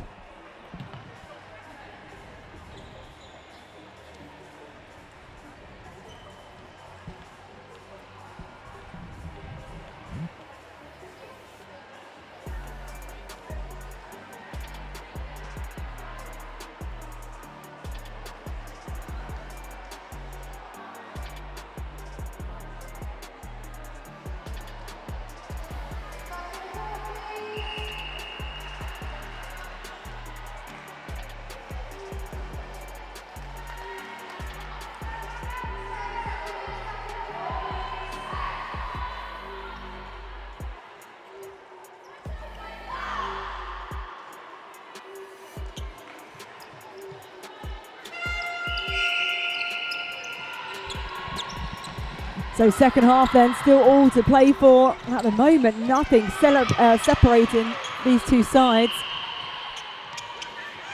Quite literally, 5 goals apiece. And Epsom just not able to take that first centre pass to goal. So it's going to be a Solihull throw-in.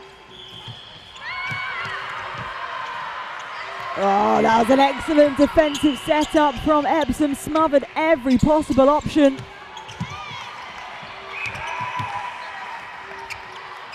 It's going to be an Epsom throw-in.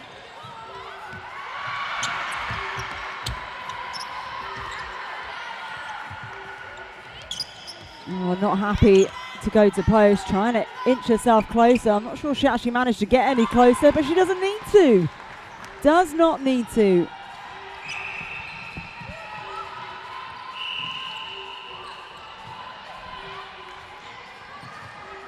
Oh, brilliantly read. Great timing from Peters in goalkeeper. So 2-on-1 in the circle now. Oh, and again, reading that front ball so well. Who's on the end of it? Epsom managed to collect. Oh, lucky. Not quite sure what the call was there.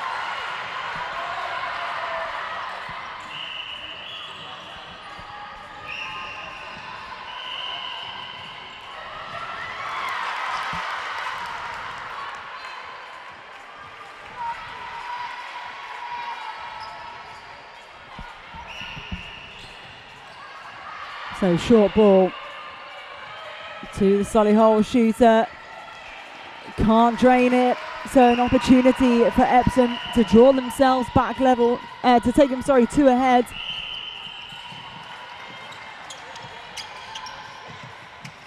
Oh, didn't quite run her feet all the way to ball.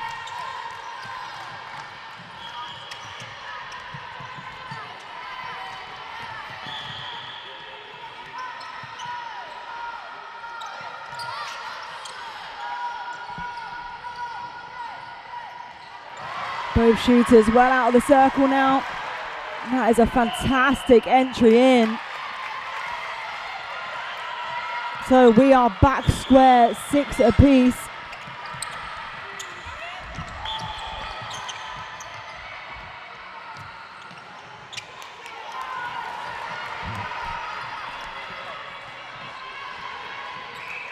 Solihull centre pass.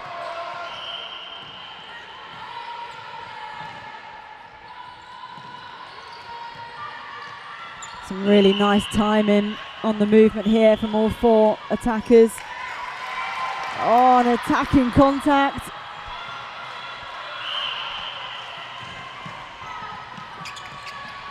Epsom could do with centralising the ball. They tried to do the long ball in. The obstruction was called. You can see she's got the hold on. Oh, such good timing.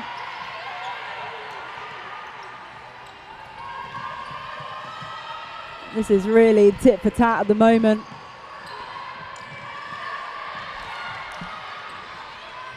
A much needed goal here for Solihull, and they do it. 7 goals apiece. We'll try and bring you the clock back as soon as we can. There we go, 1:47 on the clock.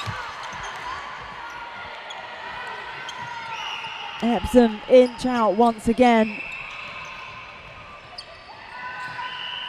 Look at the speed, first, second and third saves. Beautiful stuff from Solihull.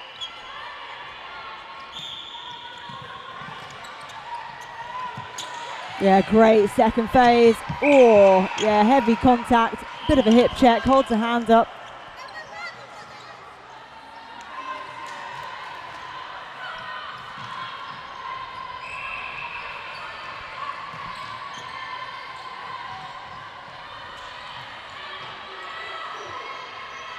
Nice little shooter to shooter ball.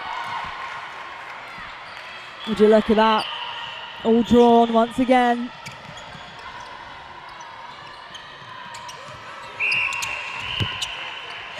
And the attacking contact for just over 40 seconds on the clock. If we are drawn at the end of regular time, we will do 2 minutes of extra time. And Solihull absolutely up in arms about what's going on court at the moment. Will they try and just play possession here and then go for a final goal? There's 30 seconds on the clock. They are going to have to start thinking about getting that into the goal circle. Oh, they found a way through. Can they take this to goal? Under all sorts of pressure, she's missed. Oh, she's missed as well, Epsom. They get the rebound. They've got to take this to goal. That is an attacking contact. And that is full time. It is 9 goals apiece. So we are going to have to go to extra time. I think there will just be a short break.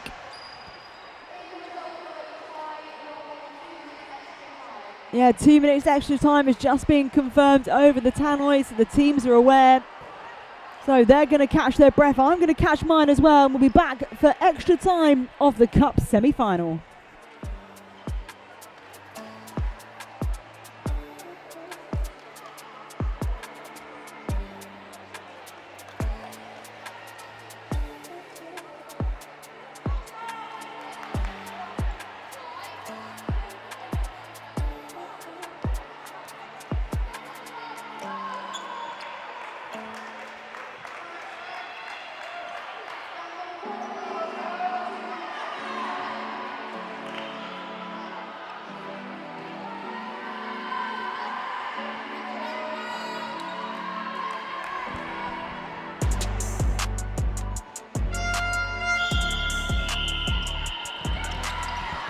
So extra time then, 2 minutes on the clock in this Cup semi-final.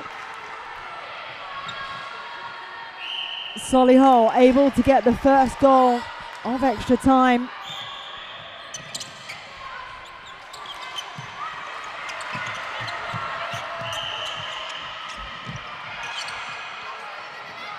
Oh, smart work by the goal attack, playing herself in. That's got to be a contact call.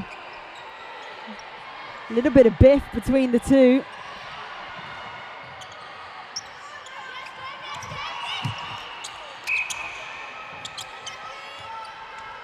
So big pressure shot and she's missed.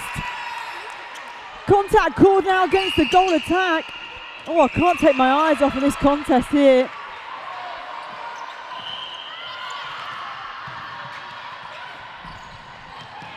A slip through the hands. Epsom back in possession once again.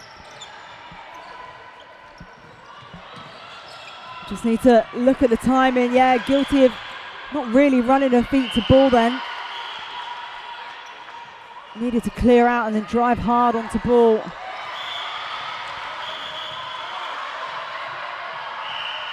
A bit of ill discipline coming. Lots of penalties. Need to try and keep it clean. 30 seconds to go. And it is Epsom College up by 1. Oh, could have just played it around a little bit. They're in the lead. Solihull now, just over 10 seconds to go.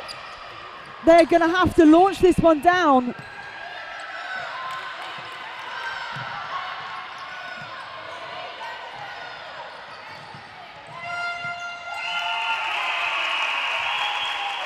And there we go, the final score.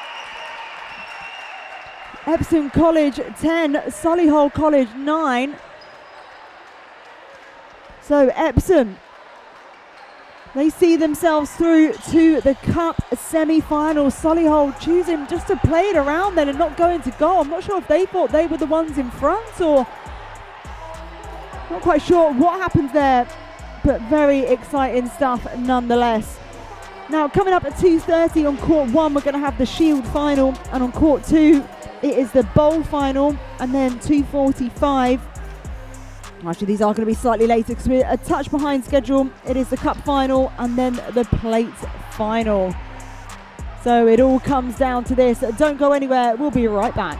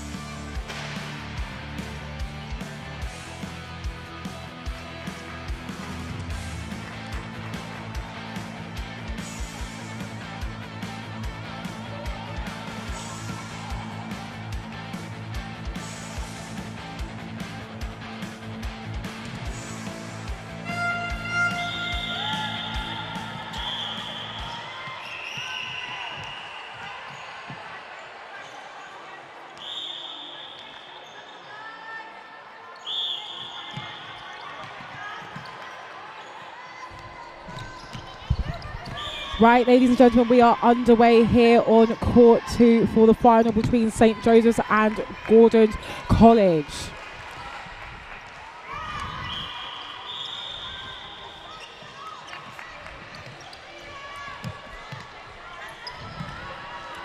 Starting off the game here nice and strong with St Joseph's popping that ball down. Unfortunately, Gordon's missed that first opportunity to get their points, but no worries, they've regained it back again, down with the goalkeeper in the first third, sorry.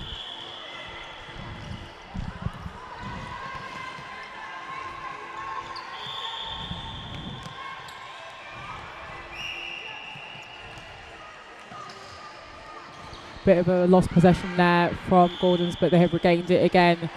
Almost with an intercept there from St Joseph's, but not quite.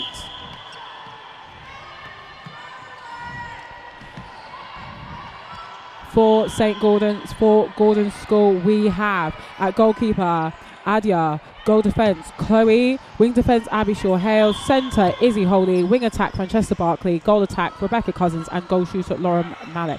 And for St Joseph's, we've got goalkeeper Verity Carter, goal defence Amy Hofkers, wing defence Emily Landell, centre Samantha Ballydon, wing attack Maya Edwards, goal attack Daisy Ditcham, and goal shooter Maria Bradshaw. So it's back here at the moment with Samantha Ballydon, unable to get the pass in, but it was knocked on by the Gordon's player, so they have regained possession. Now it's with Maria, back with Maria again, but we do have a contact call there by the goal defence, so she's got an opportunity, and that is first points on the board there by St Joseph's. Let's see what they can do here. Let's see if they can run away with it a little bit. Here they are, just looking for a bit more options. Back in again with Daisy. Little bit of a bob around again. Back in with Daisy again, with Maria, sorry. Over the top. Nice long ball over the top. Well, we've got a bit of a contact. Gordons have stolen the ball back. It's over now to Francesca. Nice little pop to Izzy. We do have a bit of an obstruction call, so Rebecca has got another opportunity to go again. She pops it over to Lauren. Bounces off the rim here, having a little bubble, and St Joseph's regains the possession again. Goes back over to Samantha, pops it over to Maria. Back into Samantha again. Let's see what she can do now. Passes it to her goal shooter Maria. Still looking for a few more options. Unfortunately, it was punched out by the Gordon's players, so St Joseph's have still got possession. This time it is with Daisy. Let's see if she can get it in for them. And yes, she can. So that is 2-0 to St Joseph's so far in the first 3.5 minutes of the game so far. But I don't count out Gordon's. Let's see what they can do. Back in now with Francesca Barker. Oh, a little bit of a bump there. Over to the goal attack now, which is Rebecca. Not quite this time, just balanced over the side. Maybe a little bit of pressure at this moment, but I don't doubt her right now. Back into St Joseph's. Nice pass there by the centre, looking for some clear options, holding their feet. Lovely planting on 2 feet there from the centre of St Joseph's from Samantha. Now you can see the goal shooter there. It was Maria calling for options. There was a bit of a contact, so she will have opportunity to go again. It's passed off to Daisy though, and Daisy gets it in again. These two shooters for St Joseph's, Daisy and Maria, are absolutely on fire so far. Lovely pass over the top to Samantha again. Samantha's looking for her options. Back to her wing attack, which is Maya. There's a little bit of a contact call here. So it's gone back to the wing attack. Over the top to Samantha again. You can see the goal shooters calling for it, but a great block there by the goalkeeper, Adea, from Gordon's, but not quite to get it way through. So Rebecca has got it again. A little bit of a bobble. But there was a contact call, unfortunately, on Chloe Townend. So it's gone back to Daisy, sorry. And they did get that one in again. So the score is now 4-0 to St Joseph's. And they've got the possession again. Over to the wing attack now, which is Maya Edwards. But another call again has meant another change of possession. So now it's back over to Gordon's, which I believe is now with Abby Shaw-Hales. On a beautiful interception by Emily Lander has given St. Joseph's the opportunity to go again once again over to Samantha. Not able to make that final connection to her goal shooter though, so it is going to be with the goalkeeper from Gordon's, Ed Adia. Now here comes Gordon's. They are moving up the court quite quickly. It's at the wing attack at the moment with Rebecca Cousins. Over the top now. Little pop pass to Lauren. Back into the centre of Izzy. Lovely pop again to Lauren, but there is a contact call, so she'll have an opportunity to go again. And here it is. Gordons are finally on the scoreboard, making it 4-1 now to St. Joseph's. Centre pass to St. Joseph's. She's not wasting any time. She is running straight into that centre box, straight over the top to the goal shooter, but unfortunately wasn't able to make a connection, and that is the end for the first half, making it 4-1 to St. Joseph's.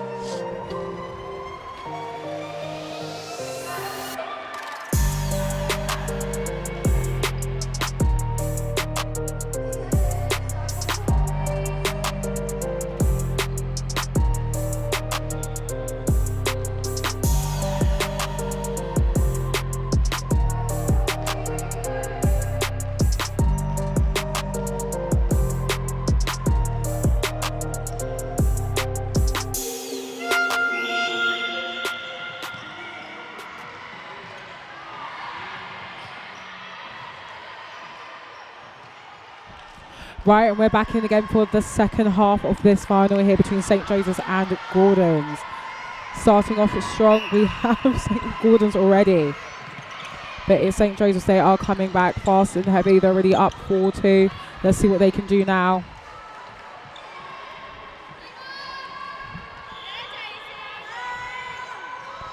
And that is the goal attack for St. Joseph's. That is Daisy Ditcham. Great pass there from the centre pass over to the wing attack of Gordon's. That is Francesca Barkley. But it was a little bit of a contact, so he'll come back to the wing defence. Nice lovely ball into centre, intercepted. Unfortunately, but it's still been played on. We've just played the advantage by the umpire. It's gone back to the centre, so that is Samantha over the top to Maria Bradshaw. And some pass over to Daisy. And in it goes again.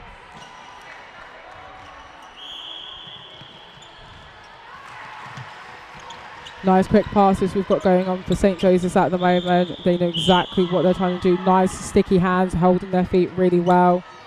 They are finding that space. You can see that nice over the top ball called by the goal shooter. That was Maria, and saw the way how she turned away from her defenders just to create that bit of gap and space. That was absolutely exceptional.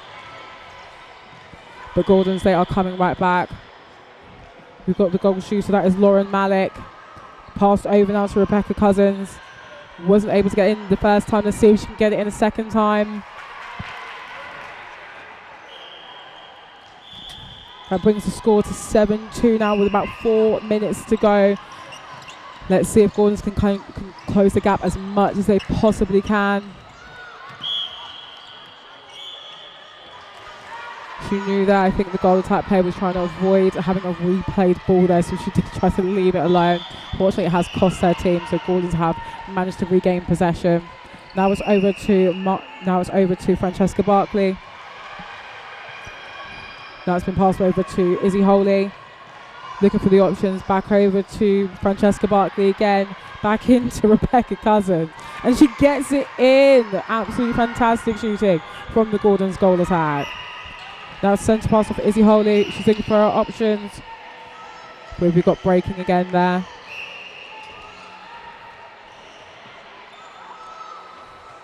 I think it was by both teams there, so Gordon's will still remain possession into Rebecca Cousins again. Passing it off to Lauren Malik. Obstruction, advantage.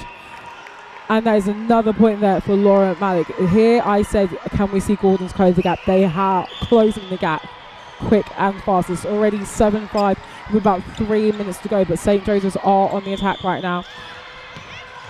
And here we have the goal shooter Maria Bradshaw and she slots one in nice, quick and easy.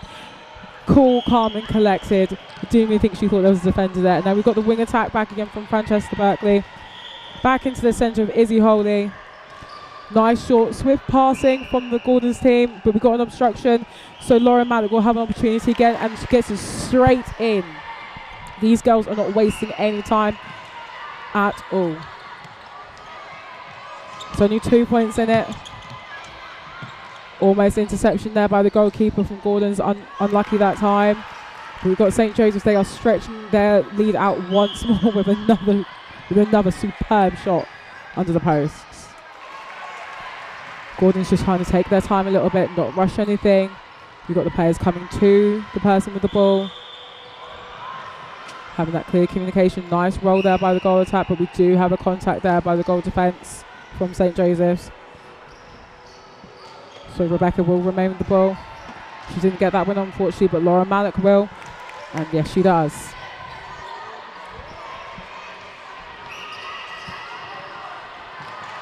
All right, we are back with the ball here. St. Joseph's on the rise again. Nice little pop over to Emily Lander.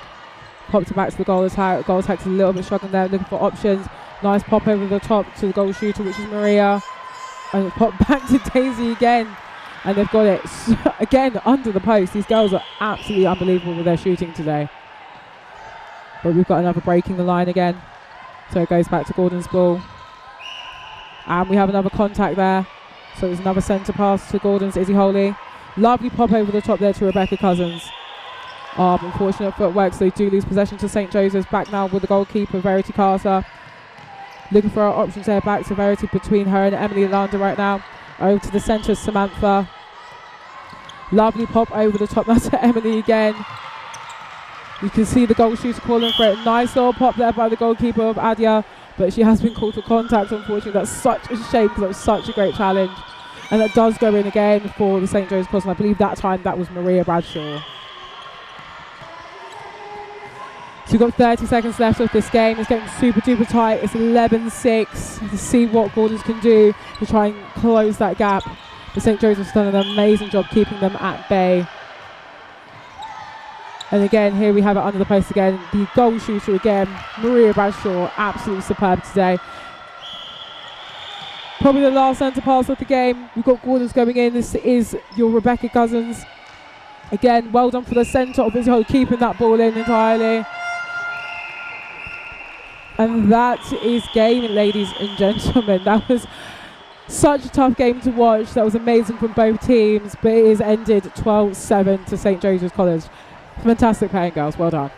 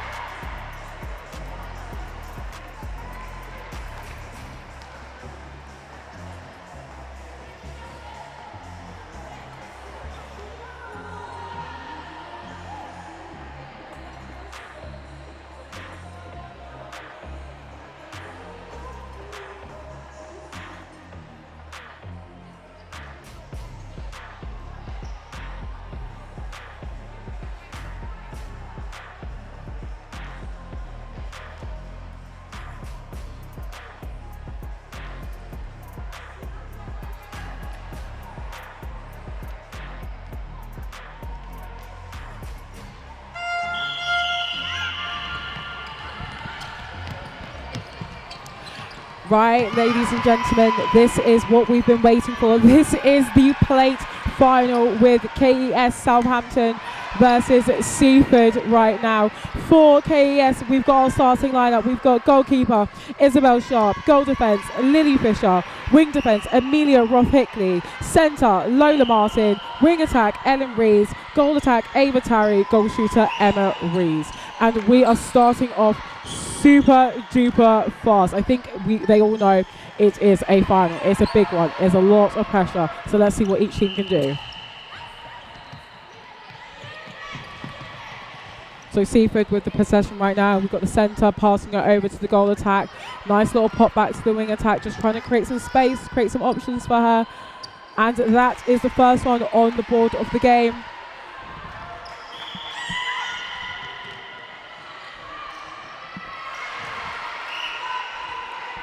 That's unfortunate there for the KES player. Just a little bit out to touch, I think.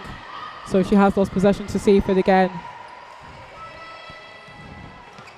Lovely there. Lovely interception, or attempt of an interception there by the wing attack player from KES. Which was Ellen Rees, but unfortunately did pay to touch. Right, we do have your starting lineup for the Seaford team. So the goal shooter, Erin Power. Goal attack, Sienna Isaacs. Wing attack, Daisy Meacock. Centre, Phoebe Collins. Wing defence, Isabel Ford. Goal defence, Shirin Vanesh. And goalkeeper, Molly McGee. This game is a bit of a topsy-turnover right now. It is going back and forth like a ping-pong game, but we do have a contact call, and KES still possession going again. Nice ball over the top to the goal shooter, Erin Power. But she has lost it again due to a little bit of footwork. So it's gone back into Seaford's power possession. And we've lost it again, so it goes back into KES's possession that goes over the top to the KES goal shooter, which is Emma Rees. Back into the goal side, which is Ava Tarry. We've seen her before, and she slots it in. Makes it 2-1 to Seaford. KES with that opening centre pass. Wing attackers looking for options. Nice comeback from the goal defence. The wing defence comes up here. That is Amelia Roth-Hickley. Amelia looking for some options. Here comes Ava and to help out, and Emma Rees as well. Nice lovely pop over the top from Lola. She comes in. Then we have a little bit of a fall there. And the ball does go out into play. So it is oh no, it is still KES possession. Nice little pass over to the goal attack. Unfortunately lost it though. And it is Seaford possession again. And we have a little bit of footwork, so another turnover again in possession. So it goes back to Ava Tarry, and she gets it in on the second time of asking. Brings it now to 2-2. Seaford back with possession, back with the centre of Phoebe Collins. Little bit of a push and shove there. The ball does go on to play, so it goes back between the goalkeeper and goal defence of KES, between Isabel Sharp and Lily Fisher. Back to the centre of Lola Martin with the goal defence now. Lily Fisher looking for some options as Ava Tarry comes up high. Nice drop pass to Lola Martin in the bottom corner, but it comes back for a late call of a beneath footwork. So Seaford have possession once again. Back to the pass to the Phoebe Collins. Now back over to Sienna Isaacs. Nice little pass over the top to the goal shooters to Erin Powell, but she couldn't keep quite a hold of it. So now it's back with KES goalkeeper Isabel Sharp.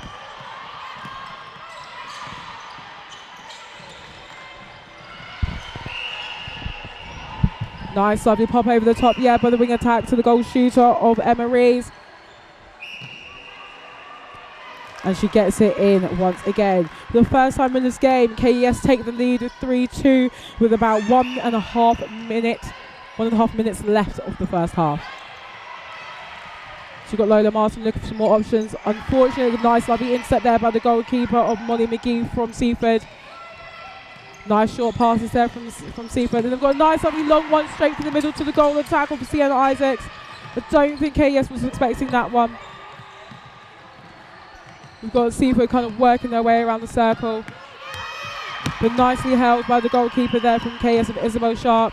Holding her feet nicely as she was almost going out of touch. A nice lovely pass there over the top to the goal attack of Ava Tarry, right under the post.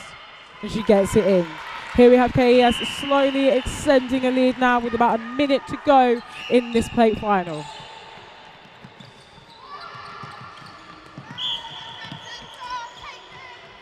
Here we are back in the circle again with Seaford with possession. Nice lovely hold there by the Seaford goal shooter of Erin Power. She doesn't get it in the first time, but does on the second time of asking. Slowly bringing that gap closer together. But it's KES with the centre pass back over now to Ellen Rees. There was a bit of breaking there, so they get possession back again. Nice pop over the top, and once again to Emma Rees of the goal shooter, but there was a contact call, so she will get a chance to take that shot again.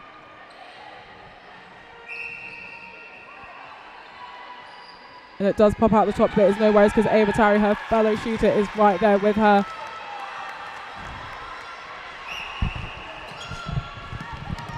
And Seaford, they are back on the attack again.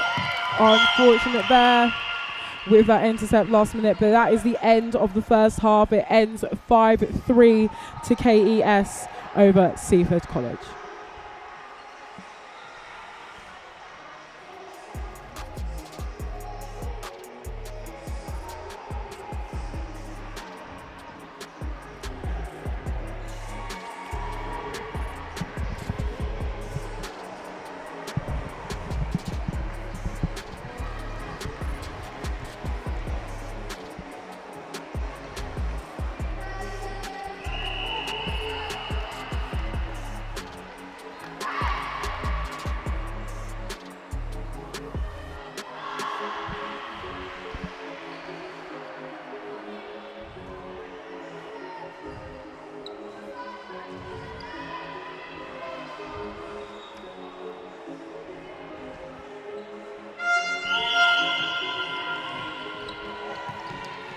Right, and we are back underway for the second half of this plate final between KES and Seaford College.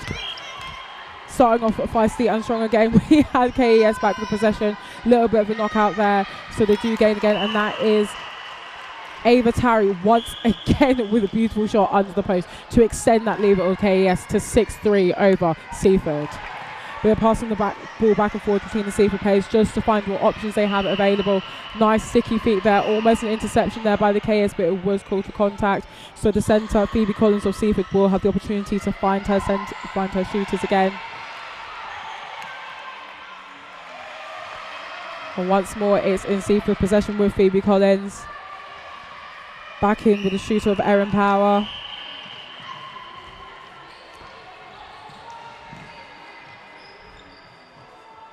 And she once again under the post, and she gets it straight in.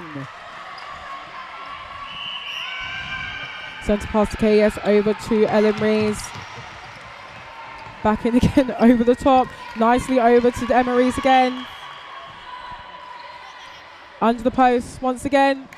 Swiftly straight in. Seaford centre with Phoebe Collins. Looking for our options. Nice short pass over the top. Back into Daisy Meacock. Back into Phoebe Collins again. Now we're back in with our goal shooters, back in with our wing attack, Daisy Meacock, looking for our shooters, which this time is Erin Power, and she gets it in. This plate final is really heating up, guys. There's only 3 points in it with about 4 minutes to go. This honestly could go any which way. But KS are not slowing down. They're really trying to put the pressure on Seaford right now by pushing that lead. You can see them moving the ball around, trying to find the space, not trying to put too much pressure on things, just allowing things to happen naturally. Now we found space for the goal attack of Ava Tarry. And it's popped over to the goal shooter of Emma Rees.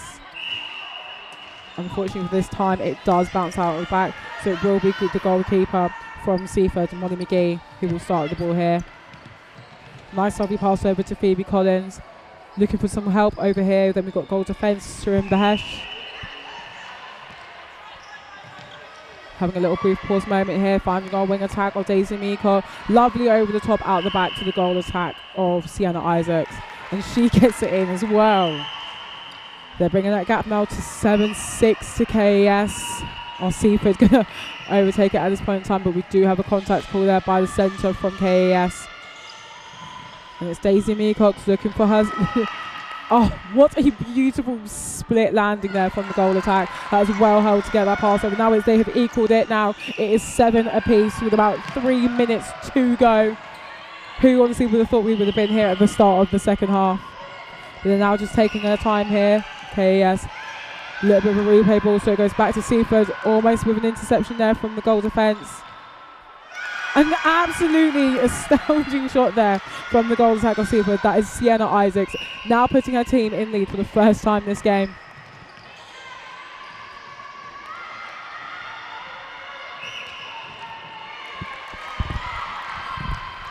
Now KES with the possession. Let's see if they can win this back. Nice, lovely long ball to the centre of Lola Martin. Looking for our other teammates now to the goal attack of Ava Tarry. Centre just looking for a few more options. Nice move around the court there for the centre of Lola Martin. You can see Ava Tarry calling through to that little split pop just to try and create more space. Then we've got an obstruction by the goal defence. Brings her in one more step. And there we have it here. Now it's all 8 apiece with about 2 minutes to go. And somehow Seaford have won that ball back from the opening pass. Over to the goal defence now, which is Surin Benesh. And it's stolen back by KES. Now they've just got to kind of take their time now, look for the opportunities, take their time, look for the space. We've had a call here. Looks like it was a contact call, so possession goes back. So advantage goes back to KES. That's the right idea there from the goalkeeper, from Molly McGee of Seaford. Unfortunately, just couldn't get 2 hands on it, so advantage and possession does go back to KES. This time it is with the wing attack, and that is Ellen Breeze. Nice little pipe over the top to Lola Martin. Nice little pop back into Ava Tarry. And she gets it in once more, and she takes that lead back for her team, making it 9-8 to KES. But Seaford are not going to give up. It is Sienna Isaacs again. Must have had a little bit of a contact call there. Now it's back with the goal shooter, which is Emma Rees of Seaford. Another contact call back with Ava Tarry. Oh, sorry, Surin Benesh. And that was another one for Sienna Isaacs of Seaford. The KES is still coming. 30 seconds left in this game, and it is 9 apiece. Now we've got the goal attack again. Oh, KES, fantastic shooting. Couldn't quite hold on to it. Back in again, but it was saved in by her fellow goal shooter, which is Emma Rees. Nice lovely roll there by the centre of Lola Martin. She's given Ava Tarry an opportunity now to do the final score of the game. Not quite, but another call again for obstruction. And there it is. There it is. It is 10-9 to KES. And there it is, ladies and gentlemen. The winners of the play are KES Southampton. What a fantastic game, ladies. That is finally brought down to the last 3 seconds. Thank you, everybody, for watching today. That is the plate final. Have a good day.